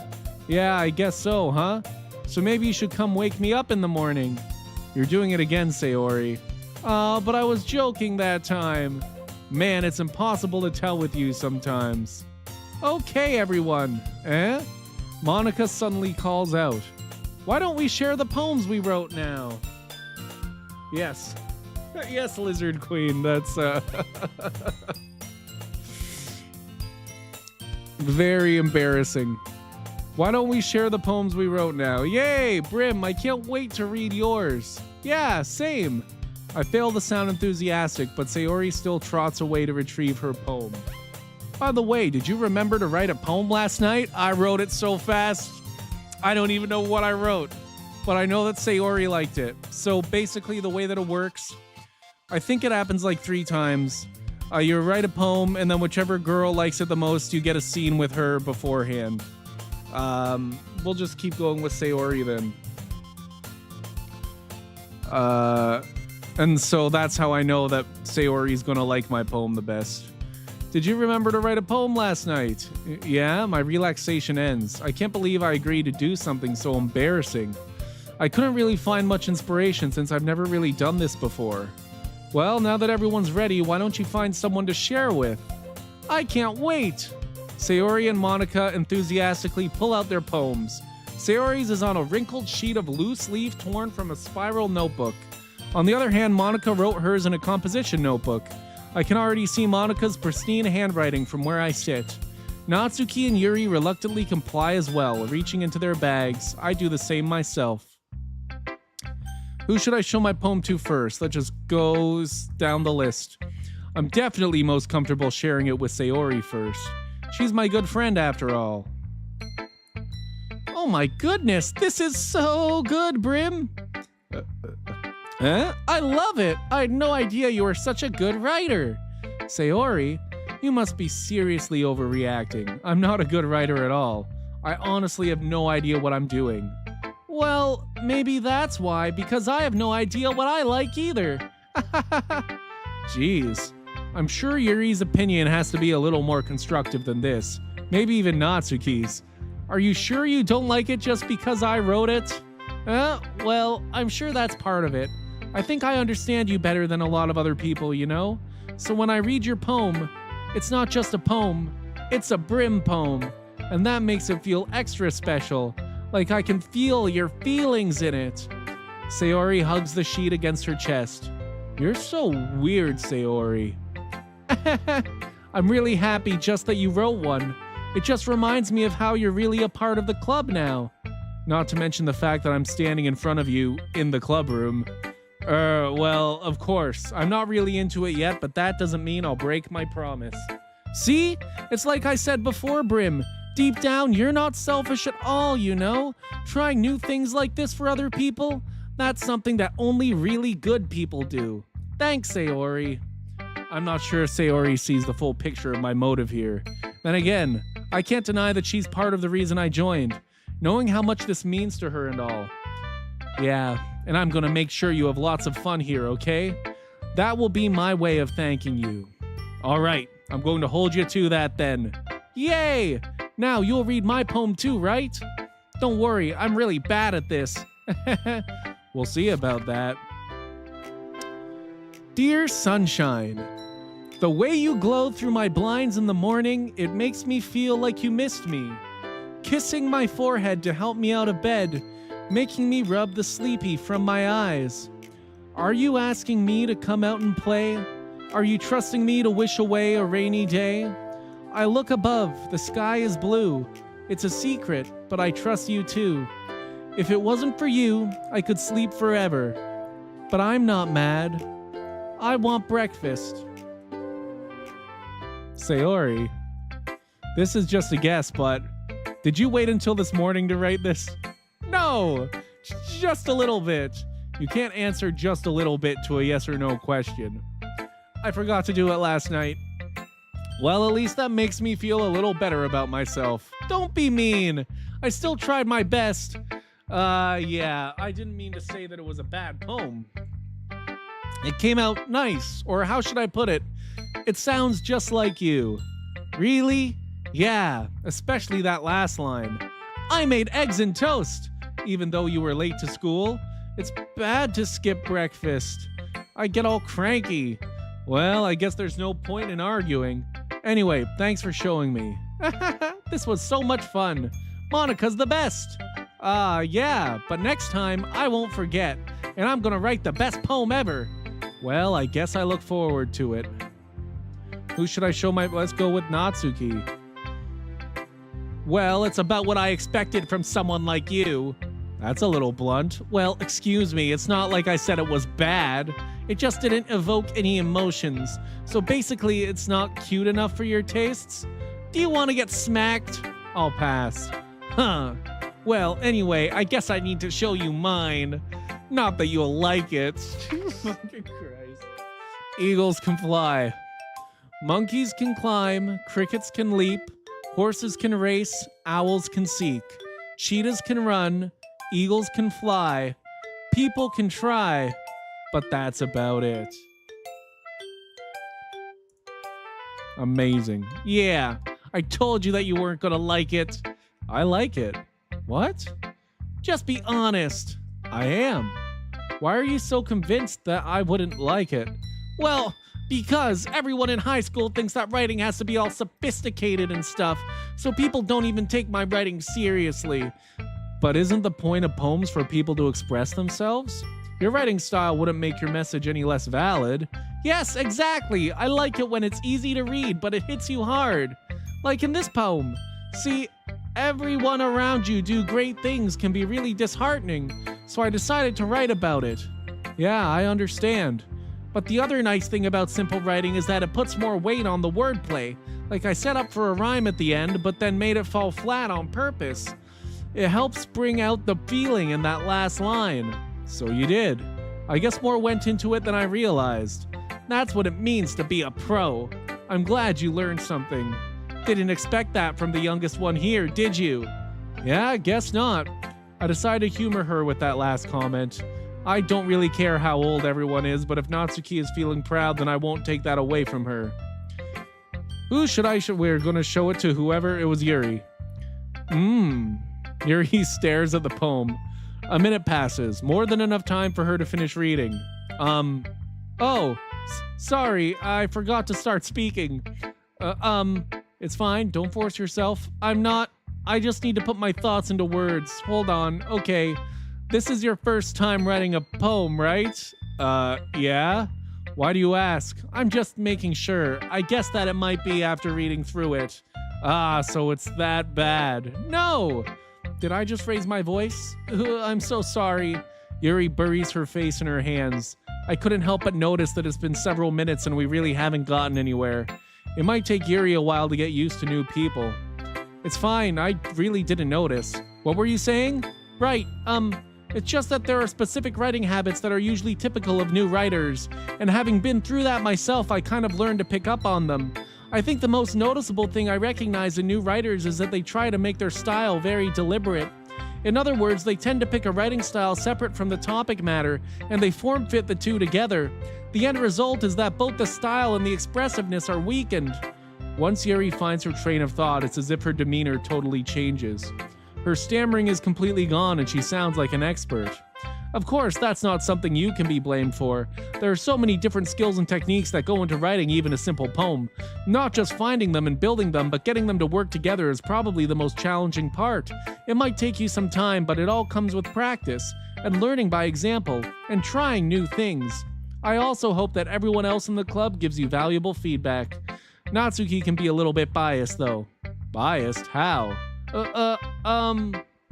Well, never mind. I shouldn't be talking about people like that. Sorry. It's fine.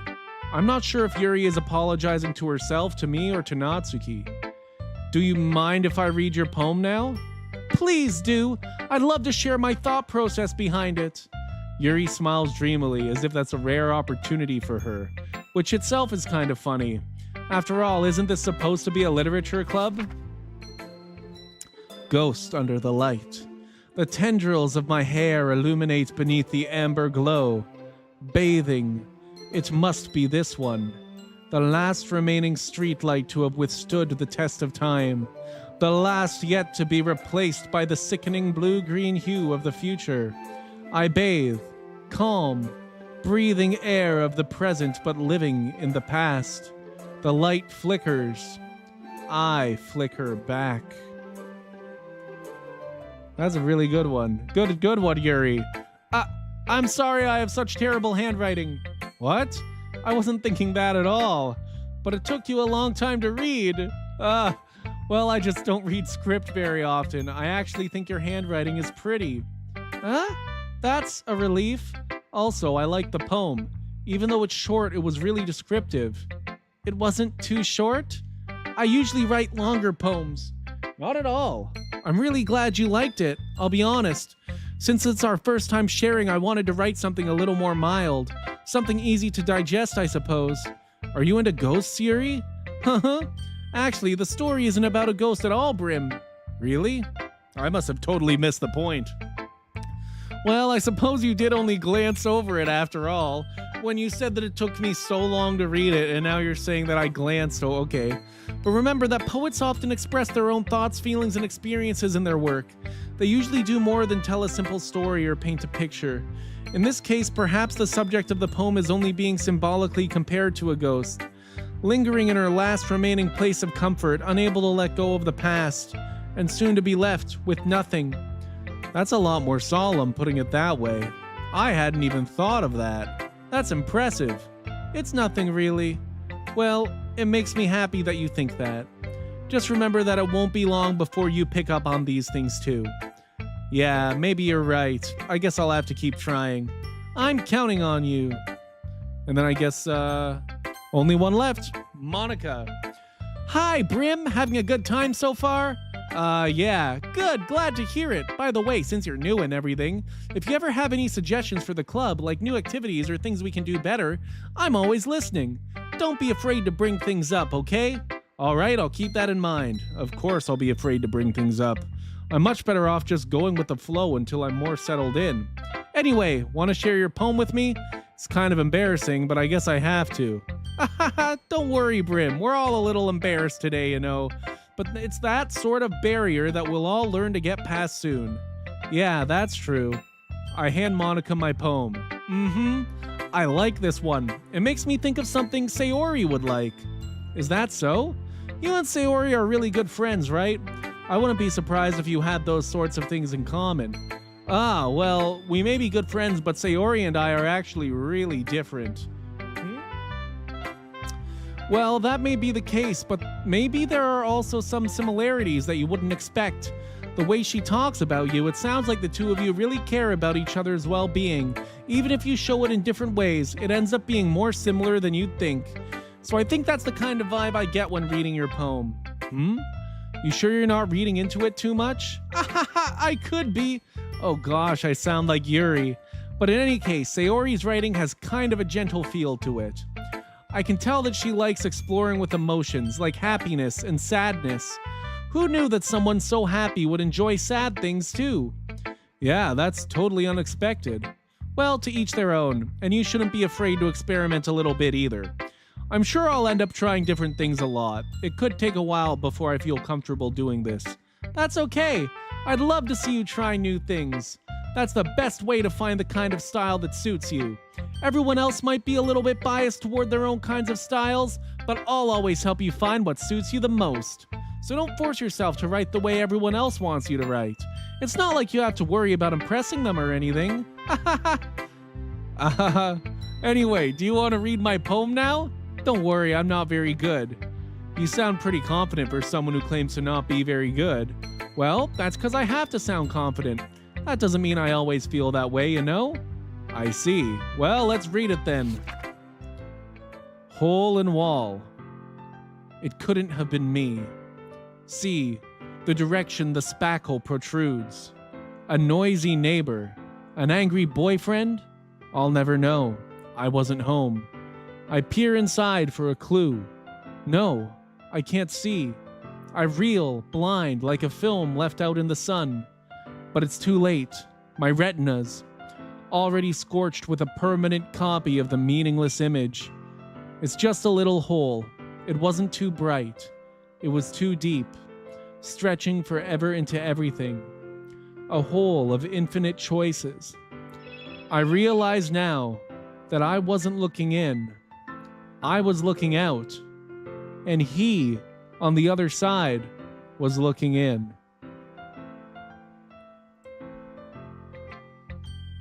So, what do you think? It's very free form, if that's what you call it.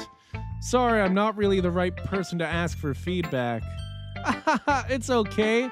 Yeah, that kind of style has gotten pretty popular nowadays. That is, a lot of poems have been putting emphasis on the timing between words and lines. When performed out loud, it can be really powerful. What was the inspiration behind this one? Well, I'm not sure if I know how to put it. I guess you could say that I had some kind of epiphany recently. It's been influencing my poems a bit. An epiphany? Yeah, something like that. I'm kind of nervous to talk about deep stuff like that because it's kind of coming on strongly. Maybe after everyone is better friends with each other? Anyway, here's Monica's writing tip of the day. Sometimes when you're writing a poem or a story, your brain gets too fixated on a specific point. If you try so hard to make it perfect, then you'll never make any progress. Just force yourself to get something down on the paper and tidy it up later. Another way to think about it is this. If you keep your pen in the same spot for too long, you'll just get a big dark puddle of ink. So just move your hand and go with the flow. That's my advice for today. Thanks for listening. Ooh, I guess that's everyone. I glance around the room. That was a little more stressful than I anticipated. It's as if everyone is judging me for my mediocre writing abilities. Even if they're just being nice, there's no way my poems can stand up to theirs. This is a literature club after all. I guess that's what I ended up getting myself into. Across the room, Sayori and Monica are happily chatting. My eyes land on Yuri and Natsuki. They gingerly exchange sheets of paper, sharing their respective poems. As they read in tandem, I watch each of their expressions change. Natsuki's eyebrows furrow in frustration. Meanwhile, Yuri smiles sadly. What's with this language? Did you say something? Oh, it's nothing. Natsuki dismissively returns the poem to the desk with one hand. I guess you could say it's fancy. Thanks. Yours is cute. Cute? Did you completely miss the symbolism or something? It's clearly about the feeling of giving up. How can that be cute? I know that. I just meant the language, I guess. I was trying to say something nice. Huh? You mean you have to try that hard to come up with something nice to say? Thanks, but it really didn't come out nice at all. Well, I do have a couple suggestions. God damn it. If I was looking for suggestions, I would have asked someone who actually liked it. Which people did, by the way. Sayori liked it, and Brib did too. So based on that, I'll gladly give you some suggestions of my own. First of all, excuse me, I appreciate the offer, but I've spent a long time establishing my writing style. I don't expect it to change anytime soon, unless of course I come across something particularly inspiring, which I haven't yet. And Brim liked my poem too, you know. He even told me he was impressed by it. Natsuki suddenly stands up. Oh, I didn't realize you were so invested in trying to impress our new member, Yuri. That's not what you're just... Yuri stands up as well. Maybe you're just jealous that Brim appreciates my advice more than he appreciated yours. Huh? And how do you know he didn't appreciate my advice more? Are you that full of yourself? No. If I was full of myself, I would deliberately go out of my way to make everything I do overly cutesy. Is everyone okay? Well, you know what? I wasn't the one whose boobs magically grew a size bigger as soon as Brim started showing up. Natsuki, that's a little... This doesn't involve you! I don't like fighting, guys! Suddenly, both girls turned towards me, as if they just noticed I was standing there. Brim, she's just trying to make me look bad. Fucking Christ, that's not true. She started it. If she could get over herself and learn to appreciate that simple writing is more effective, then this wouldn't have happened in the first place. What's the point in making your poems all convoluted for no reason? The meaning should jump out at the reader, not force them to have to figure it out. Help me explain that to her, Brim. Wait, there's a reason we have so many deep and expressive words in our language. It's the only way to convey complex feelings and meanings the most effectively. Avoiding them is not only unnecessarily limiting yourself, it's also a waste. You understand that, right, Brim? Well, why are you guys putting this on me? I don't care. Write however you want to write. They're both good. How did I get dragged into this in the first place? It's not like I know anything about writing, but whomever I agree with, they'll probably think more highly of me. So, of course, that's going to be, help me, Sayori. Natsuki glares at me, drying up any words I had in my mouth. So instead I turn to Yuri. But Yuri's expression is so defenseless that I can't bring myself to say anything to her. Sayori! Huh? Yeah! Everyone's fighting is making Sayori uncomfortable. Yeah. It's making me uncomfortable. How can the two of you keep fighting when you know you're making your friend feel like this? Brim. Well, that's her problem. This isn't about her. I agree. It's unfair for others to interject their own feelings into our conflict. Yeah, unless Sayori wants to tell Yuri what a stuck-up jerk she's being. She would never. It's your immaturity. Sorry, I was on the phone with my bro for 3 hours. That's okay. We're reading this visual novel. It's a good time. It's a good time. How was the call with your brother? Was it good? These girls are getting in a fight. It's your immaturity that made her upset in the first place. Excuse me? Are you listening to yourself? This is exactly why nobody likes... Stop! Natsuki, Yuri, you guys are my friends. I just want everyone to get along and be happy. My friends are wonderful people, and I love them because of their differences. Natsuki's poems, they're amazing because they give you so many feelings with just a few words. And Yuri's poems are amazing because they paint beautiful pictures in your head. Everyone's so talented. So why are we fighting? Yeah, it was as good as always. I do wish I hadn't missed karaoke time though. I was just singing Green Day songs. I was going through Green Day albums and picking my favorite songs on each album and then singing them. Because, well, also, Natsuki's cute and there's nothing wrong with that, and Yuri's boobs are the same as they always were. Big and beautiful. Jesus Christ.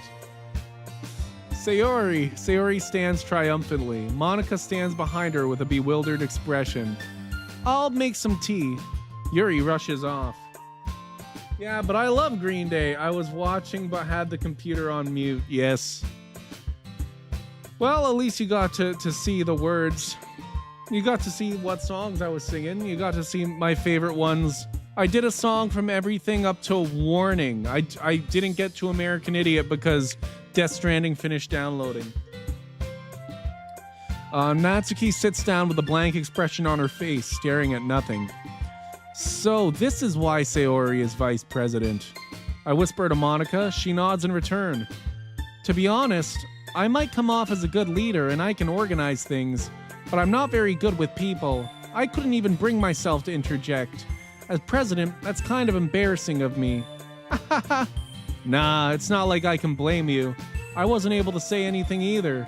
Well, I guess that just means Sayori is amazing in her own ways, isn't she? You could say that. She might be an airhead, but sometimes it's weirdly suspicious that she knows exactly what she's doing. I see. Take good care of her, okay? I would hate to see her get herself hurt. That makes two of us. You can count on me. Monica smiles sweetly at me, causing my stomach to knot. Such a genuine person really does make a good president, regardless of what she says. If only I could get the chance to talk to her a little more. Okay, everyone, it's just about time for us to leave. How did you all feel about sharing poems? It was a lot of fun. Well, I'd say it was worth it. It was all right. Well, mostly. Brim, how about you? Yeah, I'd say the same. It was a neat thing to talk about with everyone. Awesome. In that case, we'll do the same thing tomorrow. And maybe you learn something from your friends too. So your poems will turn out even better. I think to myself, I did learn a little more about the kinds of poems everyone likes. With any luck, that means I can at least do a better job impressing those I want to impress. I nod to myself with newfound determination. Brim! Ready to walk home? Sure, let's go. Sayori beams at me. It truly has been a while since Sayori and I have spent this much time together. I can't really say I'm not enjoying it either. Sayori, about what happened earlier. What do you mean? You know, between Yuri and Natsuki. Does that kind of thing happen often? No. That's really the first time I've seen them fight like that. I promise they're both wonderful people. You don't hate them, do you? No, I don't hate them. I just wanted your opinion, that's all. I can see why they'd make good friends with you. Phew. You know, Brim, it's nice that I get to spend time with you in the club. But I think seeing you get along with everyone is what makes me the happiest. And I think everyone really likes you too. That's... Every day is going to be so much fun. It looks like Sayori still hasn't caught on to the kind of situation I'm in.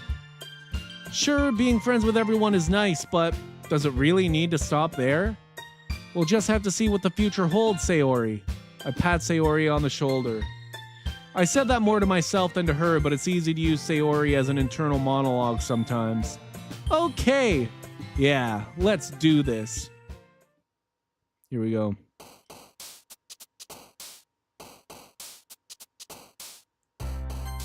So we want to get Sayori here.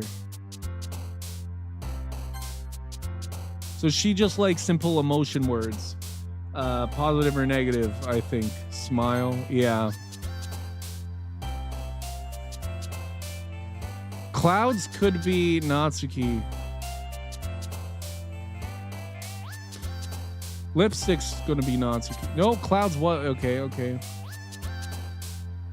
Passion's gonna be Yuri. You'd be great at reading to kids? I'm great at reading to everybody. That's what I'm doing. Except this story's not for kids. This story would traumatize kids. I think. Imagination. Would that be Sayori? Fuck. Heaven Sent or Clumsy or Cry. Cry's gonna be a Sayori. Yes! We're getting the Sayori words. Calm. Yes. Suicide. Oh, okay. Fuck. Of course, Sayori doesn't like suicide. Okay. Would lust be a Sayori, or would that be maybe together? Okay, together. Sayori is the hardest one to do because a lot of her words are very similar to the other characters' words because she just likes emotion, while Natsuki likes cute words and Yuri likes words like depression and heartbeat and sadness. And climax, that's definitely a Yuri one. I see a bunch of Yuri ones. Music? Yeah, she likes music. Silly. Kiss might be no. Okay, I think we're gonna get Sayori. I don't know. I have no fucking clue. Childhood? That could be a Yuri. Okay, childhood was her. Party, yes. Amazing. Twirl. Okay, that's wrong. You can tell by which girl jumps up.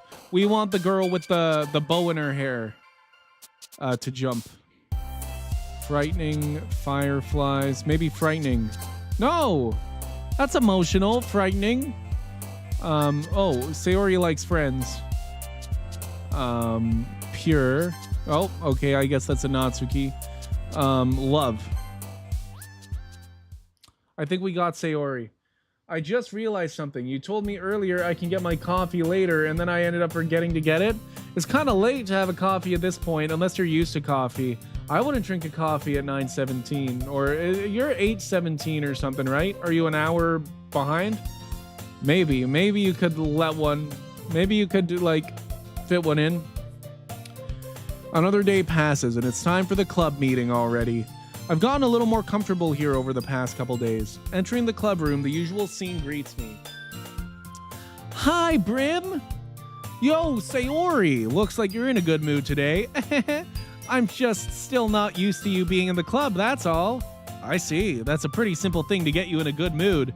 But I guess it's always the simple things with you anyway. Speaking of which, I'm kinda hungry. Will you come with me to buy a snack? No thanks. That's not like you at all. I have my reasons. Why don't we take a look at your purse, Sayori? Why that all of a sudden? No reason, really. She doesn't have any money. She doesn't have any money, so she wants me to go with her so that I'll buy her food. You're ahead 1 hour. Oh, yeah. Oh, boy. So you're at 10:18? Crazy. Yeah, I wouldn't have a coffee. I just wanted to look at it. Sayori nervously retrieves her coin purse. She fumbles with the latch and gets it open. Then she turns it upside down and lets its contents spill onto the desk. Only 2 small coins fall out. I knew it. I can see right through you, Sayori. That's not fair. How did you even know? It's simple. If you had enough money in the first place, you would have bought a snack before coming to the club room. So either you're not hungry and wanted an excuse to take a walk, or you plan to conveniently forget that you spent all your money so that I would lend you some. But there's one more thing. You're always hungry. And so that only leaves the one option. I give up. Don't make me feel guilty. If you feel guilty, that means you deserve to feel guilty. Yuri suddenly giggles. Huh? I didn't notice that she was listening in. Her face is in her book as always. I wasn't listening or anything. It was just something in my book. Yuri, tell Brim to let me borrow some money. Don't get me involved like that, Sayori. Besides, you should only buy what you can responsibly afford. And frankly, after pulling a mischievous little stunt like that, your suffering is fair enough retribution. Did I just... I didn't mean that. I got too absorbed in my book. I really like when you speak your mind, Yuri. There's no way you could think that. You were right, though. I did something bad, and now I have to accept the revolution. Retribution. That! Still, coming from you, Sayori. I guess there's a little devil inside of all of us, isn't there? Don't let her fool you. Sayori knows exactly what she's doing. After all, she told you guys she was bringing me to the club before she even told me. But you wouldn't have come if it weren't for the cupcakes. So I had to trick Natsuki into making them. Come on, give me more credit than that, Sayori. Out of nowhere, something smacks Sayori in the face and tumbles onto the desk. Whap! Gah! Ow! What was... a cookie? Sure enough, it's a giant cookie wrapped in plastic. Sayori glances around. Is this a miracle? It's because I paid my restitution. Retribution. Actually, that one almost worked. I was just gonna give it to you, but then I heard you blab about the cupcakes. It was totally worth seeing your reaction, though. Natsuki, that's so nice of you. I'm so happy. Sayori hugs the cookie. Geez, just eat it. Sayori rapidly tears open the wrapper and takes a big bite. So good. Sayori suddenly claps her hands over her mouth. I bit my tongue. You're going through a lot over just one cookie. Natsuki takes a bite of her own cookie. Ah, yours looks really good too, Natsuki. Can I try it? Geez, beggars can't be choosers. But yours is chocolate. Yeah, why do you think I gave you that one? Fine. Still, I'm really happy that you shared this one with me. Sayori gets out of her seat and goes behind Natsuki, then wraps her arms around her. Ah, geez, I get it. Cookie still in hand. Natsuki reaches up to nudge Sayori off of her. Sayori suddenly leans down and takes a bite out of Natsuki's cookie. Hey, did you seriously just do that? She took a big bite out of her cookie. Mouthful, Sayori trots away to safety. Yuri and I laugh as well. Geez, you're such a kid sometimes. Monica, can you tell Sayori? Eh?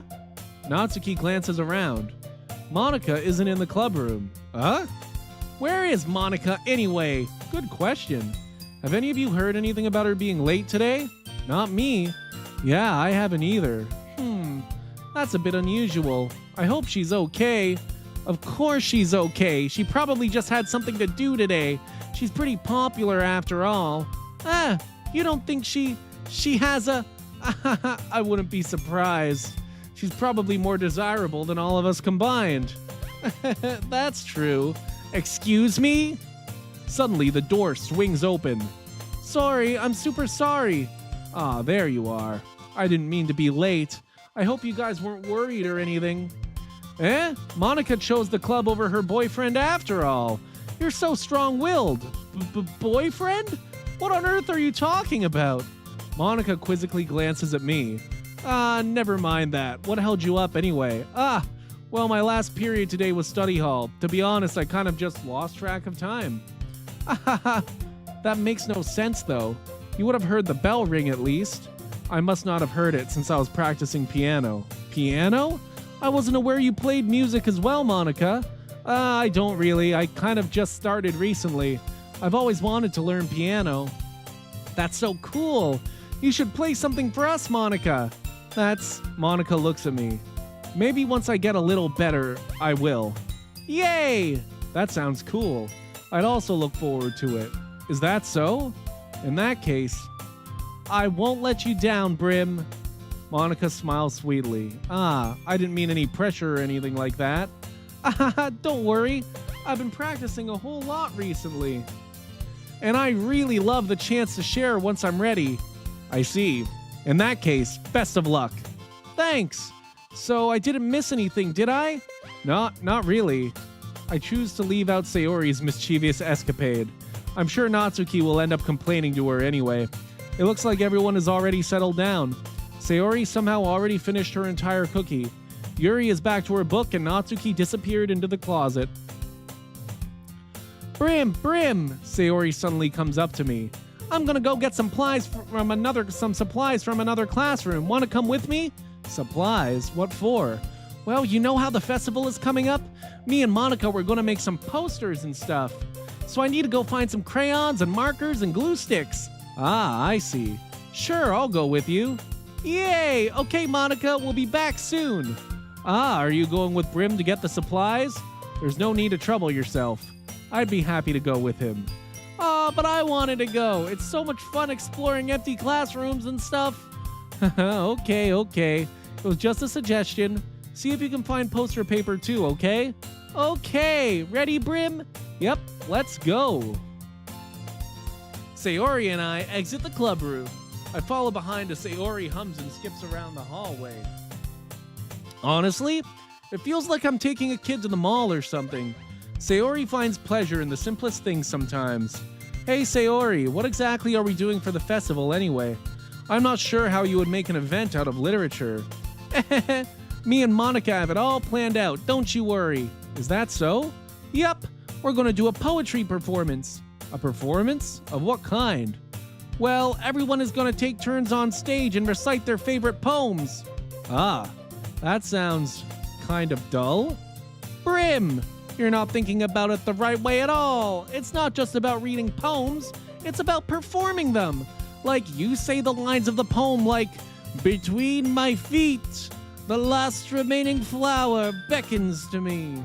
I twist the stem, freeing it from its clinging roots, caressing the final joyous moment between my fingers. But to what ends have I summoned this joy? For now when I look in every direction, the once prosperous field before me is but a barren wasteland. That's a great poem, Sayori. Did you just come up with that? Like that? Did you just come up with that off the top of your head? Sayori, how do I put this? I'm sure it's just me, but it's impossible for me to take you seriously when you talk like that. Goodness. You meanie. I'm working super hard on this, you know. I know. I just meant that it's a pretty unordinary contrast to your cute self. Don't say that. It's embarrassing. But I guess that means I'm doing a good job. Yeah, I guess so. I'm so excited. The festival is going to be so much fun. Sayori spins herself around in the hallway again. Hey, Brim, this classroom over here is empty. Let's begin the mission. The mission, eh? It's been a long time since I've spent time with Sayori like this. But in the end, she hasn't changed one bit.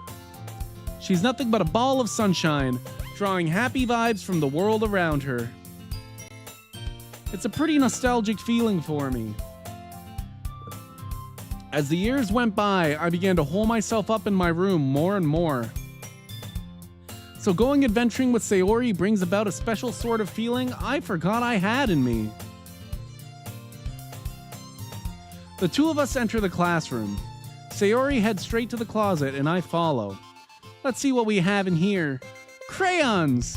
Sayori pulls a full of crayons off the shelf. They're the best brand too! They're kind of dirty though.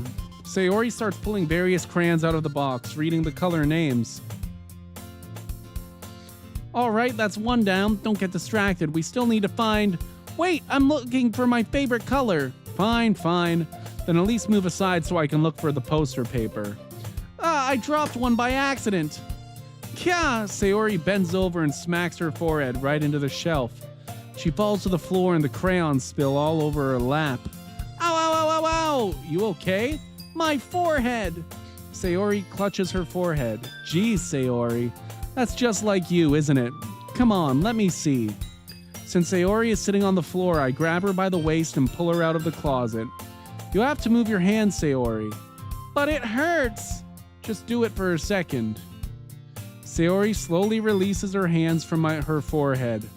I gently brush her bangs to the side. Ow! Sorry. There's a huge red mark on the center of her forehead. A bump is starting to form as well. Man, that's gonna swell up. I should find you some ice. Brim! Where would I even find ice around this time? I guess a cold drink will do. You don't have to. I'm fine with looking like a unicorn. Even wincing from the pain, Sayori makes a silly joke. What are you saying? I'll be right back, okay? Okay. I pat Sayori on the shoulder and run out into the hallway. I locate the nearest vending machine. What should I get? It doesn't really matter since it will be used as an ice pack rather than to drink. But I know Sayori likes apple juice, so I purchase that one. In just a moment, I'm already returning to the classroom where I left Sayori. She has one palm on her forehead and is using the other hand to clumsily scoop crayons back into the box. At least they were already in the wrong spots before I spilled them. Sayori, here. I hand Sayori the bottle of apple juice. It's nice and cold. Sayori opens the cap and starts drinking from it. Sayori, what are you doing? It's for your forehead, idiot. Ah, sorry, I forgot. How hard did you hit your head? Sayori places the bottle against the bump on her head. It stings. Just bear with it. It'll feel better soon. Looks like you cleaned up most of the crayons, so that's good. Hey, Brim, this kind of reminds you of growing up, doesn't it? What do you mean? You know how we used to play outside all the time? I would always try to keep up with you. You were kind of oblivious in some ways, like I usually fell behind or had trouble climbing on the things you did. But sometimes when I tried to do things I couldn't, I would get myself hurt. I'd fall and scrape myself or get a bump, and I would start crying really hard. And you would rush over as quick as you could. You would try really hard to get me to stop crying. It was almost like you blamed yourself and were afraid of getting in trouble if someone found out, even though it really wasn't your fault at all, you know? Did I really do that? Yeah, you don't remember? Come to think of it, maybe I do remember a bit. I guess I was always so focused on my games that I didn't pay enough attention to you. So in a way, it was my fault. Kind of like this time, too. If I wasn't rushing you out of the closet, you probably wouldn't have hit your head. Brim, I don't think you realize it, but you're always thinking about other people. Even after all these years, you're rushing to help me, even though I'm just being clumsy. You're really a sweetheart.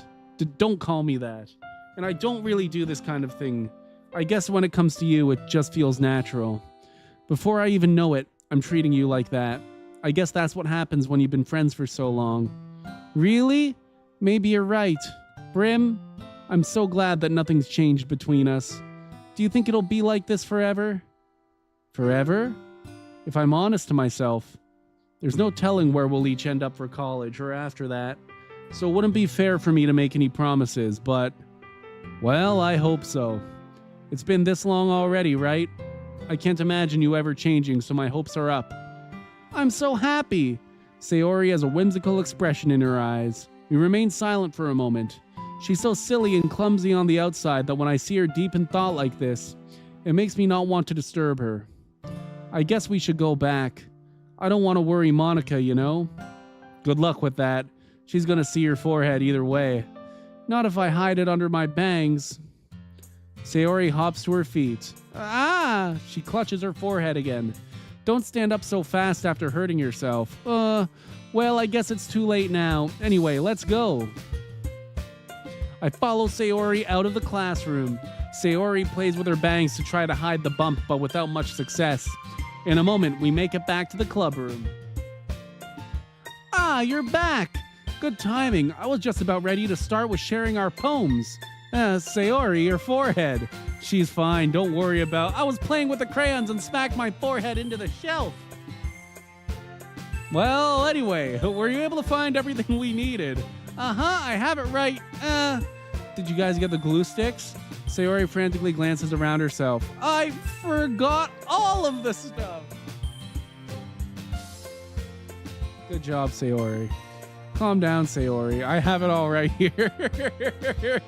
I found the poster paper too. Sounds like you ended up doing all the work, Brim.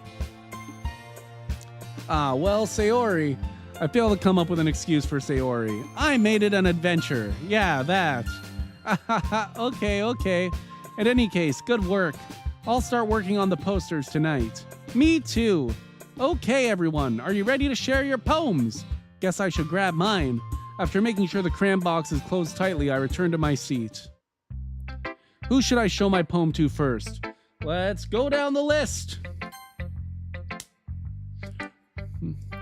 Brim, I really love your poems. I can't believe you've been hiding these from me. I'm not hiding anything. These are the first poems. But your poems are so good.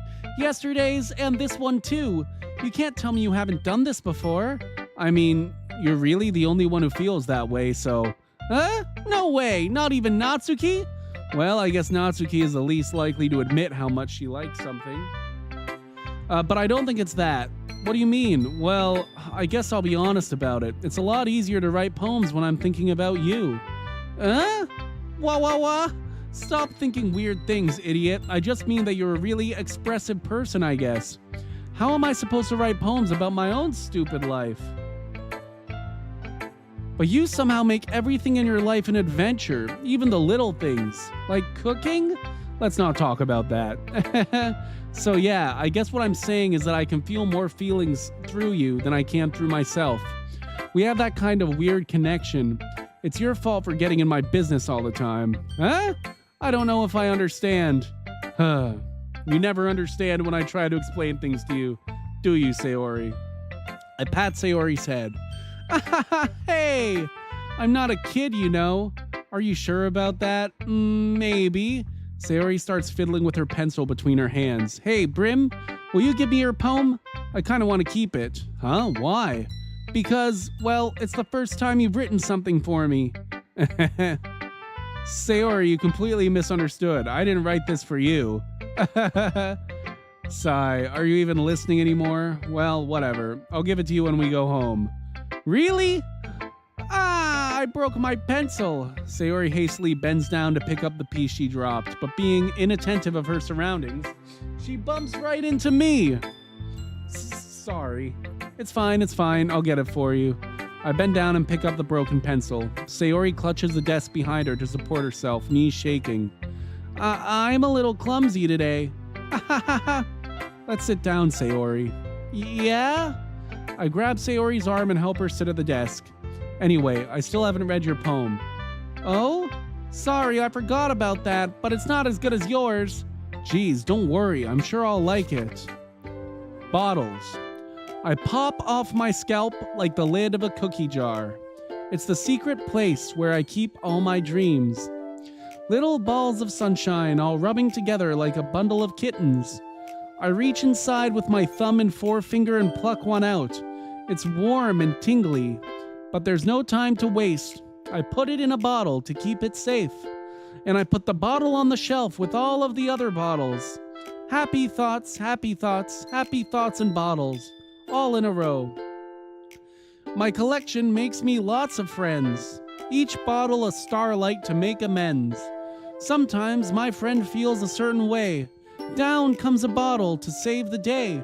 Night after night, more dreams. Friend after friend, more bottles. Deeper and deeper my fingers go, like exploring a dark cave, discovering the secrets hiding in the nooks and crannies. Digging and digging, scraping and scraping. I blow dust off my bottle caps. It doesn't feel like time elapsed. My empty shelf could use some more. My friends look through my locked front door. Finally, all done, I open up and in come my friends. In they come in such a hurry. Do they want my bottles that much? I frantically pull them from the shelf, one after the other, holding them out to each and every friend, each and every bottle. But every time I let one go, it shatters against the tile between my feet. Happy thoughts, happy thoughts, happy thoughts in shards all over the floor. They were supposed to be for my friends who aren't smiling. They're all shouting, pleading, something. But all I hear is echo, echo, echo, echo, echo inside my head. Holy crap! Sayori, did you really write this? Of course I did. Didn't I tell you yesterday I was going to write the best poem ever? Yeah, but I mean, I didn't expect something like this coming from you. Monica taught me a whole lot, and I've been really in touch with my feelings recently. I see that. It's almost kind of creepy. Creepy? Well, not exactly. Maybe because I'm so used to you being cheerful. Well, never mind. I'm thinking too hard about it. The point is, it came out so good, you should be proud of it. Aw, thanks. I feel like I was meant to express myself this way. It even helps me understand my own feelings a little bit better. Writing is like magic. You've gotten pretty passionate about this, huh? I hope you keep it up.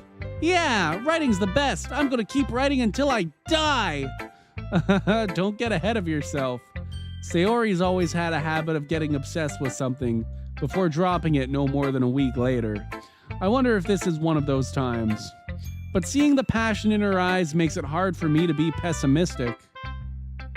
Okay, I'm gonna play some ads and get some more water because when I'm doing something where I'm reading nonstop, I need some water. Okay, I'll be right back.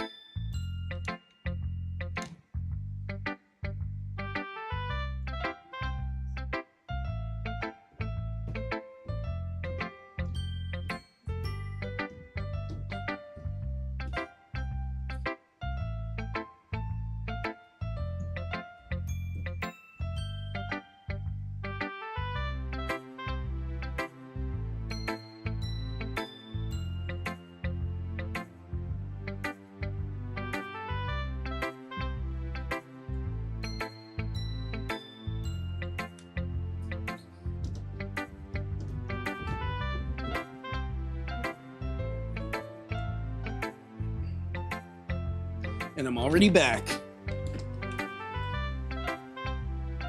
Lizard!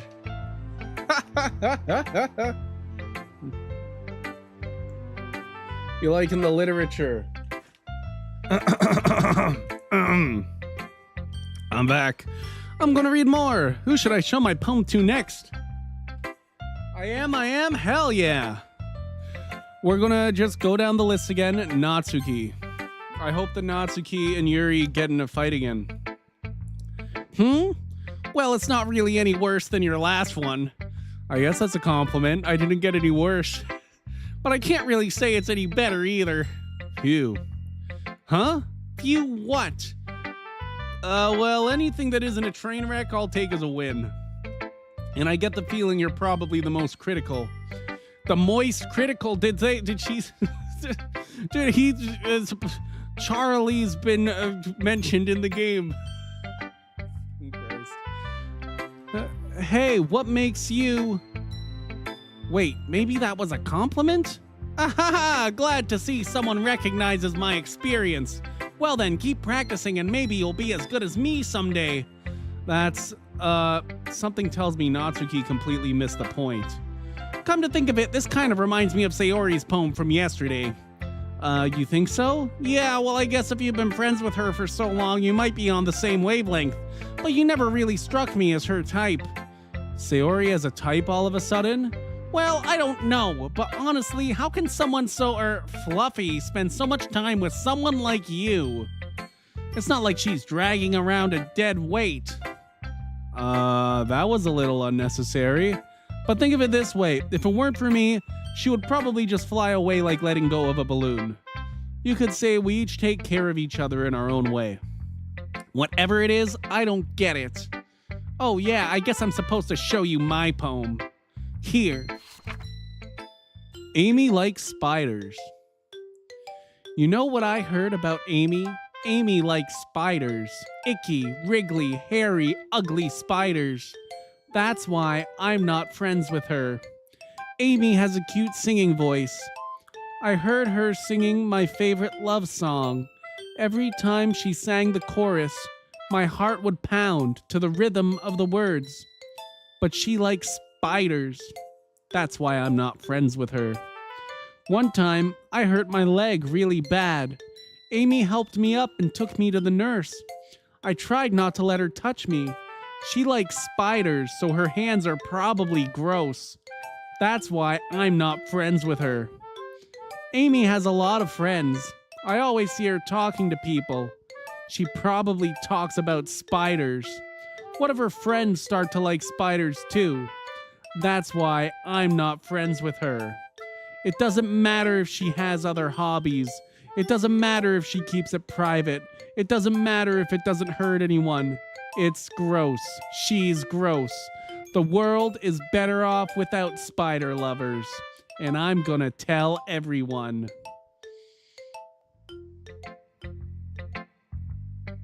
Sayori, Natsuki, are you racist? Or maybe Natsuki's the one who likes spiders and she's writing from someone else's point of view. What's wrong with talking about spiders? Exactly. I don't know. We're gonna need some explanation about that, Natsuki. Natsuki, what do you? Like, it's a good poem. It's a good poem. Not bad, right? It's quite a bit longer than yesterday's. Yesterday's was way too short. I was just warming up. I hope you didn't think that was the best I could do. No, of course not. Anyway, the message is pretty straightforward in this poem. I doubt I have to explain it.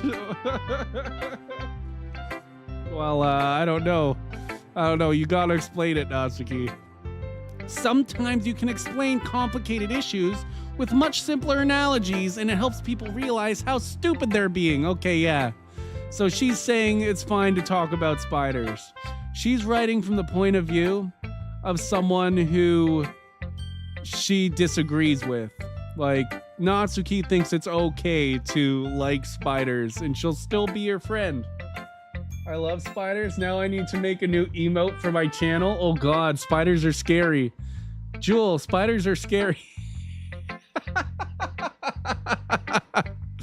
Don't worry, I'll still be friends with you though. I'll still be friends with you. And it helps people realize how stupid they're being. Like, anyone would agree that the subject of this poem is an ignorant jerk. Yes, there we go. Okay, you see? There's nothing wrong with it. There's nothing wrong, Jewel. Some of y'all men crack me up. Do you know people like that? Of course, it's about how everyone thinks that doesn't matter. It can be about anything. Oh, her manga collection. Oh, yeah, okay, so the spider is a metaphor for her manga collection. Because the girls so far have been, they've been pretty judgmental about her manga collection. And she hides in the closet to read it when they read their books for the literature club.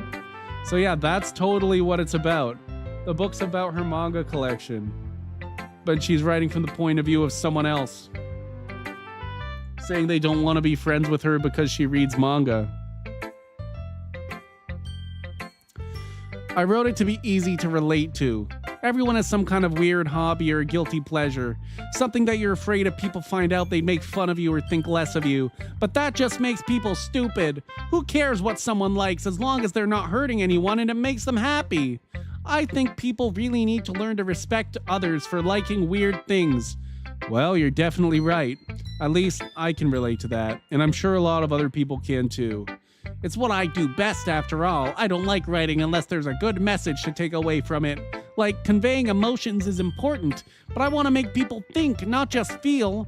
Remember that. I'm going to write a good one for tomorrow too, so look forward to it.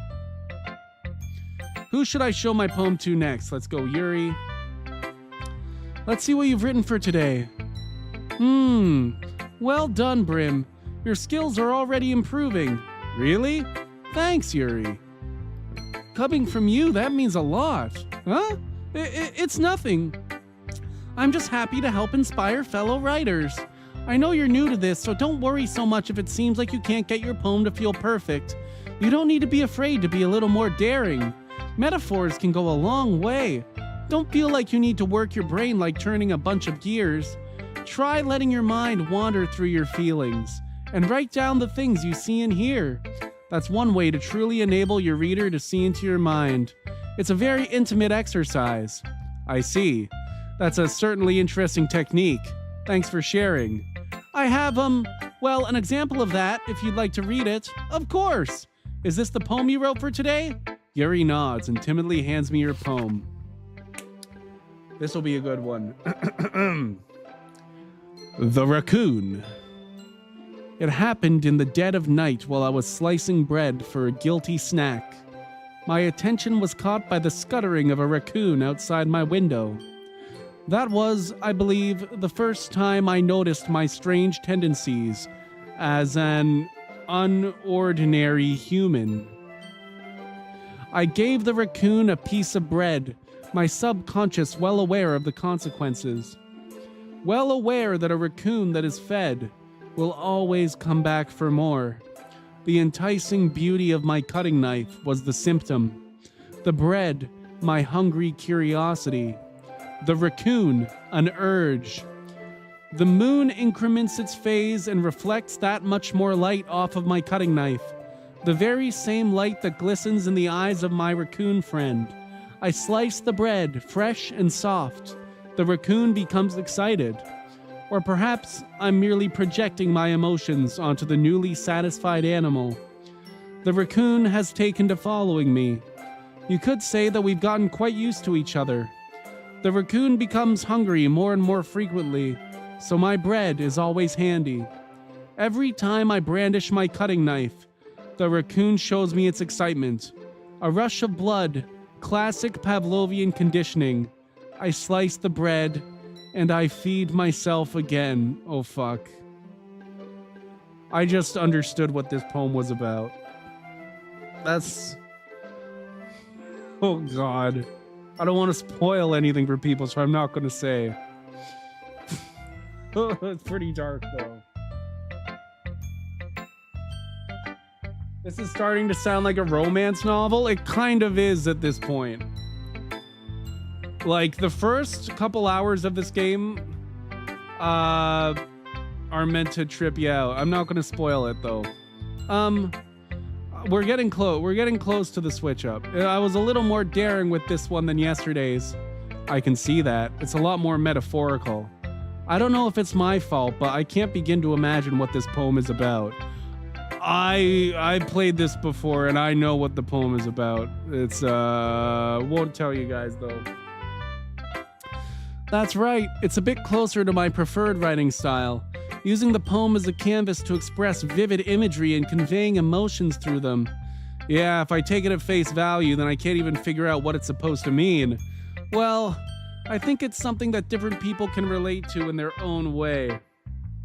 I wanted to express the way it feels for me to indulge in my more unusual hobbies. It's those sorts of things I'm usually forced to keep to myself, so I sometimes enjoy writing about them. Huh, that's funny. I'm pretty sure you write 3... There'll be one more day before things get weird. Didn't Natsuki also write something about that? About someone being ridiculed for a strange interest? But even this, like, talk about literature in the poem, they had good poems, and the talk about literature I do find interesting, so this is still interesting too. About someone being ridiculed for a strange interest. She did? Yeah, she was talking about how it doesn't matter what you're into as long as you're not hurting anybody. She's right. I mean, does she really feel that way? Yeah. Sounds like you two have that in common. That's interesting. To me, she seemed like the kind of person who would make fun of my hobbies. But I suppose it's my fault for judging, isn't it? Please don't tell her I said that. Don't worry, I have no reason to. Okay, well, thank you for sharing it with me. After all, if I hadn't learned to embrace my own weirdness, I would probably hate myself. Isn't everybody like that, though? When I said romance novel, I mean the pornograph. Oh, you mean like the smut? No, this doesn't get like that. No. It's like light romance, not pornography. No. I might be ranting a little bit now, but I'm glad that you're a good listener. Who should I show my poem to next? Monica. Hi again, Brim. How's the writing going? All right, I guess. I'll take that, as long as it's not going bad, as I'm happy that you're applying yourself. Maybe soon you'll come up with a masterpiece. I wouldn't count on that. You never know. Want to share what you wrote for today? Sure, here you go. I give my poem to Monica. All right, it's pretty good. It makes me think of Sayori, like the other one that you wrote. You two are like the dynamic duo. That's kind of exaggerating it. Yeah, probably, but you do spend a lot of time with her even in this club, don't you? Then again, I don't blame you for being a little shy. I'm not shy, it's just... I'm just teasing.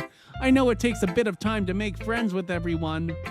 But Yuri and Natsuki are super interesting people, so don't be afraid to give them their share of time. And you can talk to me every now and then, too. I'm not, like, unapproachable or anything, am I? No, it's nothing like that. I'm just still getting used to being here, that's all. Yeah, I'm sorry if I was putting pressure on you or something. I really didn't mean it like that. No, don't worry, I get what you're saying. Well, alright, but anyway, you want to read my poem now? I like the way this one turned out, so I hope you do too. Alright, let's take a look. Save me. The colors, they won't stop. Bright, beautiful colors, flashing, expanding, piercing, red, green, blue, an endless cacophony of meaningless noise. The noise, it won't stop. Violent, grating waveforms, squeaking, screeching, piercing, sine, cosine, tangent, like playing a chalkboard on a turntable, like playing a vinyl on a pizza crust, an endless poem of meaningless. Load me.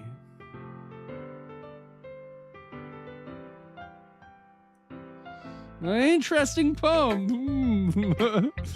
It's even more abstract than your last one, huh? I guess it's just the way I write. I'm sorry if you don't like it. No, I never said that. It's just a kind of thing I've never really seen before, I guess. I kind of like playing with my space on the paper. Choosing where and how to space your words can totally change the mood of the poem. Math is a fetish I've never heard of before.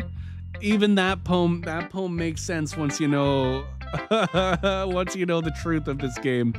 Choosing where and how to space your words can totally change the mood of the poem. It's almost like magic. The way I wrote the lines really short makes it feel like they're trying to speak over the noise. I see. It's still hard for me to tell what it's about, though. Sometimes asking what a poem is about isn't the right question. A poem can be as abstract as a physical expression of a feeling, or a conversation with the reader.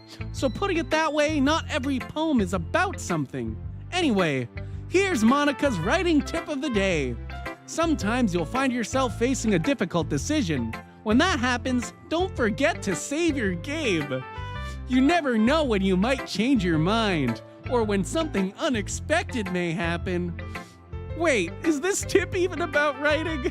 What am I even talking about? That's my advice for today. Thanks for listening. Okay, everyone. We're all done reading each other's poems, right? I have something extra planned today, so if everyone could come sit at the front of the room. Is this about the festival? Well, sort of. Do we really have to do something for the festival? It's not like we can put together anything good in just a few days. We'll just end up embarrassing ourselves instead of getting any new members. A baguette and sausage. That's a concern of mine as well. I don't really do well with last-minute preparations. Don't worry so much. We're going to keep it simple, okay? We won't need much more than a few decorations. Sayori has been working on posters, and I've designed some pamphlets we can give out during the event. Okay, that's great and all, but that doesn't tell us what we're actually going to be doing for the event. Sorry, I thought you heard about it already. We're going to be performing. Performing? Monica?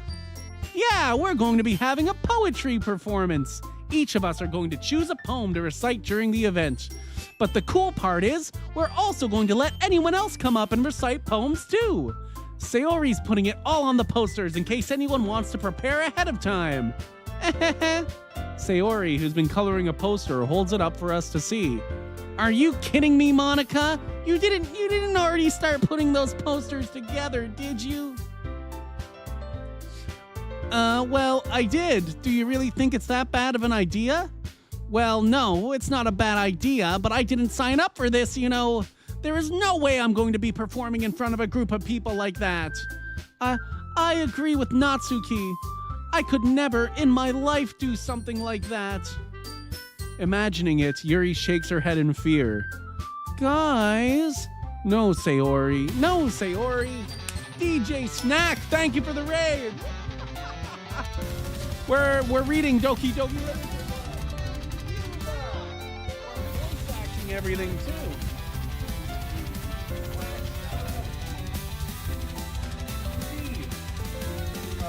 Oh God. Shout out. Oh my goodness. At DJ Snack. Oh. Thank you, Lizard. I'm assuming that was Lizard. FU is not here. Thank you for the raid. Hello, Mister. What is that? Infinite Pot. First time chat from a raider. Oh, goodness. Hi. Hello, everybody. I'm Brim and I'm reading. I'm doing all the side content. Welcome in, raiders. Thank you so much for being here. Thank you for giving the shout out, Lizard. That's so awesome. I made other people mods and they never shout out the raiders, so I always have to. Thank you so much. I'm doing good, DJ Snack. We're writing poems. We're writing poems today with these 4 girls. We're all writing poems. I write the best poems, actually. Yeah, shout out Yuva. Hell yeah. Oh my goodness. Yes, shout out everybody. I'm a great reader. Yeah, I guess a lot of people have been here for a little while, or at least 2 people. So I must be doing a better job at reading than I thought I'd. Apparently some people are listening.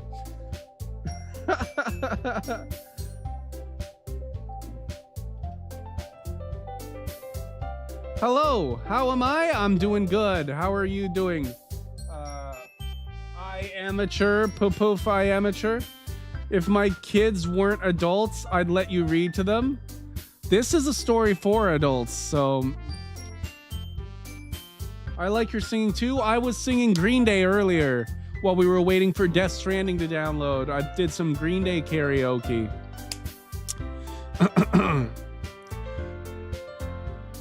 No way, yeah, I was going through their albums and I started with their first album and I picked my favorite song off that, and then I just picked my favorite song. I got all the way up to Warning before the game downloaded, so I didn't even make it to American Idiot, but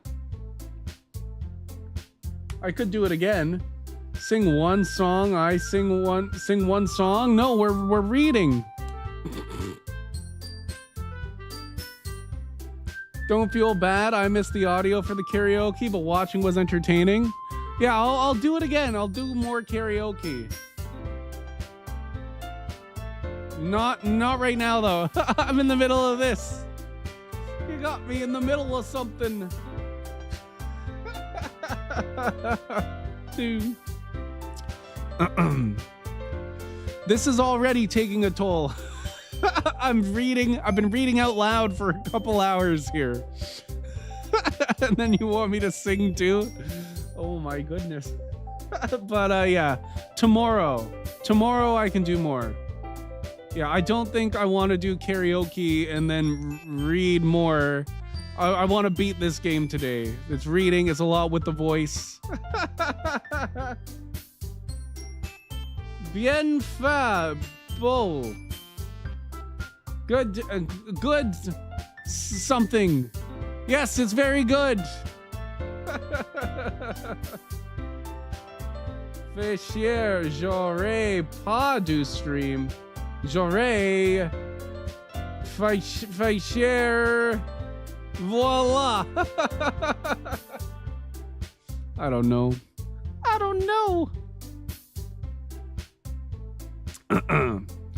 What was Monica? Oh, Monica was happy, but she doesn't look very happy right now. So she'll be like a sad. No, Sayori. I understand where they're coming from. Remember that Natsuki and Yuri have never shared their poems with anyone until just a couple days ago? Oh, really nice French accent, croissant baguette.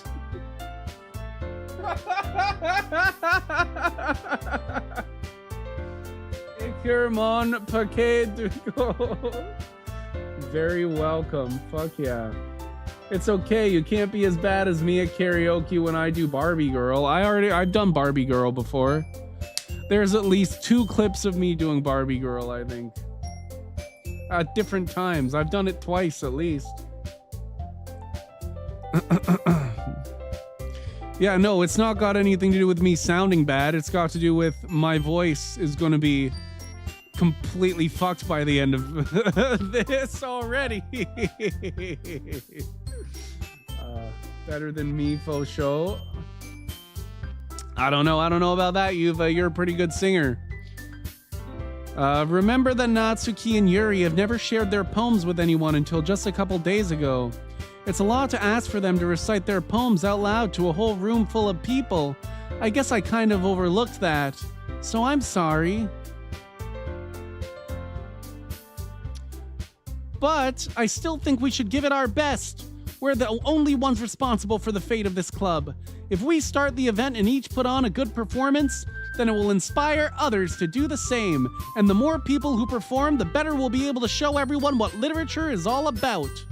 Yeah, it's about expressing your feelings, being intimate with yourself, finding new horizons, and having fun. That's right. And it's those reasons that we're all in this club today. Don't you want to share that with others? To inspire them to find the same feelings that brought you here in the first place? I know you do. I know we all do. And if all it takes is standing in front of the room for 2 minutes and reciting a poem, then I know you can do it. I gotta thank you so much, Popof I Amateur, for the gift sub. To DJ Snack. DJ Snack, you got a sub. Thank you so much for being here. Wow, it's a good stream today. The stream was not good before. The wheel hated me today. But it's turning into a good stream now. Hell yeah! Then I know you can do it. Natsuki and Yuri remain silent. Sayori looks worried. I guess that leaves me no choice. I agree. I don't think it's too much to ask. That was pure luck? Oh, so you just gifted randomly? And it went to DJ Snack? That's awesome. I think that Sayori and Monica have been trying really hard to get new members. The least we can do is help them out a little bit. Well, maybe, but it looks like Natsuki doesn't have any arguments left. Okay, fine. I guess I'll just have to get it over with. All right. You. Thanks, Natsuki. What about you, Yuri? Yuri dejectedly glances around at everyone else's expectant faces.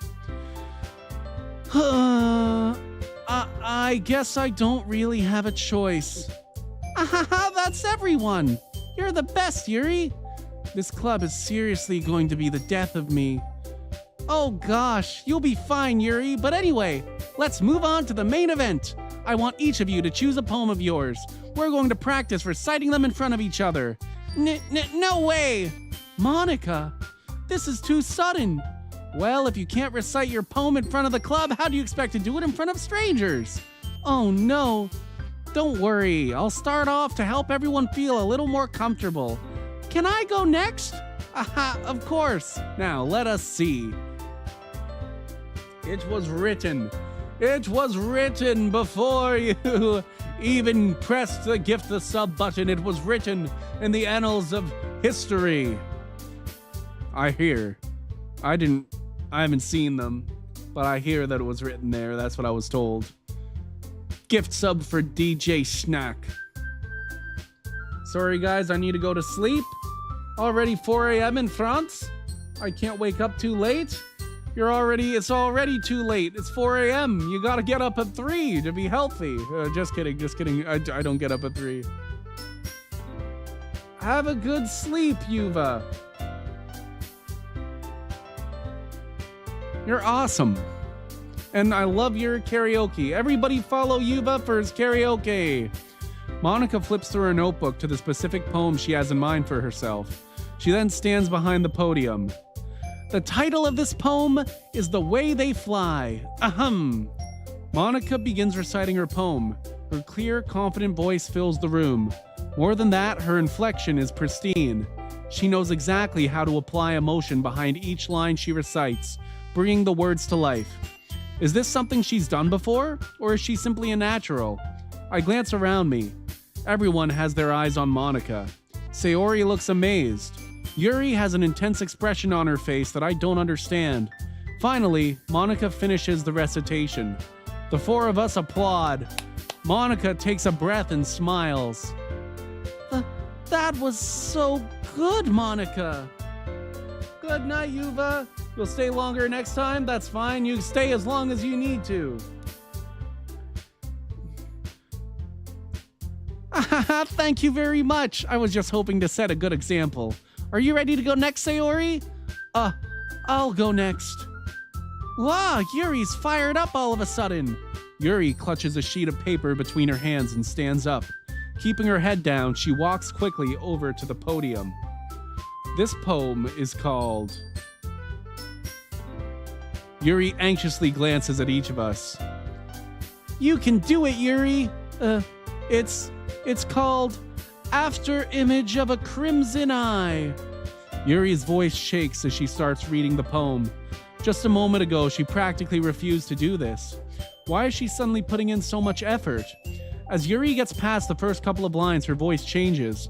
It's almost like what happens when Yuri gets absorbed into her books. Her quivering words transform into the sharp syllables of a fierce and confident woman. The poem is full of twists and turns in its structure that she enunciates with perfect timing. This must be a rare glimpse into the whirling fire Yuri keeps concealed inside her head. Suddenly, she's finished. Everyone is stunned. Yuri snaps back into reality and glances around her, as if she bewildered even herself. What's the plus for? Is this some sequel? This is a remake. So there's a free version of this game.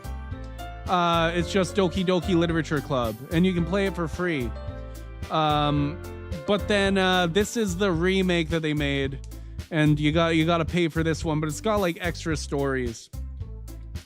I kind of like the original one a little bit better, but it doesn't have any achievements, and I started playing this one because I spun it for achievements, but then Lizard Queen was like, yes.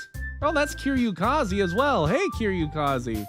Lizard Queen was like, yes, let's read more. So I was like, it's not a very long game. I'll read this before I end stream. So yes, this is a remake. That's what the plus is. It adds some stuff. Sorry? No. It's sick. It's sick. I love this game. Yuri snaps back into reality and glances around her as if she bewildered even herself.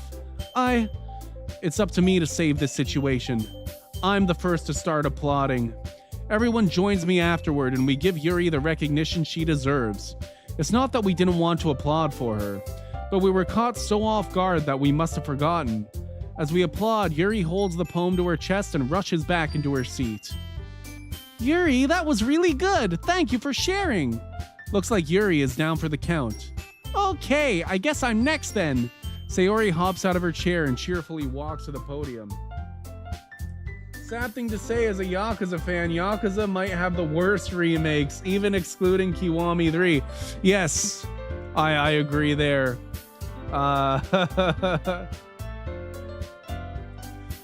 But like, even then, like, I think the first Kiwami is still not like a bad game.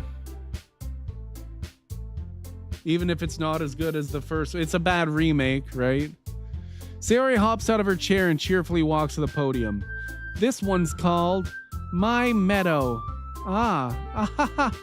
Sorry, I giggled. I do, like I said, I do actually like the original more than the version I'm playing here.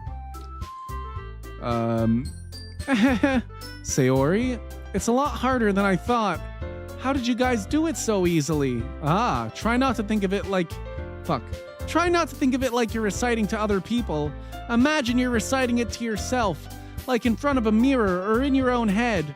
It's your poem, so it'll come out the best that way. I see. Okay then. Sayori begins her poem. Somehow it feels like her soft voice was made as a perfect match. The poem isn't aimlessly cheery like Sayori is. It's serene and bittersweet. If I were to read this on paper, I probably wouldn't think much of it. But hearing it come from Sayori's voice almost gives it a whole new meaning. Maybe this is what Sayori meant when she said she likes my poems. It's like I get to reach more deeply into someone I thought I knew through and through. Sayori finishes and we applaud. I did it! Good job, Sayori. Even Brim liked it. I guess that's a good sign. What does that even mean? It came out nicely, Sayori. The atmosphere of the poem fits you really nicely, but it might be that other poems wouldn't work quite as well with that kind of delivery. Huh? I don't really understand. In other words, I've seen poems of yours where that sort of gentle delivery wouldn't work as well. They might need a little more force behind them, depending on what you're reading. Oh, I know what you mean. Well, I've been practicing that kind of thing. It's just embarrassing to do in front of everyone. The next time, I'm going to make you pick a poem that challenges you a little more. We don't have much time before the festival, you know. Okay, now, who's next? Natsuki? Kiwami 1 is a good game. Flashes back to Majima every... Okay, yeah, Majima everywhere, yeah. It's still a good game. It's got its flaws. It's got its flaws, Kiryukaze. It's got its flaws. Majima everywhere, yeah. Bad idea. It was a bad idea. Fucking Christ. Don't make me go before Brim. It's not like I can compare to you guys anyway. Might as well let Brim lower everyone's standards a little before I have to do it. Natsuki. It's fine, it's fine. I might as well get it over with, but it's not like I have much of a selection of what to read. I'll just have to go with what I wrote for today. I stand up and step in front of the podium. Everyone has their eyes on me, making me feel terribly awkward. I recite my poem. Since I'm not exactly confident in my own writing, it's hard to put energy into it. The Kiwamis make it seem like Kiryu just hates being around Majima.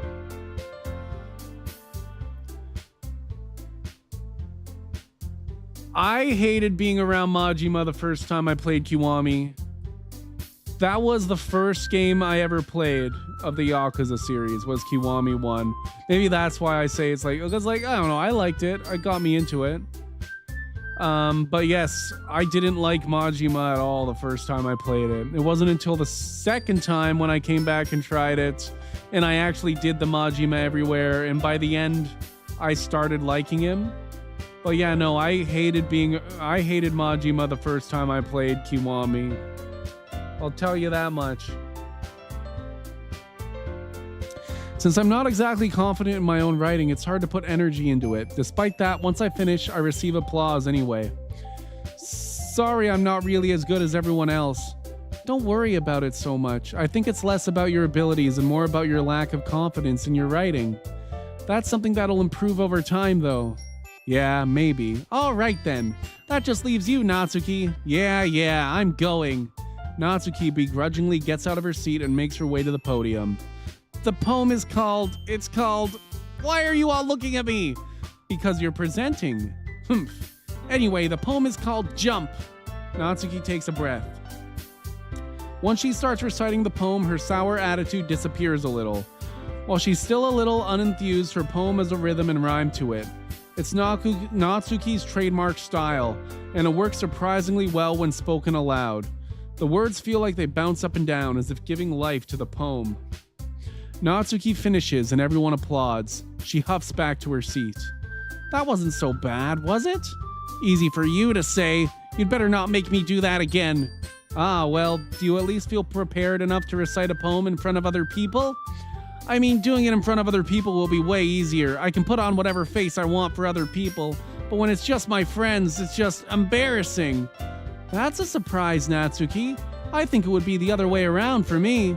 Well, that's just how it is, so...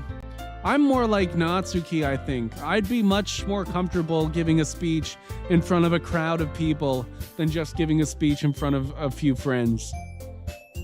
Like 100%. I don't know. Remember the Kiwami exclusive stuff like Dojima Dogfight and Kiwami 3's? This is fun! This is, hey, Trillian, how are you? And Majima family seeing Kiryu off and Kiryu going, can't wait to leave town. Yeah, I never even thought about it that way. Can't wait to leave town with the Majima. Oh my god. Majima family seeing him off. The last thing he's seeing is the Majima family. He says, by god, I can't wait to get the fuck out of here. Oh my god. What's this? Is this a dating game? This is Doki Doki Literature Club. It's a game about literature. It's poetry. How are you doing, Trillion? Well, I guess in that case, you won't have much to worry about for the festival. That said, I want to thank everyone for coming through. It might be hard, but I hope that you all have an idea of what it's like now. Make sure you pick a poem and get enough practice before the festival, okay? I'll be making pamphlets, so let me know ahead of time what you'll be reciting. Jeez, I should probably find some other poem to recite instead. That's fine too, it doesn't have to be your own. I'm already pleasantly surprised that you're putting in all this effort for the club. It makes me really happy. Yeah, no problem. Okay, everyone. I think that's about it for today. I know the festival is coming up, but let's try to write poems for tomorrow as well. It's been working out really nicely so far, so I'd like to continue that. As for the festival, we'll finish planning tomorrow, and then we'll have the weekend to prepare. Monday's the big day. I can't wait. I can do this. I can do this. All right. I stand up. There's no way I'll be able to find the same enthusiasm as Sayori and Monica, but I'll do my best to get through it. It's for the sake of the club and impressing Monica, then I'll have to do my best. Ready to go, Sayori? Yep. Look at you two, always going home together like that. It's kind of adorable, isn't it? Geez, guys, don't make such a big deal out of it. It must be a little nice, though. Well, how am I supposed to respond to that? It's okay, Brim, you don't have to say it. Whatever, let's go already. Let's go! It's a game about murder! When's the murder happening? I don't know when the murder's happening. It'll happen. It'll happen. Trust me. I walk home with Sayori once more. Even though it's only been a few days, a lot of things have already changed. But today, Sayori is being a little quieter than usual on the way home. Hey, Sayori. Sorry, I was spacing out. Ah, no wonder. I was thinking about something from earlier. I like how we get to... I mean... Sayori fumbles with her words. So, let's just say that one day Yuri asked to walk home with you. Huh? What would you do? What kind of question is that? You're kind of putting me on the spot here. Well, I would still walk home with Sayori. Sayori, you really think I would ditch you for Yuri? Huh? But she's so beautiful and smart. Jeez, I already see her in the club every day. Besides, you always seem to really like going home together. I wouldn't just ruin that for you. You're so silly, Brim. You think about me too much sometimes. Yuri would deserve it if she wanted it, so... Sayori, I've already made up my mind. I really can't figure you out sometimes. Sorry. Besides, what's the point in speculating something that's never gonna happen? The conversation trails off. It's kind of a weird thing for Sayori to care so much about. But I want to respect her and keep her happy too. Then again, the festival is only a few days away. Who knows what will happen in that time? Okay, so we want to pick stuff that Sayori likes, which is love. We found out Natsuki likes Kiss, but Sayori likes music. Pain is probably Sayori. Fun, Sayori. Doki Doki. Oh, that's Natsuki. Fuck. Clumsy. Yes. Anger. Oh, whoa. How is anger Natsuki? And the people who exclusively only play the Kiwamis and waiting for Kiwami 4 will think Kiryu just hates Majima. Yeah. Yeah, that's what I was just thinking when I said the thing where I said the first time I played Kiwami, I hated Majima. Like, I feel like most people actually liked Majima when the original game came out. Wasn't he like a fan favorite? And that's why he ended up becoming so big in the series, was because everybody loved him. Like, I kind of hated him after the first time I played Kiwami. It's still the game that got me into the series, though, don't get me wrong, but... Dark, yes. Silly, yes.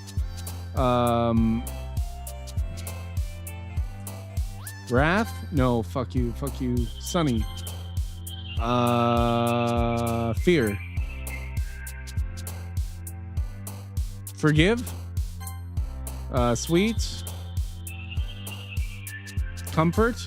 Oh, we're doing great. We got most of them, Sayori. Promise. I understand Sayori so much. Whoa! Whoa! Okay, that was a Yuri one. I was going fast. Aw, man, I'm the last one here again. Don't worry, I just walked in too. Were you practicing piano again? Yeah. You must have a lot of determination. Starting this club and now picking up piano? Well, maybe not determination, but I guess passion? Remember that the club wouldn't be here if it wasn't for all of you, and I'm super happy that you're all willing to help out for the festival, too. I can't wait for the festival. It's gonna be great. Huh? Weren't you complaining about it just yesterday, Natsuki? Well, yeah, I'm not talking about our part of the festival, but it's a whole day of school where we get to play and eat all kinds of delicious food. You sound a bit like Sayori all of a sudden. Monica, do they usually have fried squid? Squid? That's a pretty specific thing to look forward to. Oh, come on. Are you saying you don't like squid? You, of all people? I didn't say I don't like it. Besides, what do you mean by you of all people? Because it's right in your name, Monica. Eh? That's not how you say my name at all. Also, the joke makes no sense in translation. Never mind. Let's just focus on our own event for now, okay? Fine. Your reactions aren't as fun as Yuri's or Sayori's anyway. Excuse me? Where is Sayori anyway? Oh, there you are. Sayori is sitting at a desk in the corner of the room, looking down at nothing. I walk over to her. Hey, Sayori! I wave my hand in front of her face. Huh? You're spacing out again. Sorry. Don't mind me. You can go talk to everyone else. Huh? Is everything all right? Of course. Why wouldn't it be? It just feels like you're a little off. Sorry for assuming things. Jeez, you worry too much about me. I'm fine, see? Sayori shows me a big smile. Don't let me distract you from having fun with everyone. Well, all right. Also, the recent re-release of Kiwami 2 uses different yards for golf from the original Kiwami 2. It uses different yards? I don't know. I never played the Kiwami. It's free. I could play it because I already own the original Kiwami 2. I didn't even know that they changed anything really like that. What? Well, all right, if you say so. I worriedly glance at Sayori before turning back toward everyone else, but the conversation has already dispersed, with everyone back at their usual activities. Maybe I should ask Monica if she's noticed anything about Sayori recently. Since they've been preparing for the festival, they must be spending a lot of time together. I timidly approach Monica, who is shuffling through some papers at her desk. Brim, what's up? Hey, this might sound a little strange, but Kiwami 2 OG uses 15-yard intervals, the new one uses 20, so it feels the same but different. Oh, so if you're used to the Kiwami controls, then you wouldn't be used to Kiwami 2 remake second Kiwami 2 controls. That's so weird that they changed that. Hey, this might sound a little strange, but have you noticed anything up with Sayori recently? Anything up with her? In what way do you mean? Maybe I'm reading into it a little too much, but she seems a bit downcast today. Oh, you think so? I can't say I've noticed anything about her. Monica peers across the room at Sayori, who is idly dragging a rubber eraser up and down her desk. Maybe there is something on her mind, but I'm surprised I'm not the one asking you, Brim. You certainly know her a lot better than I do. Yeah, but she's never really like this. She's always talked to me about things that bothered her. But this time when I asked her, she was really dismissive. Sorry, I know it's not your problem. I just wanted to ask if you knew anything, so I'll drop it now. No, it's important to me too. I mean, I'm also friends with her, and I also care about the well-being of my club members, you know? Maybe I'll try talking to her myself. Are you sure about that? She seemed like she wanted to be left alone. Are you sure? Maybe she just has a hard time bringing it up with the person of interest. Person of interest? What do you mean by that? I'm saying that maybe the thing on her mind is you, Brim. Me? How on earth would you come to that conclusion? Well, I probably shouldn't say too much, but Sayori talks about you more than anything else, you know? Huh? She's been so much happier ever since you've joined the club. It's like an extra light was turned on inside of her. What? No way. Sayori is always like that? She's always been full of sunshine. It's not any different now than it always has been. You're so funny, Brim. Have you thought that maybe you've always seen her as so cheerful? Because that's just how she is when she's around you? I said too much. I'm sorry. What do I know anyway? I didn't mean to jump to conclusions, so you should just forget about what I said. I'll try to talk to her, so try not to think about it for now. All right. Monica smiles meaningfully. I know she said to forget about it, but I already know that I won't be able to get her words out of my head. Monica stands up from her desk and walks across the room to where Sayori is sitting. I watch her kneel down next to Sayori and gently talk to her.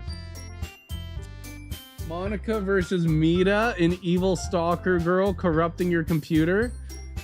I love both games. I love Me Side and Monica. Monica. and Doki Doki. Mita is, I think Mita's scarier. I'd rather have Monica in my computer. Mita's way scarier. Mita's scarier. I watch her kneel down next to Sayori and gently talk to her. But she's keeping her voice so quiet that I can't hear from here. I sigh and sit myself down. I know Sayori told me not to worry about her and to have fun with everyone else, but that's impossible to do when she's behaving like this. Exactly how much do I care about her that I'm letting this weigh me down so much? Now it feels like I'm the one behaving out of the ordinary, but there's nothing I can do besides wait for Monica. Okay, everyone. After some time passes, Monica calls out to the club room. Why don't we share our poems now? Before I know it, everything is back to normal. Everyone goes to retrieve their poems, and I do the same. I make eye contact with Monica, and she smiles at me. I wondered what she was talking about with Sayori. Show to Sayori. This is your best one so far. It's really nice, Brim. Thanks. Sayori, you've been a little quiet today. Is everything all right? Of course. Everything is fine. Maybe I'm just a little tired today. Do you want to nap or something? No, that's silly. Don't worry about me, okay? I only want to see smiles on your face. Well, all right. Hey, Brim, I'm still a little surprised. I really thought that you would try writing your poems like the way Yuri does, or even Natsuki, but in the end, yeah, I guess you're the one who likes this one the most. Why? You don't want to get closer with everyone else? Wait, of course I do. But that doesn't mean I need to try so hard to impress them. I still understand you the most, Sayori. I know you have to sometimes put up with me, and I have to sometimes put up with you, but we have a wavelength or something. And this is how the poem came out. Sometimes it feels like you're the only exciting thing in my life. So sometimes it's just easier to write when thinking about you. Sayori? No. Brim, I don't deserve this. You're too nice to me. Why are you doing this? Sayori has trouble keeping her voice steady all of a sudden. If you had fun with everyone else instead, this would be so much easier. Sayori. I glance around the room to make sure nobody has noticed this. Sayori, I've probably never said this before, but I don't understand what you're feeling right now. Tell me what will cheer you up. Sayori shakes her head. She sniffles and keeps shaking her head. Finally, she gathers herself and puts on a smile. It's nothing, Brim. It's just a little rain cloud. I'm sorry you had to see that. I promise it won't happen again. Just smiles from everyone, okay? That's all that matters. Go play with everyone else. I'm gonna go home a little bit early today. Sayori. Tell Monica I wasn't feeling well, okay? I'll see you tomorrow. Before I can say anything else, Sayori cheerfully walks out of the classroom, humming to herself. We didn't even get to read her poem. This one's all right. All right. Well, yeah, about as good as yesterday's anyway. I see what you're going for, but it's just not really my style. I mean, that's fine. I'm mostly just glad that you're trying a little bit. Well, of course I'm at least trying. Why are you so emotionally invested in my poems anyways? Isn't that more of a compliment to me? Eh? No, gross. It's not like I care.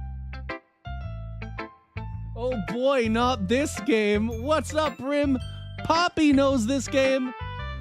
I had to do it. I came in here just for an achievement, but there was a bunch of people in chat who had never heard of this game.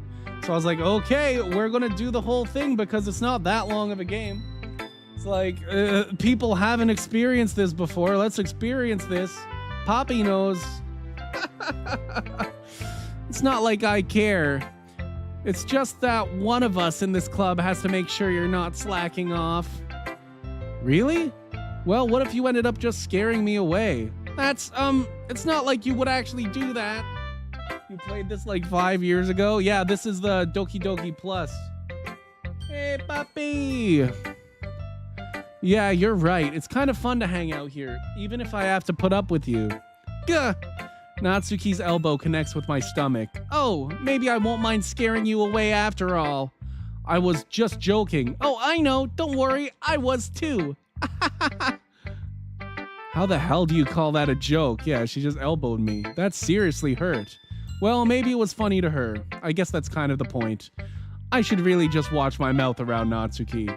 Anyway, Natsuki holds her poem out to me like nothing even happened. Here we go. This is all the best poems from Natsuki. What up, jerk face? Hope all is well. I'll be your beach. Okay. Your mind is so full of troubles and fears that diminished your wonder over the years. But today I have a special place, a beach for us to go. A shore reaching beyond your sight. A sea that sparkles with brilliant light. The walls in your mind will melt away before the sunny glow. I'll be the beach that washes your worries away. I'll be the beach that you daydream about each day. I'll be the beach that makes your heart leap in a way you thought had left you long ago. Let's bury your heavy thoughts in a pile of sand. Bathe in sunbeams and hold my hand. Wash your insecurities in the salty sea and let me see you shine. Let's leave your memories in a footprint trail, set you free in my windy sail, and remember the reasons you're wonderful when you press your lips to mine. I'll be the beach that washes your worries away. I'll be the beach that you daydream about each day. I'll be the beach that makes your heart leap in a way you thought had left you long ago. But if you let me be by your side, your own beach, your own escape, you'll learn to love yourself again. Hey, thank you for shouting out Jewel. Oh, Jewel's saying goodnight. Well, Brim, it's that time of the night for me. Hope you have a good rest of your stream. Night, y'all. All is well indeed. Hope you're having a good night. Good night, Jewel. Good night, Jewel. And thank you, Lizard, for giving Jewel the shout out. Lizard, could you give Poppy a shout out? Ooh. Thank you. Yeah, no, I didn't like that one very much. I felt like I kept writing about negative things, so I wanted to write something with a nice message for once. Besides, the beach is awesome. Kind of hard to write anything negative about the beach. So you decided to write about the beach first and then came up with a message later? Yeah, well, it's only because of what happened yesterday. I mean, after Yuri and I realized we kind of wrote about the same thing, she wanted to pick a topic and have us both write about it or whatever. Oh, so you guys both wrote about the beach? Puppy! Oh, you can really see her doing that too. Making us write about a simple topic, then trying to impress me by coming up with something all fancy. Well, it's not like I care. I just did it anyway. I mean, I guess mine ended up being kind of metaphorical too. But there's nothing wrong with doing that once in a while. At the very least, it was good practice. Okay, let's see Yuri's poem about the beach. Ah, decided to try something different today? No, I wrote it for Sayori again. I guess so. Is that good or bad? Well, neither. I have my preferences, but it would be unfair of me to call something good or bad based on that. As always, I believe what's most important is exploring and discovering yourself. That's comforting. I'm kind of afraid of disappointing you in some way or another. Why me? Well, you're always sophisticated with your writing and have the most advice to share. Is that so? Yuri thinks for a good minute. That must be terrible. Huh? For me to have become someone whose opinion is fearsome. How unlikable of me. Yuri, it's not as bad as you're making it sound in your head. I just meant that I respect your opinion. I see. I'm sorry that I always overthink and come to those sorts of conclusions. I'm just a little too used to it. Overthinking? Being disliked? Aw, Yuri. What am I saying? I'm sorry, I didn't mean to bring that up. Let's move on. Alright. Do you want to share your poem now? Okay, here. Here we go. Beach. A marvel millions of years in the making, where the womb of earth chastically meets the surface. Under a clear blue sky, an expanse of bliss, but beneath gray rolling clouds, an endless enigma. The easiest world to get lost in is one where everything can be found. One can only build a sand castle where the sand is wet, but where the sand is wet, the tide comes. Will it gently lick at your foundations until you give in? Or will a sudden wave send you crashing down in the blink of an eye? Either way, the outcome is the same. Yet we still build sandcastles. I stand where the foam wraps around my ankles, where my toes squish into the sand. The salty air is therapeutic. The breeze is gentle yet powerful. I sink my toes into the ultimate boundary line, tempted by the foamy tendrils. Turn back, and I abandon my peace to erode at the shore. Drift forward, and I return to earth forevermore.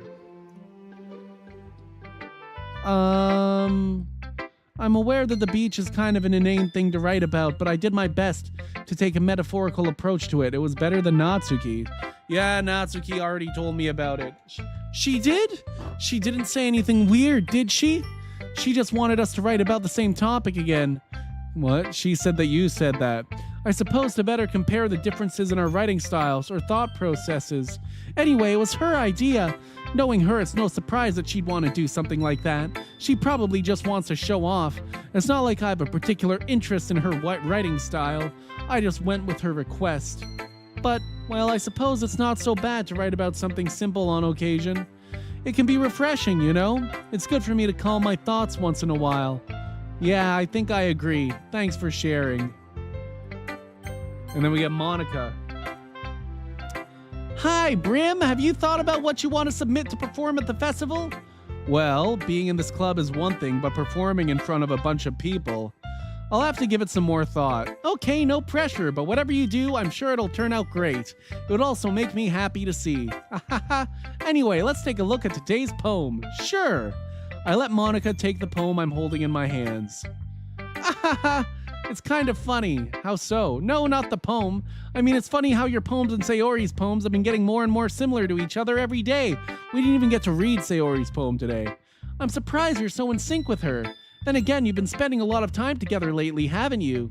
I guess you could say that, although we kind of grew up as best friends. I haven't been seeing as much of her this past year.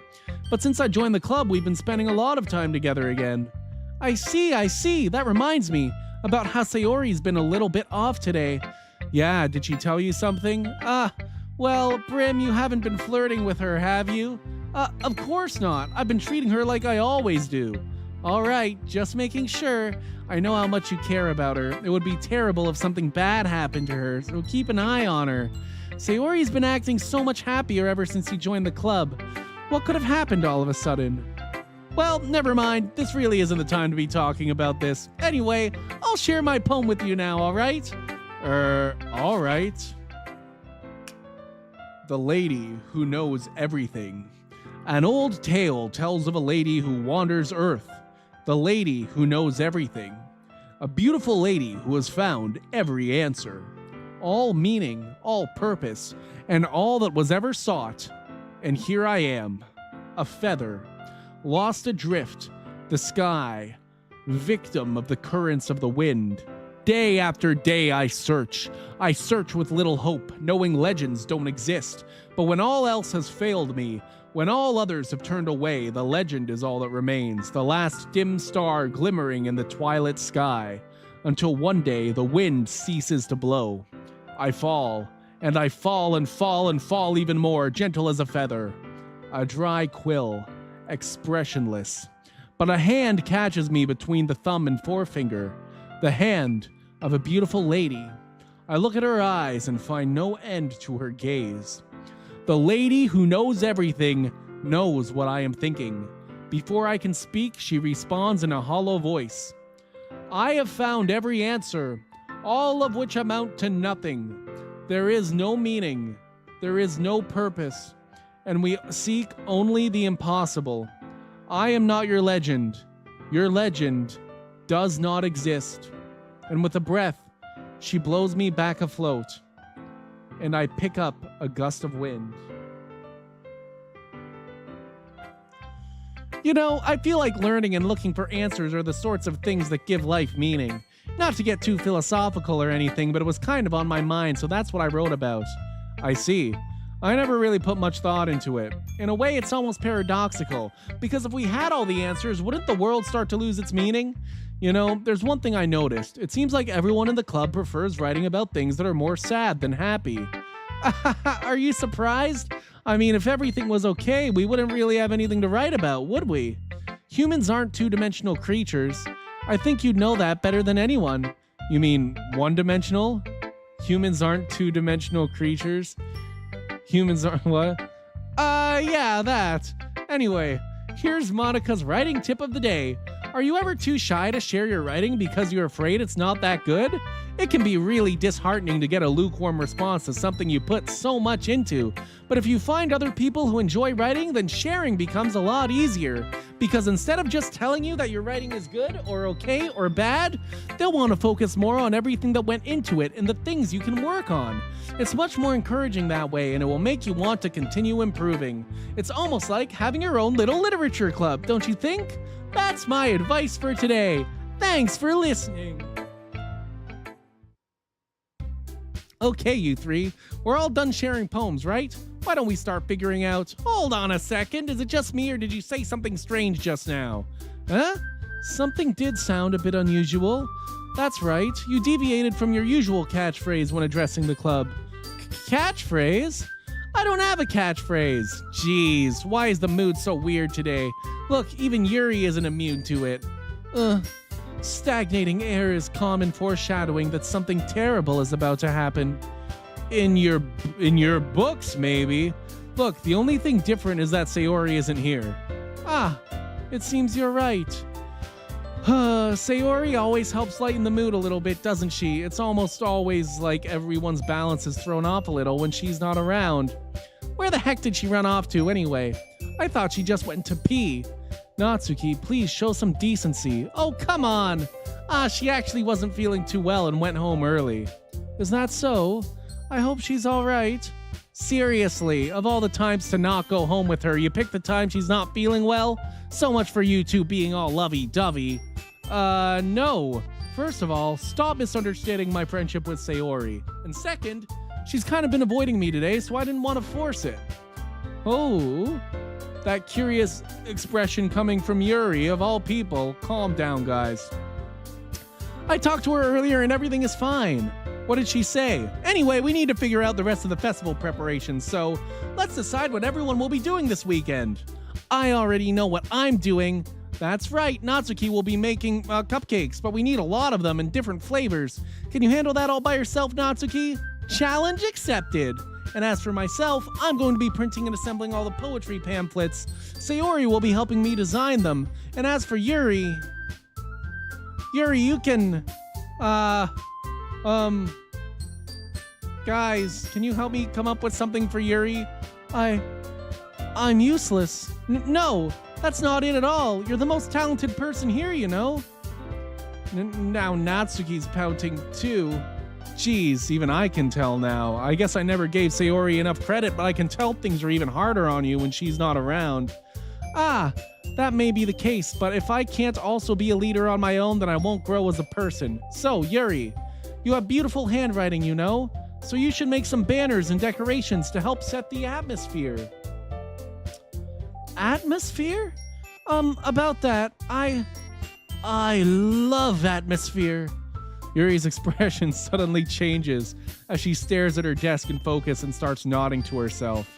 Your mind is already racing, I see. That's great. You'll be a wonderful help, Yuri. But anyway, that just leaves you, Brim, the one who is truly useless.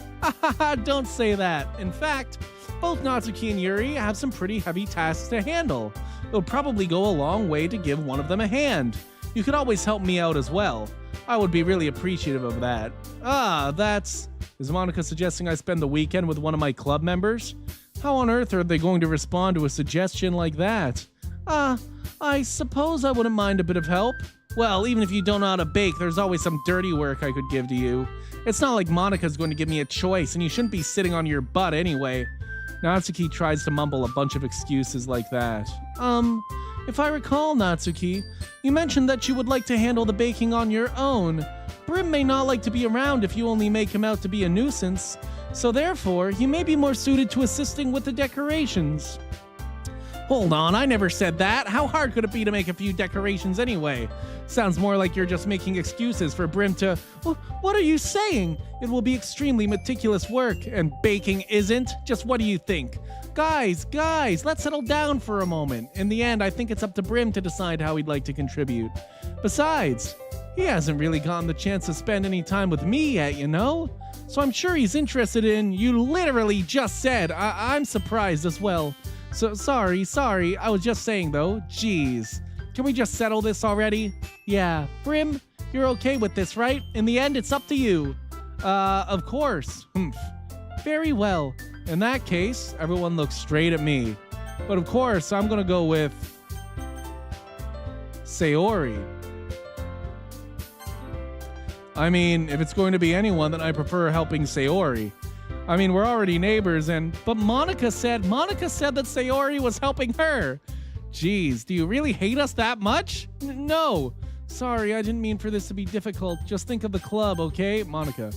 Well, I guess I should probably be helping Monica. Yay, you picked me! Hold on 1 second. Yeah. Monica, you're the one who needs the least help out of all of us. But I agree with Natsuki. Not only is your work already most suitable for one person, but you already have Sayori as well. But Brim was the one who, that doesn't matter. You're the one who scared him into picking you in the first place. You're the club president, Monica. You're supposed to make responsible decisions for the club. Monica, you shouldn't let any ulterior motives interfere with this decision. Ulterior motives? What are you saying, Yuri? In fact, it sounds like you guys are the ones with ulterior motives. Excuse me? Otherwise, this wouldn't have been made into such a big deal in the first place. That's completely false, Monica. Yeah, we have a lot of work to do, you know. We won't do as good of a job if you make us work alone. Maybe that's true. Think of the club, Monica. If we want our event to succeed, then we need to appropriately distribute our resources. So are you going to do the right thing, President? Okay, I get it. It's technically most logical for Brim to help one of you two. So, I guess that's what we'll do. Do you have a preference, Brim? Well, I'll probably be most useful helping out Yuri. Me? Are you serious? Why would you... Natsuki, I can already tell you're about to say something mean. No, I was just saying... Ugh. So you'll be helping Yuri then, Brim? Yeah, that's what I'm gonna do. I'm glad. I have a bad habit of overthinking these sorts of things, so I think your assistance will be very useful. That's great to hear. Natsuki, will you be able to handle the baking yourself? I mean, yeah, I already said I would be fine. Okay. Everyone can tell that Natsuki is feeling a little sour. So, is that everything we needed to go over? Yeah, that should be about it. Are you guys excited? Well, excited may not be the right word, but I suppose I'm looking forward to it a little bit. Do you feel the same way, Brim? Me? I guess you could say I'm interested to see how it'll all turn out. That's good enough for me. What about you, Natsuki? Natsuki? What? Why is everyone yelling at me? I didn't even do anything. No, that's not what I meant at all. Yuri anxiously glances between everyone in the room. I'm sorry for this. I don't really know why Brim picked me. And also, your cupcakes are the best cupcakes I've ever had. They go really well with my tea. And nothing that I do for the event will compare to that, so... I get it. I'm kind of surprised, though. Why? Well, I'm the one acting immature. I already know that, but you're trying to cheer me up all of a sudden. I know I'm not very good at it. I'm sorry if I said something bad. Natsuki isn't the only one surprised. Monica and I are also taken aback by Yuri's words. When she already has trouble with words, trying to cheer someone up must be far out of her own comfort zone. But I begin to understand. Yuri was trying to sound like Sayori. Even if it didn't work perfectly, I can tell that she tried to say something Sayori would say at a time like this. Because Sayori always helps everyone smile and feel good about themselves. No, I kinda appreciated it. I'm sorry for making a big deal out of nothing, but I'm going to say this. You better bet that my cupcakes are going to be the best part of the whole event. I believe you.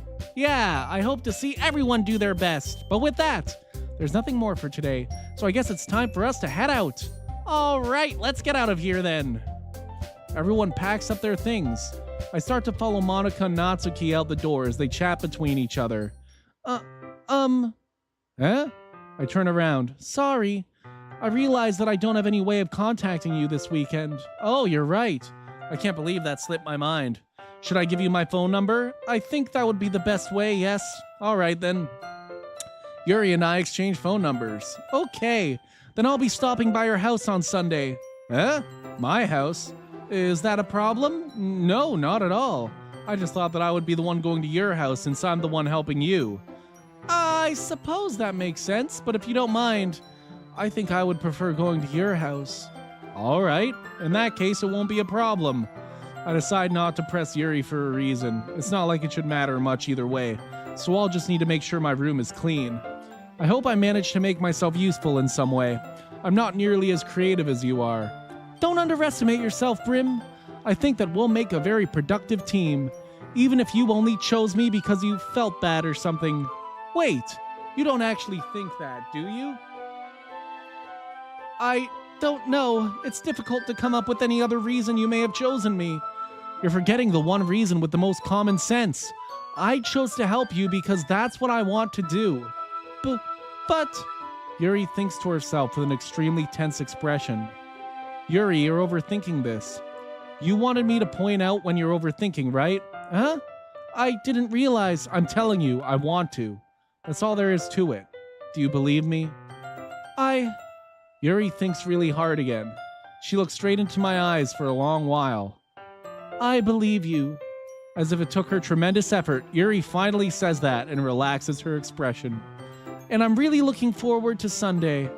Yeah, I am too. After that exchange, I make my way out the door, and Yuri follows. I can't believe this. Yuri is going to be coming to my house on Sunday? Even though I would have preferred to do this with Sayori, my anxiety still shoots through the roof. I guess I've gotten pretty used to handling her at this point, but who knows what might end up happening when we're outside of school. She even told me she was looking forward to it. I shake my head. Why do I feel nervous that Sayori finds out about this? It's not like we feel that way about each other. Besides, like Monica said, this is about the club. I have nothing to worry about. If I just go with it, then I'll have a good time.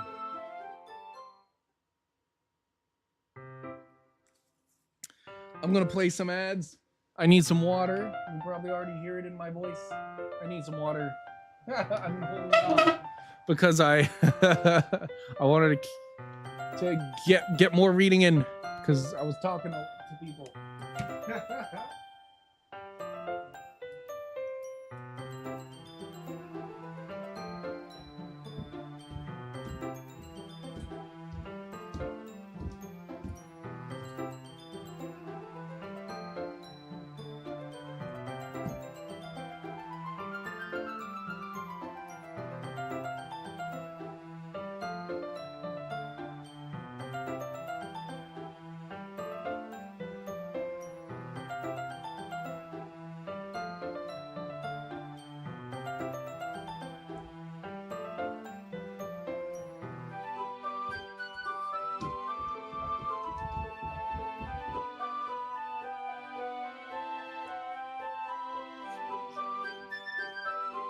I'm back.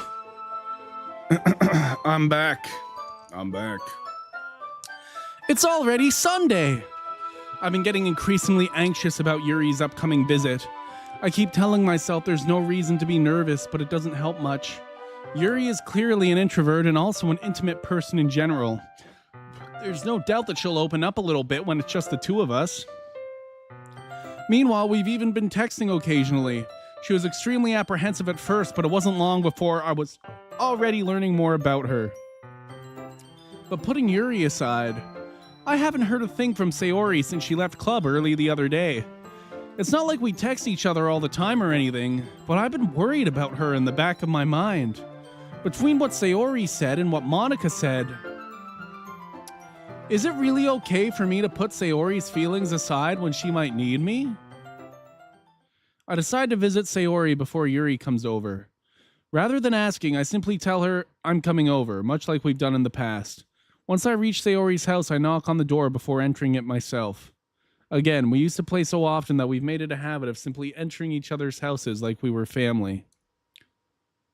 The house is quiet. Sayori isn't anywhere on the first floor, so I assume she's up in her room. It's already strange of her not to run down and greet me. I head up to her bedroom, where I finally find her. Sayori? Hi, Brim. I sit down in her room. Sayori forces a smile, but it's easy to tell that she's different. There's a minute of silence between us. You haven't come over like this in a long time, have you?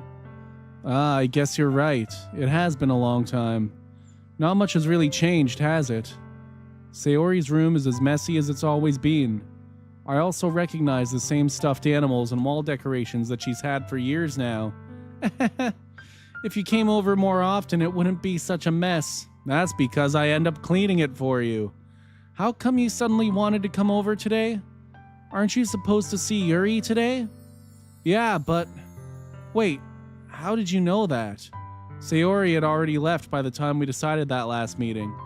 Monica told me. It's only natural for her to keep me informed about the festival preparations, right? Yeah, she is the fucking vice president of the club, right? Ah, that's true. But what about you? Aren't you going to be helping Monica today? Of course, but I'm just helping her online. We didn't plan to meet up or anything. Ah, so it's just me and Yuri then. Yep. There's more silence between us. Sayori stares in a random direction. Everything about her behavior is really uncharacteristic. I finally get to the point. I just wanted to see how you were doing. After you left on Friday, when something's wrong, you can't hide it from me. I know you too well. So, Sayori smiles, shaking her head. That's no good, Brim. Huh? Why can't it just be like it's always been? This is all my fault. If I didn't get so weak and accidentally express my feelings, if I didn't make that stupid mistake, then you wouldn't have been worried about me at all. You wouldn't have come here. You wouldn't have even been thinking about me right now. But this is just my punishment, isn't it? I'm getting punished for being so selfish. I think that's why the world decided to have you come over today. It just wants to torture me. Sayori. I grab Sayori by the shoulders. What on earth are you saying? Are you listening to yourself right now? I know something happened to you. There's no other explanation for you to be like this. So tell me already. Until I know, I won't be able to stop thinking about it. Haha. Sayori gives me an empty smile. You really put me in a trap, Brim. But you're wrong. Nothing happened to me. I've always been like this. You're just seeing it for the first time. Seeing what? What are you talking about, Sayori? You're really just going to make me say it, aren't you, Brim? I guess I have no choice this time. The thing is, I've had really bad depression my whole life. Did you know that? Why do you think I'm late to school every day? Because most days, I can't even find a reason to get out of bed. What reason is there to do anything when I fully know how worthless I am? Why go to school? Why eat? Why make friends? Why make other people put their energy and caring to waste by having them spend it on me? That's what it feels like. And that's why I just want to make everyone happy, without anyone worrying about me. I'm in shock. I can't even figure out how to respond. How is it possible that Sayori kept this from me the entire time that I've known her? Did she really want so badly for me to just not think about her? Why, Sayori? Eh? Why is it that you've never told me about this? It almost feels like I've been betrayed as your close friend. Because if I knew, I would have done everything I could to support you. Even if there's only so much that I could do, I would have tried a little bit harder to make every day a little better for you. That's why I'm your friend. All you had to do was tell me. You don't understand at all, Brim. Why do you think I didn't tell you? Because if I told you, then you would have to waste effort caring about me instead of doing important things. I don't want to be cared about. It's bittersweet when people try to care about me. It feels nice sometimes, but it also feels like a bat being swung against my head. That's why I wanted so badly for you to make friends with everyone else. Helping everyone be happy together is the best thing for me. But then I discovered something else too. Seeing you make friends and get closer with everyone in the club, it feels like a spear going through my heart.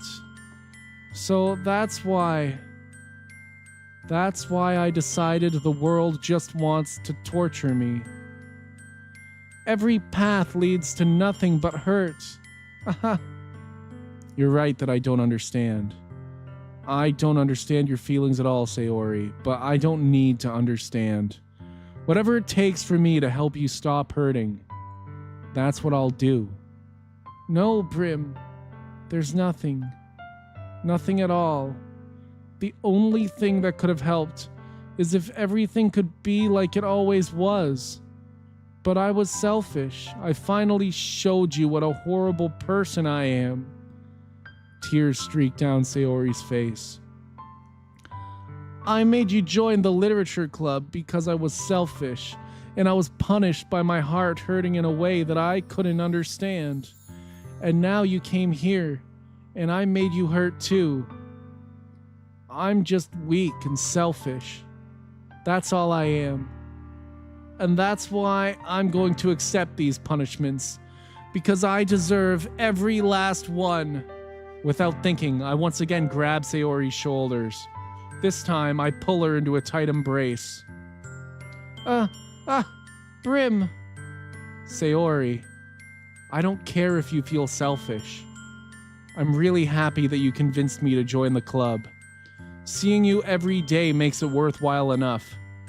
If I make friends with everyone else, then that's just a bonus. But please, never underestimate how much I care about you. I wouldn't have it any other way. Brim. Sayori isn't hugging me back. Despite my arms being wrapped around her, Sayori's arms remain at her sides. She starts sobbing next to my ear. No, don't do this to me. Please don't do this. Brim, Sayori barely manages to speak between her sobs. I don't know if I'm doing the right thing, but all I want is for her to know that I care. If you have it in you to call yourself selfish, then you have to let me be selfish too. No matter what it takes, I'll figure out what needs to change. I'll make these feelings go away. And if there's anything that you need me to do, then you'd better tell me. I'll get mad if you don't. I don't know. Gently, Sayori finally puts her arms around me in return. I don't know anything. It's all really scary. I don't understand any of my feelings, Brim. The only time I'm not feeling nothing is when I'm feeling pain. But your hugs are so warm. And that's really scary too. Sayori lets me go. As she does, I let her go as well. The festival is tomorrow. Yeah, it's going to be fun, right? Yeah. How would you like for me to spend it all with you? It's what I want. I promise. I think that would be nice then. Yeah. Sayori wipes her eyes. If I could spend the whole day here, I would. Of all days, this has to be the one where I have other plans. Maybe I should cancel. No, don't. Please don't. If you did that, then I really wouldn't be able to forgive you. But it's almost time for Yuri to meet me at my house. At the very least, you want to come along and help? It would be fun. To my surprise, Sayori shakes her head. I'm sorry. I don't know if that would be very good for me today. You understand, right? It's kind of hard for me to fully understand, but I'm trying my hardest. It's okay. Don't worry too much about it. I'll see you tomorrow, okay? All right. I look forward to it. I say goodbye to Sayori and exit her house. On the way home, I find myself still feeling uneasy. But it's hard for me to keep thinking about it when Yuri is about to come over too. I think Sayori is right.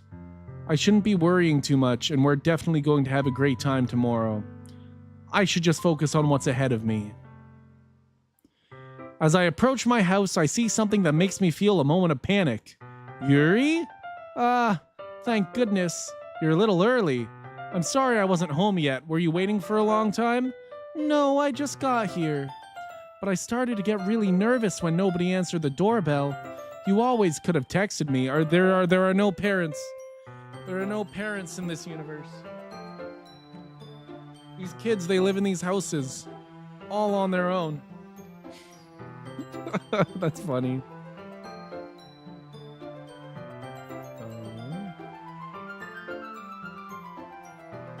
Oh yeah, we're still got lots of time.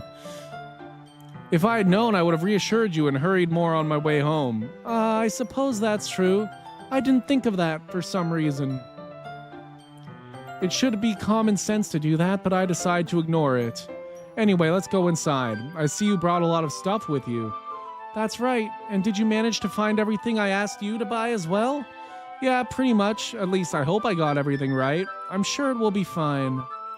I take Yuri to my room. The first thing she does is glance around curiously, which makes me feel anxious. It's so clean. I cleaned it before you came over, so that's very considerate of you to do. No, I would be really embarrassed for my room to be a mess while you were here. Well, I do enjoy cleaning.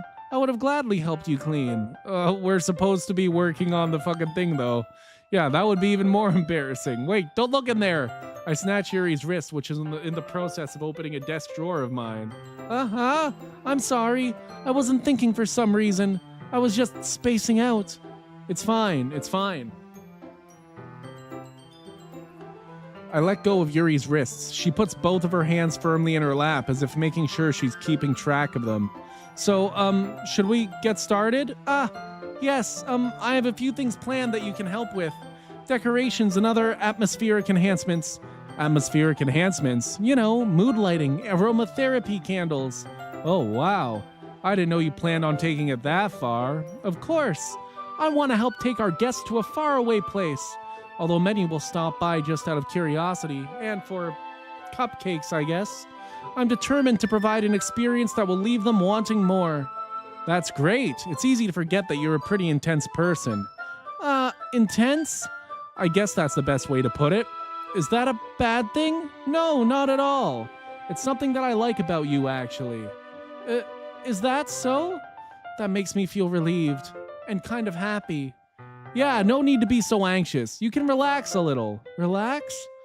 I brought some things for relaxation. I was going to use them during the poetry event. Oh yeah? Like what? Let's see. Yuri rummages through her bag. She pulls out a few candles and a wooden cylinder-shaped object. I did some shopping on the way here, so I happen to have these in my bag. I plan to cover the windows in black paper and use the candles to light the room. I think that would be amazing, don't you? Yeah, that would be really neat. What's that wooden thing, though? Oh, this? It's a diffuser for essential oils. How familiar are you with aromatherapy? Not familiar at all. Ah, is that so?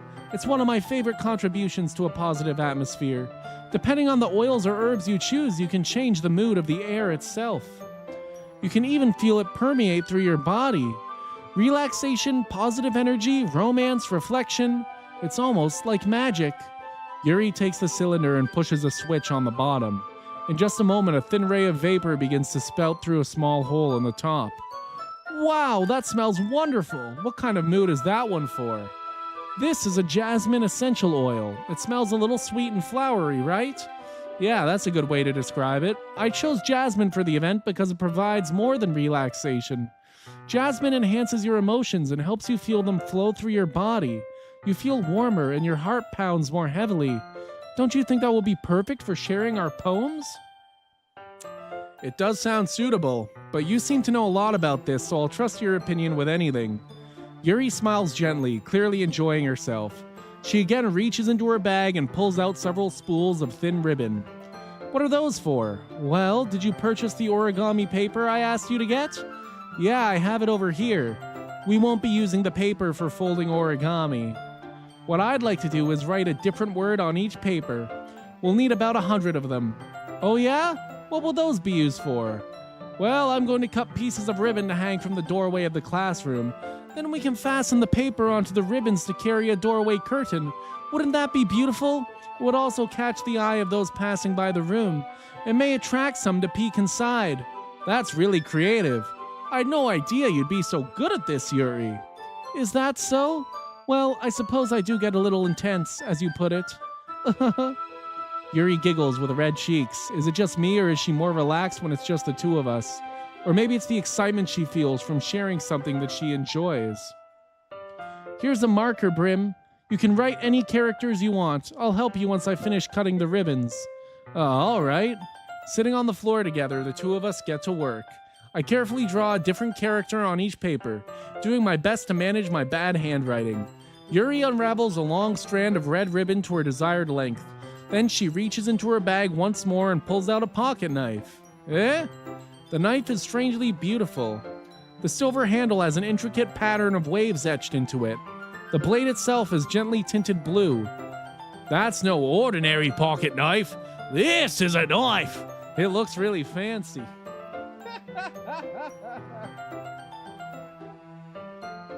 That's so funny. Well, embarrassed, Yuri looks away.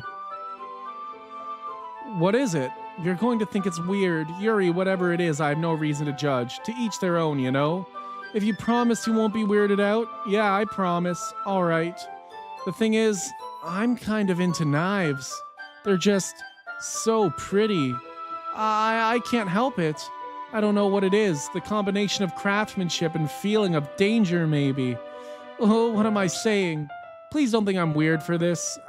You're laughing at me? No, I'm not laughing at you. It's just funny how nervous you got about sharing. It's an interesting thing to be into, I guess, but I think it kind of suits you. Suits me? Yeah, it's kind of intense. Besides, it's a really cool looking knife. It is, isn't it? Yuri relaxes her expression once again. Would you like to hold it? Sure, I'll check it out. Yuri carefully hands me the knife with the handle facing me. I take it and turn it around in my hands. It feels heavy and extremely solid. Where do you even get a knife like this?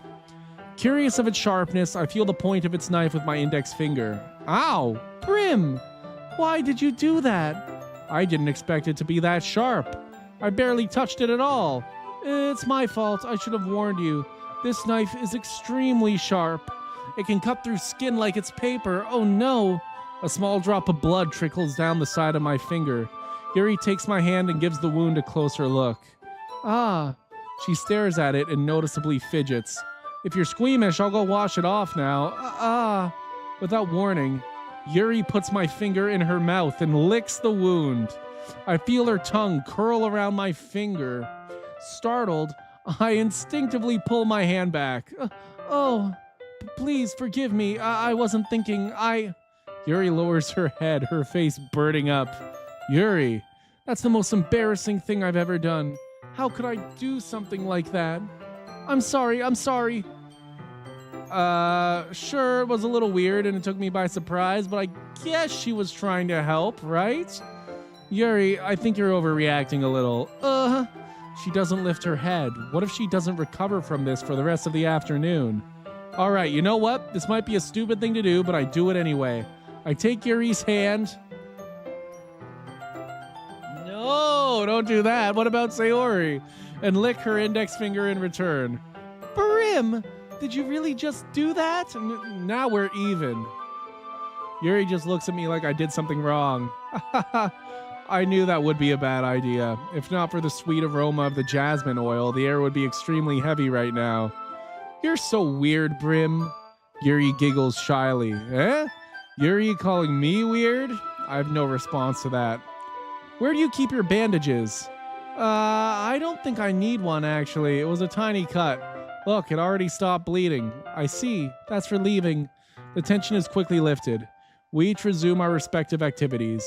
I watch Yuri's knife cut through the ribbon like it's nothing but air.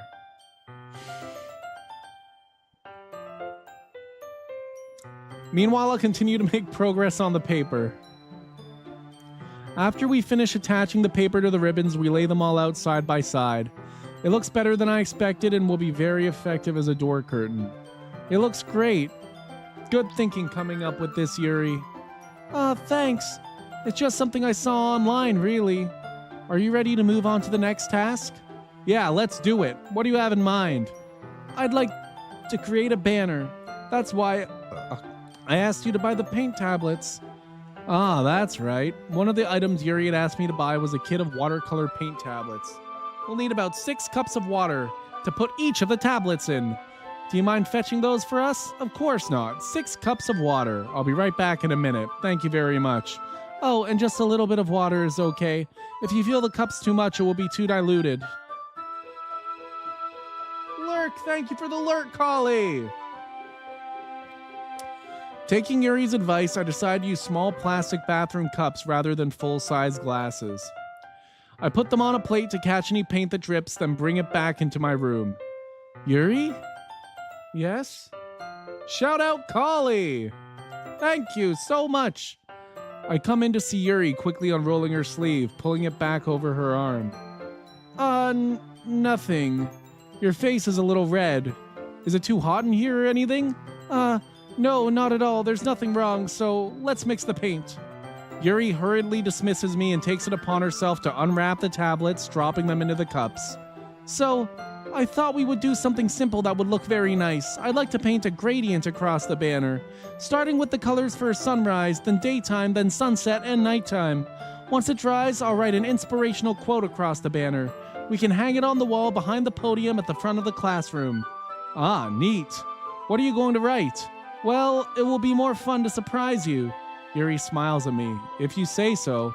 After rolling out the banner, Yuri and I kneel on opposite sides so we don't get in the way of each other. Yuri uses a brush and adds a few dots of different colors across the banner to serve as a color guide when we paint it. This kind of reminds me of elementary school. Painting on a banner with watercolors feels a lot like the art class projects we had back then. It's relaxing. I'm sorry if this feels too childish. No, I didn't mean that at all. It's kind of fun, you know? Yeah, it is fun. I'm glad you feel that way too. Yuri stops painting for a moment, thinking to herself. For me, I don't need to go out and do crazy things to have fun. In fact, I usually don't even want to. I just like when I can spend time with one other person. Even if it's something simple like reading. It doesn't even matter if we don't talk much. Just having a friend next to me makes things feel a bit nicer. I think that's all it takes for me to be happy. Is that so? Even if Yuri and I are quite different, I can understand where she's coming from. I feel that way about things like anime and games, where simply sharing the experience with someone can make me happy. I think I feel the same way. Yuri smiles gently. I knew you'd understand. Yuri leans over the banner to grab an unused paintbrush, but I move at the same time, causing my head to bump into hers. Gah! Sorry. Yuri reels back, and I quickly lift my hands in surprise. Are you hurt? No, I'm not hurt. It just startled me, that's all. Sorry, I should have asked you to get it for me. It's not your fault. Ah, your face. There are droplets of paint on Yuri's face and neck. Is there something on my face? Yeah, I accidentally got paint on you. Sorry, it's totally my fault. I'll get a towel right away. I rush out and fetch a small towel, then I dampen it with hot water. I return to my room and kneel back down in front of her. Here. I pat down Yuri's face and neck with the towel. Is something wrong? It's hot. I just didn't expect it. Sorry, I didn't want to use cold water. Having finished, I started to retract my hand, but Yuri suddenly holds my wrist. Wait. Huh? Just for a little longer. It feels really nice. I keep my hand still against Yuri's neck. She looks into my eyes. It's an intense expression that I recognize from when she reads her books. Almost as if she's lost in a daze, enveloped by her own thoughts. She breathes gently, half through slightly parted lips. What is happening? Is it the aroma of the jasmine oil giving me this dizzy feeling? Yuri's gentle fingers wrapped around my wrist send a tingling sensation through my arm. And suddenly, her face seems to be much closer to mine than it was just a moment ago. Yuri slowly pulls away. Sorry, I've been feeling a little lightheaded today. I didn't mean to space out. It's fine. The moment is over as soon as it began. Yuri picks up her brush again, but her movements seem clumsier, like she's unable to focus. I remain silent, forced to ignore the event that just transpired. I hesitantly retrieve my own brush and continue following Yuri's example. That should do it. I finished filling the night sky with white dots that look like stars. Looking at the banner as a whole, it's very pretty and natural looking. I think it came out better than I expected. I'm really happy with the results. Yeah, me too. Are you going to add the lettering now? Not yet. It needs to dry first. That's true, but won't that take a while? Well, perhaps it would be best to leave it here, then have you bring it in the morning. I can do the lettering in the classroom before our event starts. Is that okay? That's totally fine. Wonderful. In that case, I don't think there's anything more for us to do here. Whew. You say that like you're glad it's over. Was I wrong to assume that you were at least enjoying yourself a little bit? No, it's not that. I'm just glad that we managed to get everything done. I see. I am too. I was a little concerned about time. I need to start making dinner soon. So you don't have any time left. I was secretly hoping we would have extra time after finishing the work. Well, Yuri thinks to herself. I think it would be too irresponsible of me to wait much longer. I'm sorry. I was hoping there would be more time as well. It's probably my fault. Sorry for being such a slow worker. No, it's not your fault at all. And the important thing is that we got everything done, right? Yeah. So, I shouldn't be disappointed or anything. Gathering all her things, Yuri seems to look a little downcast. I understand why.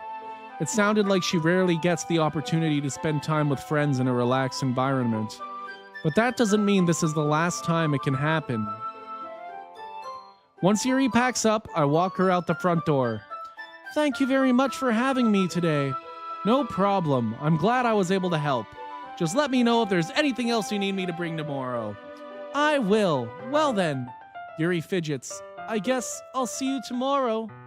Wait. I kind of say that without thinking. About today. It's fine that we didn't have as much time as we wanted. Because we can do this again. Whenever you want, you can come over, or we can go out somewhere. I forgot you don't like going out much. As I stumble over my words, Yuri simply smiles bashfully. Anyway, you know what I'm trying to say, so... You're very thoughtful, Brim. Yuri takes a step closer to me, then briefly squeezes my hand. I kind of like that about you. Well, how am I supposed to respond to that? But I don't even get a chance to as Yuri suddenly pulls back. Sayori! Huh? Sayori! I was about to say, like, oh, aren't you going to think about Sayori? Hi, Brim. Sayori. Just now, we weren't... It's okay, Brim. I just stopped by to say hi. Well, it's nice to see you. I'm sorry, but I'm already on my way to leave. Aw, really? That's too bad. I'm sorry, but we'll all be together at the festival tomorrow, so that's fine, right? Of course. Sayori beams. Yeah, so I'll see you tomorrow. Clearly embarrassed, Yuri hurries off. Sayori waves goodbye after her. Sayori, I thought you didn't want to come over today. Well, I tried staying in my room, but my imagination was being really mean to me, so I had to come here and see it for myself. See what? What are you talking about? You know, how much fun you were having with Yuri, and how close you got to her. It makes me really happy that you've made such good friends. That's all that matters to me. Tears start to fall down Sayori's face. That's all that matters to me. Why am I feeling this way, Brim? I'm supposed to be happy for you. Why does it feel like my heart is splitting in half? It hurts so much. Everything hurts so much. This would be so much better if I could just disappear. Sayori, don't say that. It's true, Brim. If I wasn't here, then you wouldn't have to waste your sympathy on me. You wouldn't have to put up with me being selfish. Monica was right. I should just... Monica? Monica was right about what? Sayori, what I said before is true. I'm not going to let this continue. Caring about you like this isn't the burden your mind is making it out to be. It's something that makes me happy. It's something that I wouldn't trade for anything else. So even if it takes an entire lifetime, I'm going to be by your side until you don't feel any more pain. But, Sayori looks away. I put a hand on her shoulder to reassure her. I'm scared, Brim. I'm really scared. What are you scared of, Sayori? I'm scared that I might like you more than you like me. Sayori, it's true, isn't it? I was weak and started to like you too much. I did this to myself. Brim, I like you so much that I want to die. That's how I feel. And that's enough, Sayori. I don't want you to hurt anymore. I slide my hand down Sayori's arm and squeeze her hand in my own. Do you remember how I said I always know what's best for you? Do you still believe me? Wordlessly, Sayori nods. Even if you don't understand all of your own feelings, I know what you need the most right now. And that's what I'm going to give you.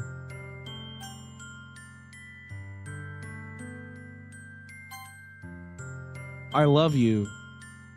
Huh? Those are my true feelings. So, there's no way you could like me more than I like you. I should have realized it sooner. But spending time with everyone at the club, making new friends, and having fun with you every day, it helped me realize that you are truly the most important person to me. That's why I'll accept any of your burdens. As long as we continue like this every day, with you by my side, then I know we'll both be happy. Brim. Suddenly, Sayori wraps her arms tightly around me.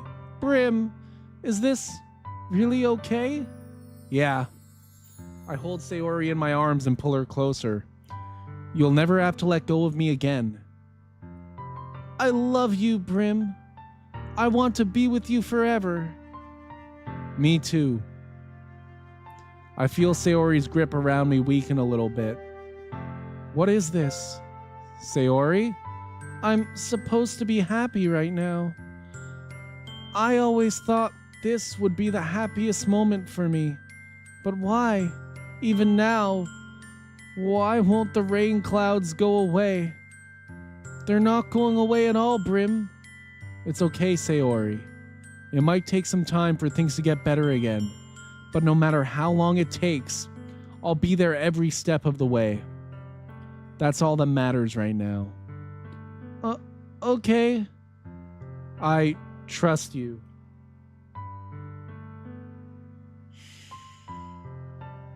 Sayori and I slowly release each other. So, I guess that makes the festival tomorrow our first date, huh? What are you saying? I don't want to think about those things, you know? I want everything to be the same as it always has been, even if we really are a couple. I don't know if I could handle anything more right now. It's really new and scary to me. I understand. We'll go at whatever pace suits you best. Hey, Brim? Sayori gazes at me once again, smiling sadly. Even if I get really, really sad, this is the best thing for me, right? I don't really understand what Sayori means by that. Are you saying that this is making you feel sad, Sayori? I don't know. I don't understand what I'm feeling. It felt like a bunch of thorns when you told me you love me, but that's why I want to trust you. You know what's best for me. Yeah, I do. That's my promise. I say that, but in reality, I've never felt more uncertain when it comes to Sayori. I know that I love her and she loves me, but I'm having as much trouble understanding Sayori's feelings as she is. Even though I can comfort her, I keep wondering if I should be doing something more or something different. I know these thoughts will continue to plague me until things are back to the way they were. Is that what Sayori meant by not wanting anything to change? I don't know. But I know that I'll give it everything I've got. Yeah. Aww, yeah, lizard.